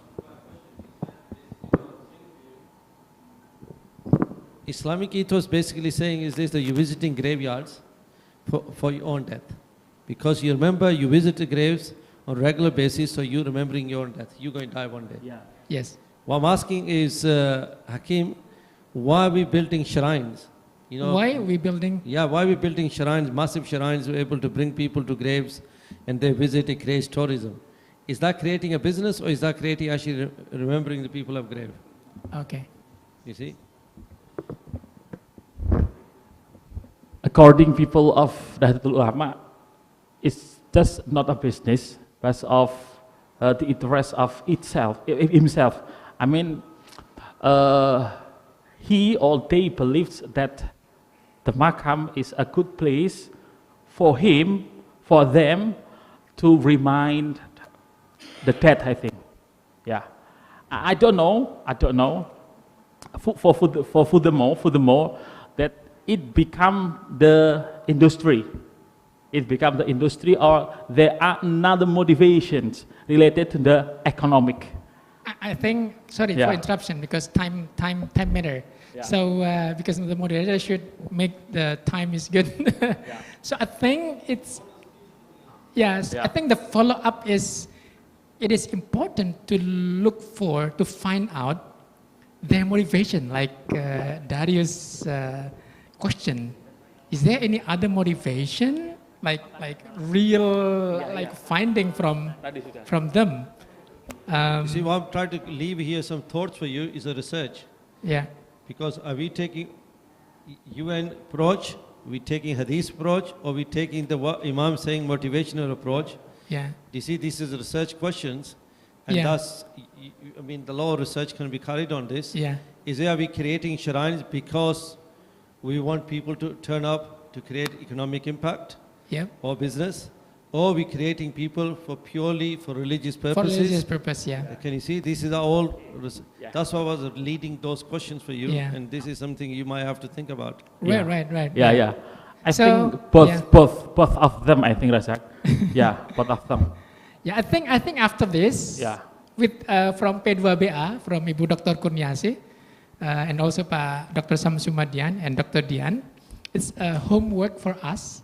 And then after the excellency from the expert teams going back, then we will set up another Zoom meeting to discuss about finding this data, because this is a very important phenomenon nowadays. From one way related to religious purpose, from another way can be, I cannot say yes, but it can be business aspect as well. I think it will seem that we discuss over here related someone who go to Umrah. Yeah. Is it the pure they to Umrah? So of course they have to go to Mecca only or Medina only. No go to Egypt, Pharaoh and so on. It's the same, I think quite same with those phenomena. Yeah. People who come to the graveyard or tombs of Wali Songo in Indonesia, basically they have to go there just for pilgrimage. No other motivation. But it's now developed, because there are many people, not only for pilgrimage, but there are another motivations. I think I'll just leave it what Darius was saying. I mean, Carlos's speech is coming up, so we want to listen to that. But this is we might able to carry on, later on today or tomorrow. As a research, the thoughts. Yes. The question comes back: is it motivation to build the shrines, or is it motivation to build people's Islamic ethos? Yep. Or Catholic ethos, for example. If you take, for example, I give you an example now. If you go to Konya, Jalaluddin Rumi, it used to be free. Now they charge people to enter Jalaluddin Rumi's tomb. So thus became, it's not just a shrine, it's not became a pilgrimage, it becomes economic business purpose. Pilgrimage where the government, the local council is benefiting from. So my question is, that's a research. If you're going to build the shrines in Indonesia, are they going to be built because it's going to benefit the local government generating income, or is it purely going to be done for motivational purpose of pilgrimage or visiting graves of the holy saints? Yeah. So these are the research questions. Yeah, right. Does that agree? Yeah, that's a very important question, Razak. Then we can follow it up later in our next. It is very complex motivation. Yeah. Okay, ladies and gentlemen, it's now almost 6, not 4. 4 p.m. It's Give applause for a very hot discussion. The discussion is very, very hot, and then unfortunately we need to go back to the hotel because we will have a second dinner with our mayor. And then, oh yeah, right, yes. The next will be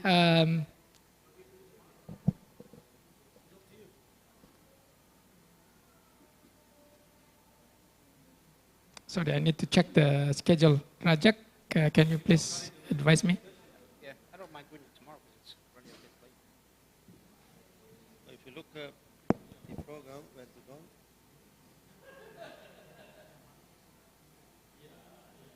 Carlos Fernandez today. Speech too.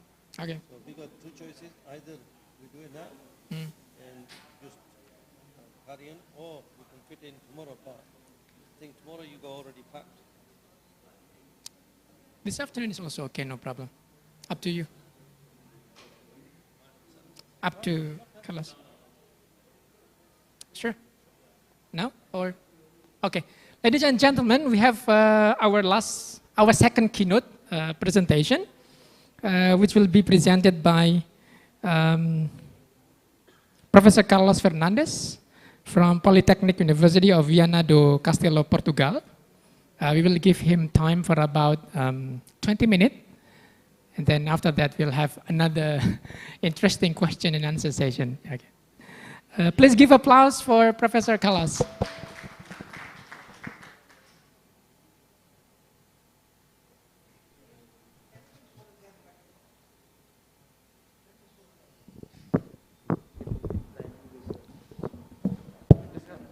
Come on, this is your chance to become the superstar in Indonesia. Come on, Carlos.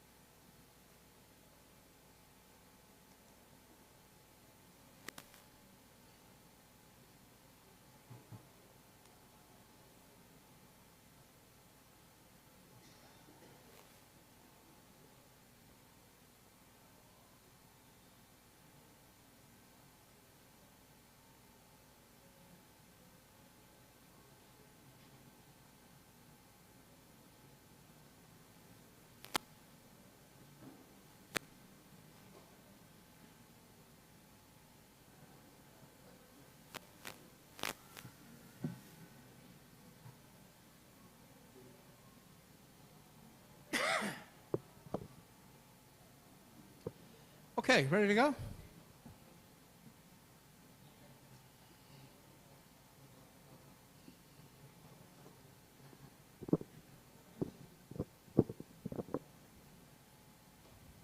Imam, can we start? Yeah, okay. Okay, good afternoon to you all. We are last presentation before we call it for the day, okay? What I'm going to be speaking about is personal safety and pilgrimage routes. What are the concerns? And I thought about this, what I should produce, and I changed my presentation quite a bit based on what I heard yesterday in terms of comments, based on more topics that we should discuss about and so on, some which have been referred to already throughout this day. So I'm going to take a very different approach. I'm going to start with something very basic, and I apologize if it's too basic, but I need to present that to correlate it to what comes next. Okay? So presentation aims to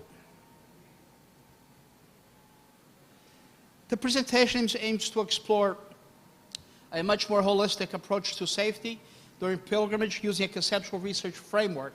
This framework was developed back in 2018, so I'm going to apply that with some examples here from Indonesia, who identify such concerns based on changing motivations, needs, and consumption patterns by pilgrims.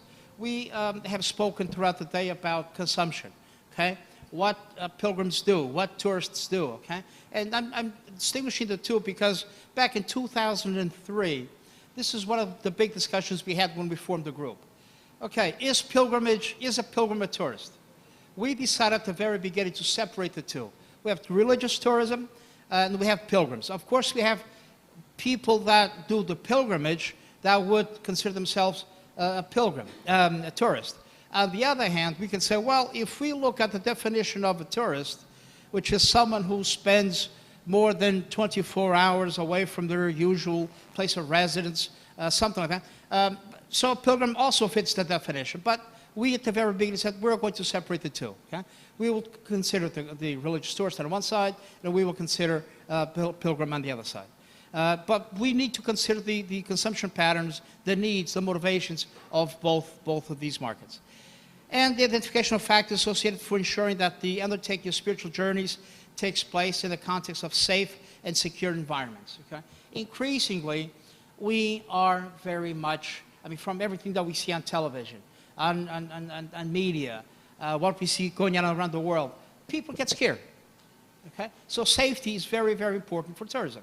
Now again, what I'm going to show next, I apologize, it's very basic, but I need to go over that a bit, okay? Which is the reminder of the objectives of tourism. And I keep forgetting to change this. Okay.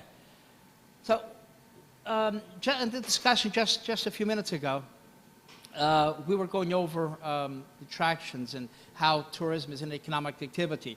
Yeah, it's true. I mean, when we talk about tourism, it's an economic activity. It's about income. It's about bringing in money. It's about creating jobs.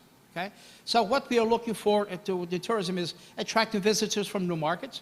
We are constantly looking for new tourists, generating longer stays. Of course, we want people to stay longer. The longer they stay, they will meet the third objective, which is increase the expenditure of each visitor. We want to spend as much as possible. The problem is, when if you think about this, the more people spend, the more demanding they will be. Okay? And when we say that more demanding they will be, that includes safety. We want to attract people that spend money. We want to attract people that stay long. And for that to happen, we need to be very, very careful about the safety of the attractions of the services that we provide.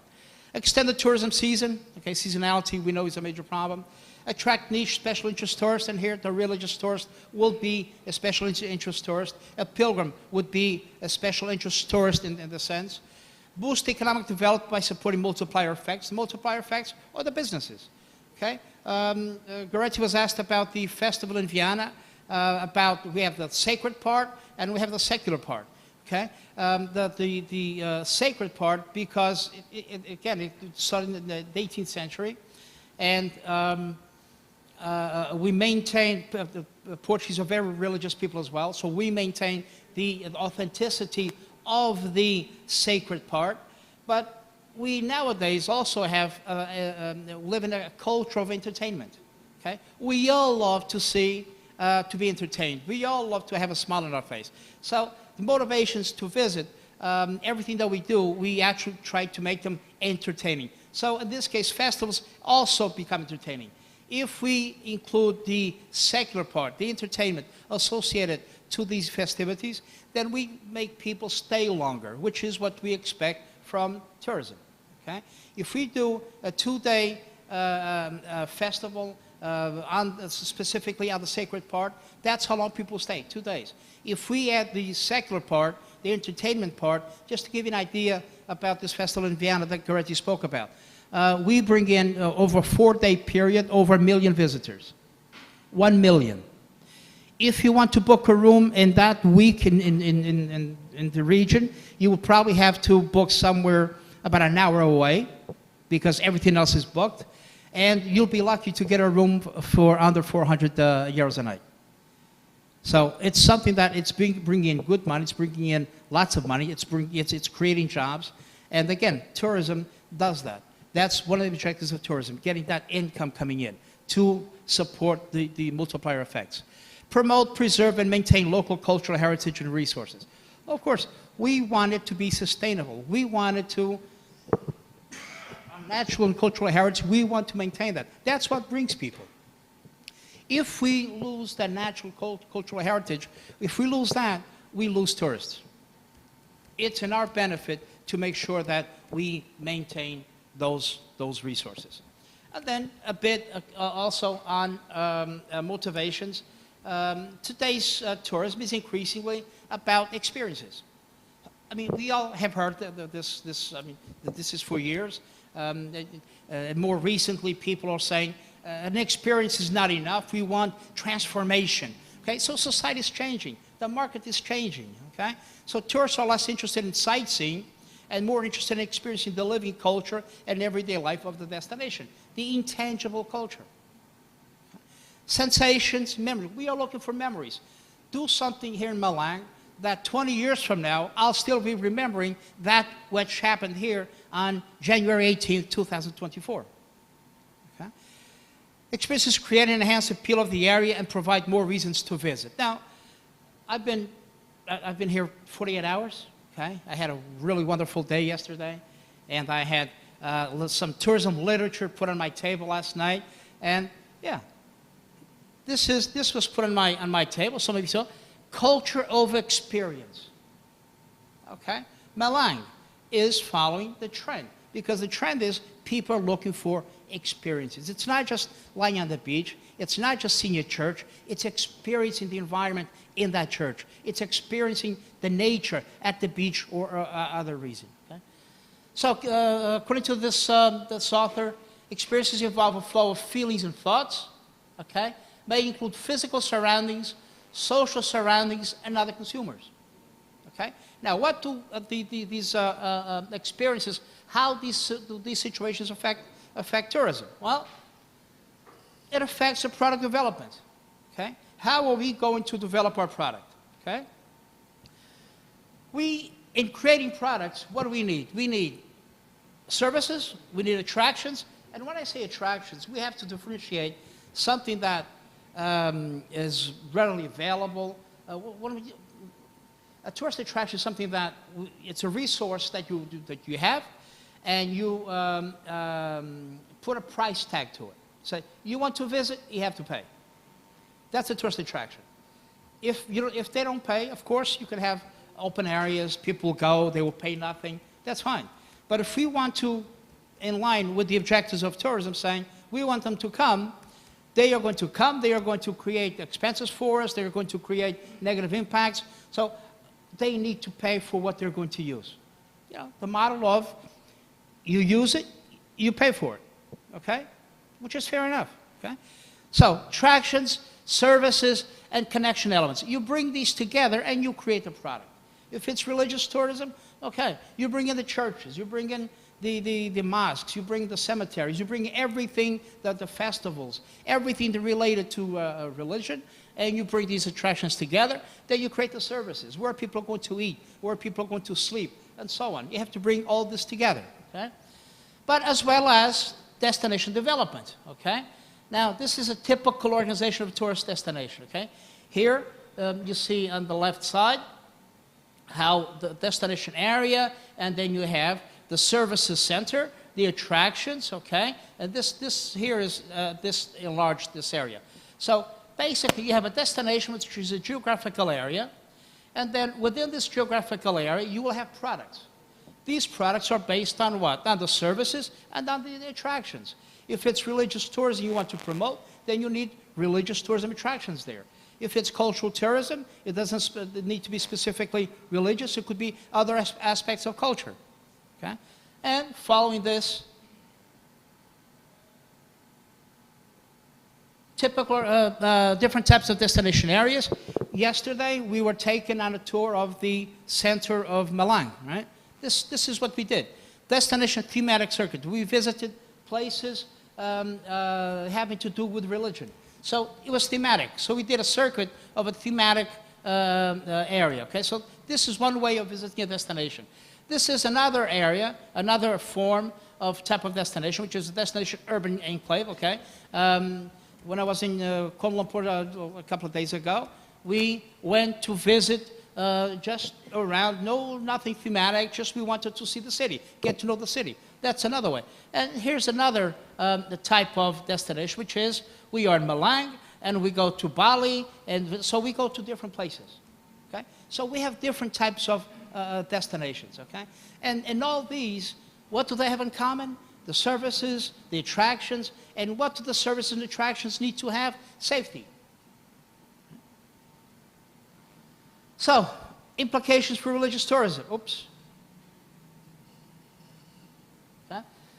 So here, these authors, they separated the two, pilgrimage motives and tourist motives. Again here, like we did back in 2003, these authors also separate the two, okay?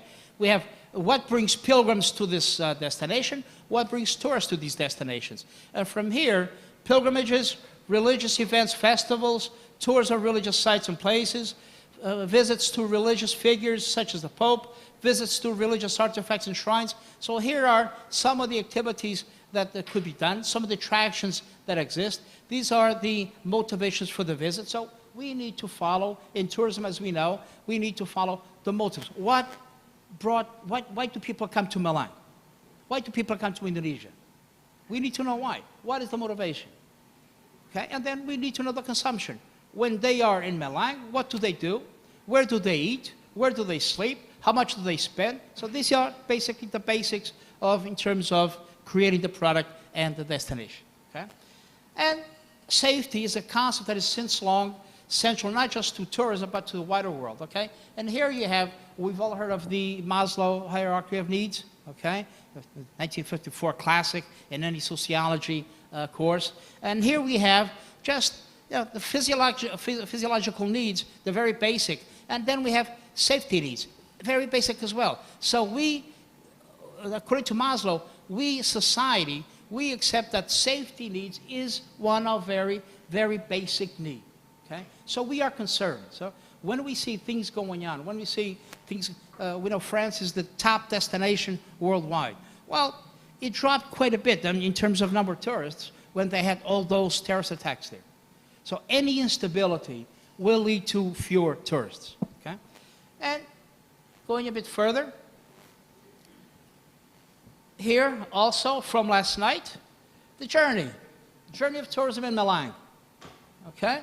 So safety influences both the decision to make the journey and secondly the travel patterns. Okay, so we will go on a journey. I will visit your destination. Okay, based on also on the safety aspects. Is it a safe destination?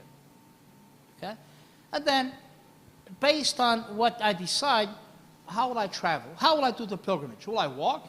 Will I go by bicycle? Will I go by horseback? Will I go by car?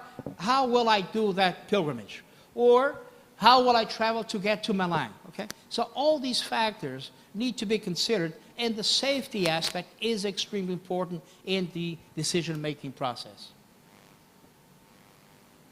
Here's another from last night, okay? Finding serenity in village. Now, if I see this as publicity for Malang, okay? Finding serenity in village, okay? That tells me that serenity is about calm, peacefulness, safety. So you are telling me that it's absolutely safe to come to these villages. You are telling me, that's what you are communicating to me. Okay? So that's my expectation is I will be safe when I go there. This is from the publicity that you are putting out. So at present, a safe environment is vital for ensuring the perception of quality of services. Safety is about quality. If the services I receive are of quality, I feel safe. That's why generally we see many people that they opt for hotels, hotel chains, because they are brand, and brands, they bring us assurance that they are of quality, and if they are of quality, they are safe. Okay? Perceptions of risk and safety and travel experience are likely to influence travel decisions. At the tourism destination level, it has also been generally accepted that safety generally, safety and security are critical determinants of the competitiveness of the destination. Okay? And here, again, safety and security. I took these yesterday in the center of Malang, the circuit that we did in the morning, and we had the mosque here, we had the cathedral here, and we have here a Roman Catholic church. Yes. This is the Roman Catholic. The Protestant I didn't put in, okay? So 3 different places. And again here, when we talk about safety and security, well, these options, we talk about political security, public safety, health and sanitation, personal data safety, legal protection of tourists, consumer protection, safety and communication, disaster protection, environmental security, getting authentic information, quality assurance of services. So all this is part of the safety that we are looking for. Now, I saw yesterday also a site that to me, that transmitted safety. I'm going to share it with you.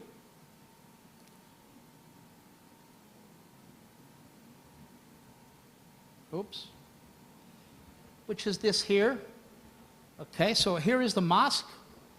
Here is the Protestant church. Now, if I'm looking at this, not knowing Indonesia, not knowing Malang, and I see in an image, one religion, second religion, living side by side, and the story that I was told yesterday was that when there's an activity of the Protestant faith, the Muslims will help. When there's an activity of the Muslim faith, the Protestants will help. The Catholics will help. There's that cooperation, cooperation between the different faiths. That, to me, means safety. Okay? This is something that we are looking for in tourism. Safety. And here, if I look at this image, you know, I was even told Maureen yesterday, I was surprised to see a church just down the street. I mean, I wouldn't expect to see that. I would say, okay, a mosque here, a church, you know, a couple of miles away. And I saw this, was like, I feel safe. Okay? And another thing that's also very important is the food. People are very, very cautious about the safety when it comes to food. So we were served this yesterday for lunch. This was yesterday's lunch? Yes, I think it was lunch. Yes, lunch. Okay. Because people look to religious tourism not just about the faith, like Darius said this morning. People come for different reasons, not just for the religion, not just for the faith. They come for other reasons as well. And many, or increasingly, you see these tourists or the pilgrims coming because they will do a pilgrimage because not only do they want to experience the route going there, but they also want to talk to the local people. They want to eat what the local people eat. They want the authenticity that Maureen mentioned also in her presentation. That's what they're looking for. What they're looking for is what they don't have on their everyday life. And that's what they're looking for as well, okay? So again, the food needs, we need to look at how we present the food to our visitors, okay? We want it to be authentic. We want culture to be behind it, but we need to make sure that everything in terms of safety, we assure the customer, the tourist, that the safety, the hygiene, everything is in order to assure them that of what they are eating. And we were assured that we ate very well. I mean, we finished the food, okay? So very good, by the way, very good. Okay. Now, but we also have other types of destinations, and Goretti mentioned this. We visited this place in Malaysia a couple of days ago, and safety at a place like this is a bit more difficult. Okay, and here, this is a Hindu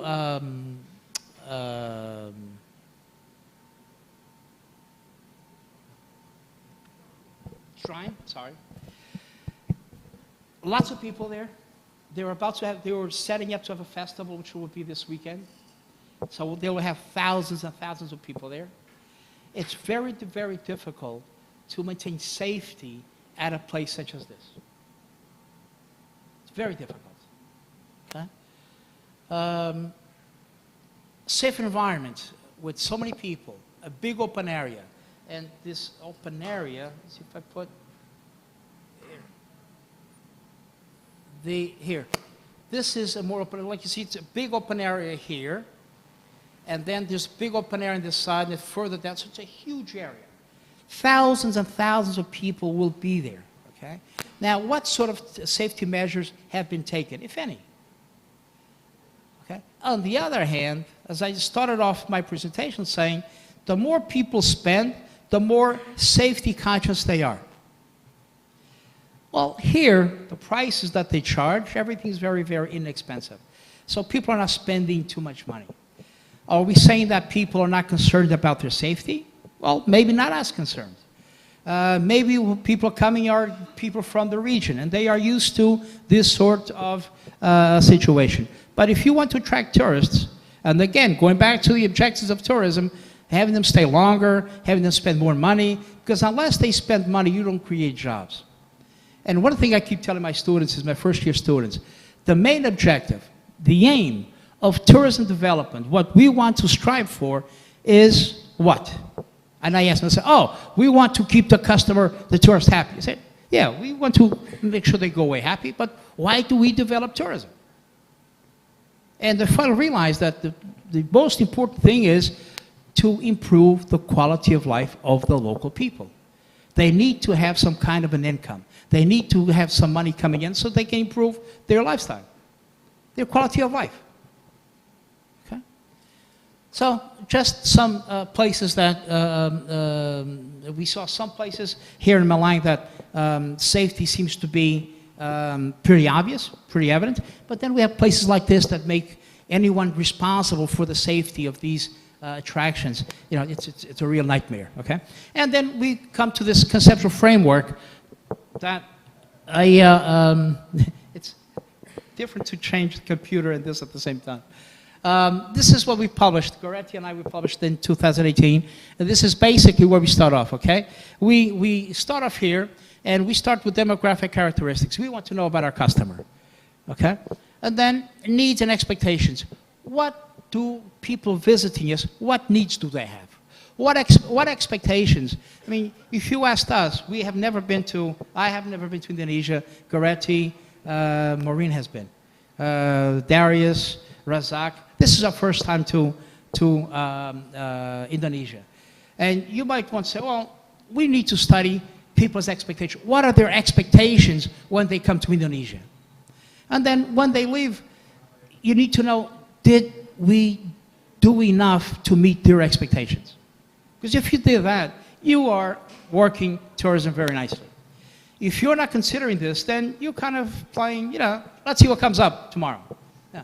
Tourism is about organization. It's about good management. And if we want to be very good in tourism, we would need to work with our customers.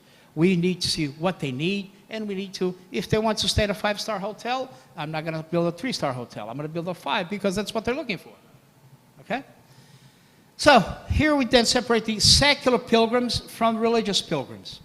Okay? And then they go en route, and then we go to the left here, and then we have the restaurants and the accommodation. And accommodation, you need to provide accommodation for the secular tourists and for the faith religious tourist pilgrims. Okay? It is different, okay? People coming for religious reasons, we know that they are coming for, especially pilgrims, in the orientation of faith. Faith and sacrifice, okay? They're not looking for luxury. They're not looking for leisure experiences. They want to, it's a sacrifice, something that they're doing in the sense of sacrifice, okay? So it's not about leisure. But then you have tourists that they want to do the same pilgrimage route, but in the form of leisure. So they will probably, the pilgrim will probably stay at, what do you call it, a hostel? What sort of, here in Indonesia, what sort of accommodation do you have for pilgrims? Do you have specific accommodation for pilgrims?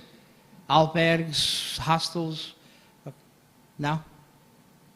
The tourists, for example, religious tourists, I mean, we have people from in Vienna, we have, Darius spoke about the Camino Santiago, the Santiago de Compostela. They pass right in front of our school, the pilgrims. Okay? They run at our door. Okay? And most of these spend the night at 3, 4, and even 5-star hotels. There are people who are doing the route, but they do not want to abdicate from their comfort. Tourists generally, whatever comfort they are used to at home, that's the minimum they will expect at the place, the destination, okay? Even if they are a pilgrim. Okay, so here we have the accommodation, we have the shopping opportunity, okay? And I know that where I'm staying, the hotel, there's a shopping mall next door. I haven't had time to go there. I want to spend money. Then you don't give me time to go there. So tourists get very upset when you don't give them opportunity to spend money because that they're looking for, they want to do it. You will not believe sometimes what tourists will say when they just didn't have time to spend money. They come, they know, they expect to spend money. So, okay, retailing, shopping opportunity, accommodation, restaurants, customer satisfaction, hygiene, here historical and religious heritage, the sites, the events, so attractions here, the countryside landscape, lifestyle quality experiences, people and place, okay? Local community engagement, like we saw from a presentation just a while ago. Then the final destination of pilgrimage, okay, and coming down. And through all this process, what do we need to consider? Infrastructure safety, crime prevention, political security, public safety, health and sanitation, consumer protection, and disaster protection. These are all sorts of safety measures that we need to look into. And here we have some categories: the trail path itself, the pavement. What is it in dirt? Is it in, what sort of pavement do you have and how safe is it? Signage and information, massive human panic. We had one of those not too long ago in Mecca. That caused some changes there in the region. Health, crime, services and facilities, food poisoning. When we spoke about food, the importance of food, well, you know, things go well. People talk about your food, but it goes on the news that people got food poisoning in one day in Malang, and that goes on the news, and all of a sudden, people stop coming to Malang. Just need one time, the national media puts out that in Malang, someone got food poisoning at a local restaurant. And all of a sudden, all of Malang has bad food. Okay, this is how consumers make decisions. They do not want to take the risk.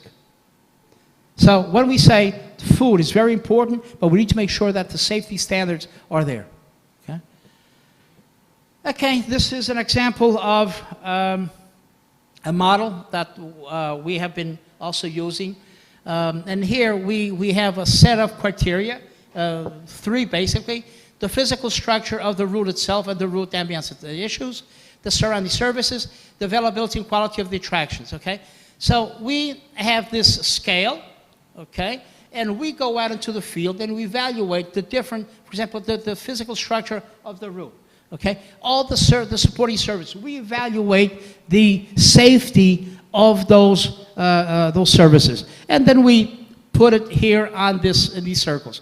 The bigger the circle, the wider the circle, the more quality it has, the more safety there is. So this is something that we follow along. And just to give you some examples, this is one structure, the physical structure of the route itself. Okay, so this is, to give you an idea, this is one place. I mean, this looks beautiful, right? But there's a street, okay, nothing compared to Malang in terms of traffic, okay? No cars, okay? Or very few cars. Nothing like Malang. But there's no place, no sidewalk, or the people have to go on the street. That's what the pilgrimage goes through there, okay? This is in southern Portugal. This is in Viana do Castelo, okay? Where we come from. Tourists have pilgrims have increasingly moved away from the traditional path and go along the sea and use these structures that have been developed, okay? But another way, if you want to do the path faster, you go through this national road also. As you can see, also not very good structure for people to walk. And to give you an idea, we receive thousands and thousands of pilgrims going through Viana do Castelo on a regular basis. Okay? So we need to make sure that the physical structures are in place. More examples here. As you can see here, this is the signage of the Camino, okay? But here, okay, no parking. But again, you are in conflict with the traffic, okay? We need to, in evaluating, creating the safety standards for the pavements, we need to make sure that there's a space, there's a path that tourists can take or pilgrims can take to, for their safety. Okay, and here we see here already in one of the local towns. Okay, so more. Here's another aspect. By the way, they feel safer taking these paths than the official ones. Okay, they feel safer taking these paths than the official ones. Okay, so efforts have been made to make pilgrimage route sites safer, following the needs of each route destination, the socio-political context, and the resource availability. For example, education of both pilgrims and those who serve them, establishing regulations and setting rules. Okay, the public sector is very good at doing that, setting rules, regulations to the safety of the consumer, in this case, the pilgrim and the tourist. Improvement and development of routes related to aspects, the infrastructure, and the businesses. Now, think about when we develop and think about tourists, and we say, okay, businesses need to make money. By definition, a business is supposed to be profitable. Well, that kind of changes, and that was brought up by me just a few minutes ago. Keep the traditional, the authentic, or adopt the new business-oriented approach. Well, tourism is about businesses. Right? If you want to pursue tourism, it's about businesses, and businesses are, by definition, to make money. Okay? Information has been made available. Technologies are being widely used. This is for my friend there, Patty, that he's in the technology field, and I told him that there's lots that you can do in tourism, particularly when it comes to the safety standards. Okay, and here, Saudi Arabia introduced smart media technology tools. After that incident that happened here a few years ago, they took steps to improve their safety. The Hajj app, e-bracelets, mobile charging slots in Grand Mosque, free Wi-Fi in the premises of the Grand Mosque, improved communication, okay? Smartphone, social media websites. Nearly 1,000 new surveillance cameras were installed at Mecca's Grand Mosque and linked to control rooms staffed by special forces monitoring pilgrim movements. So we are seeing a big brother, okay, looking over you when you're at the Grand Mosque. And you may have people that may not agree with this, but it is for your safety. It is there for your safety. It's a question of safety standards, the risk that people are taking by going there, huge crowds. So the steps need to be taken for these safety measures. Okay. Again, Cloud Guide fully supports the Bacon protocol to optimize business to flow, innovate with the latest technology. Technology is a very good way of improving safety for tourists. Okay. Now, I try doing this as fast as I can because I see that everyone is tired. But I'm leaving you with three simple, short, simple questions to reflect upon about your destination. Okay? We have people here coming from different countries, different regions, okay? Nothing about it. All pilgrimage routes becoming too safe.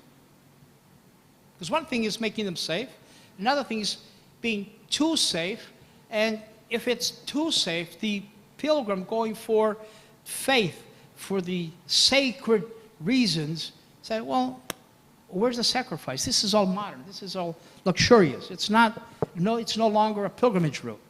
Have we gotten that far? Okay.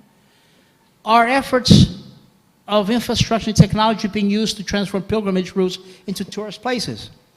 Is it too much technology? Is it too much improvement on infrastructure? Too much infrastructure and turning the authentic, the traditional, the cultural into too much modernization and taking away from the essence of the local culture? Is that what is happening? And which is the most significant best practice pilgrimage route? Where you come from? What is the best case study of a pilgrimage route? And why is it? What makes it such a good case study? Okay? And like I said, I tried doing this as fast as I could, and hopefully we can have a nice discussion now, because I did throw in a few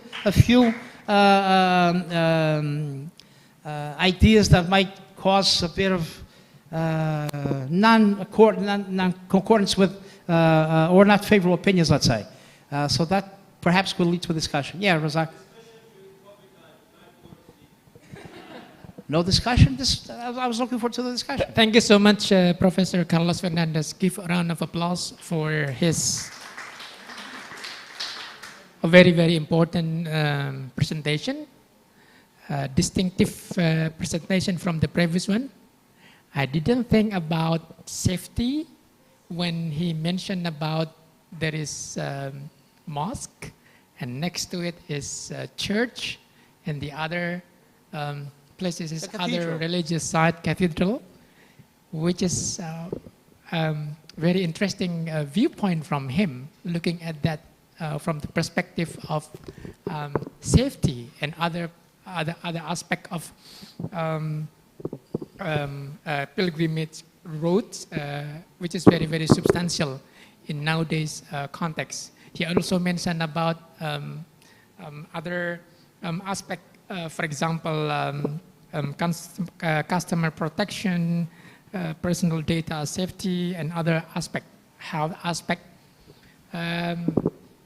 which is also important for us, especially in Indonesian context. So,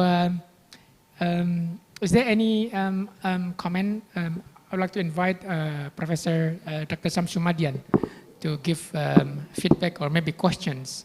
I think one question is enough. Yep, and then we can continue the discussion in the evening in the mayor office. Okay. Time yours, Professor Samsumadian.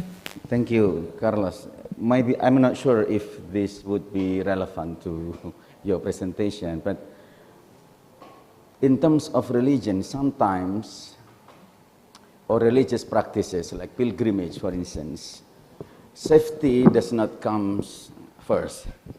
Sometimes the more dangerous the site is, the more attractive sometimes. For instance, in the context of people doing Hajj or doing pilgrimage, they want to kiss the stone, for instance. And there are people, like thousands of people, right?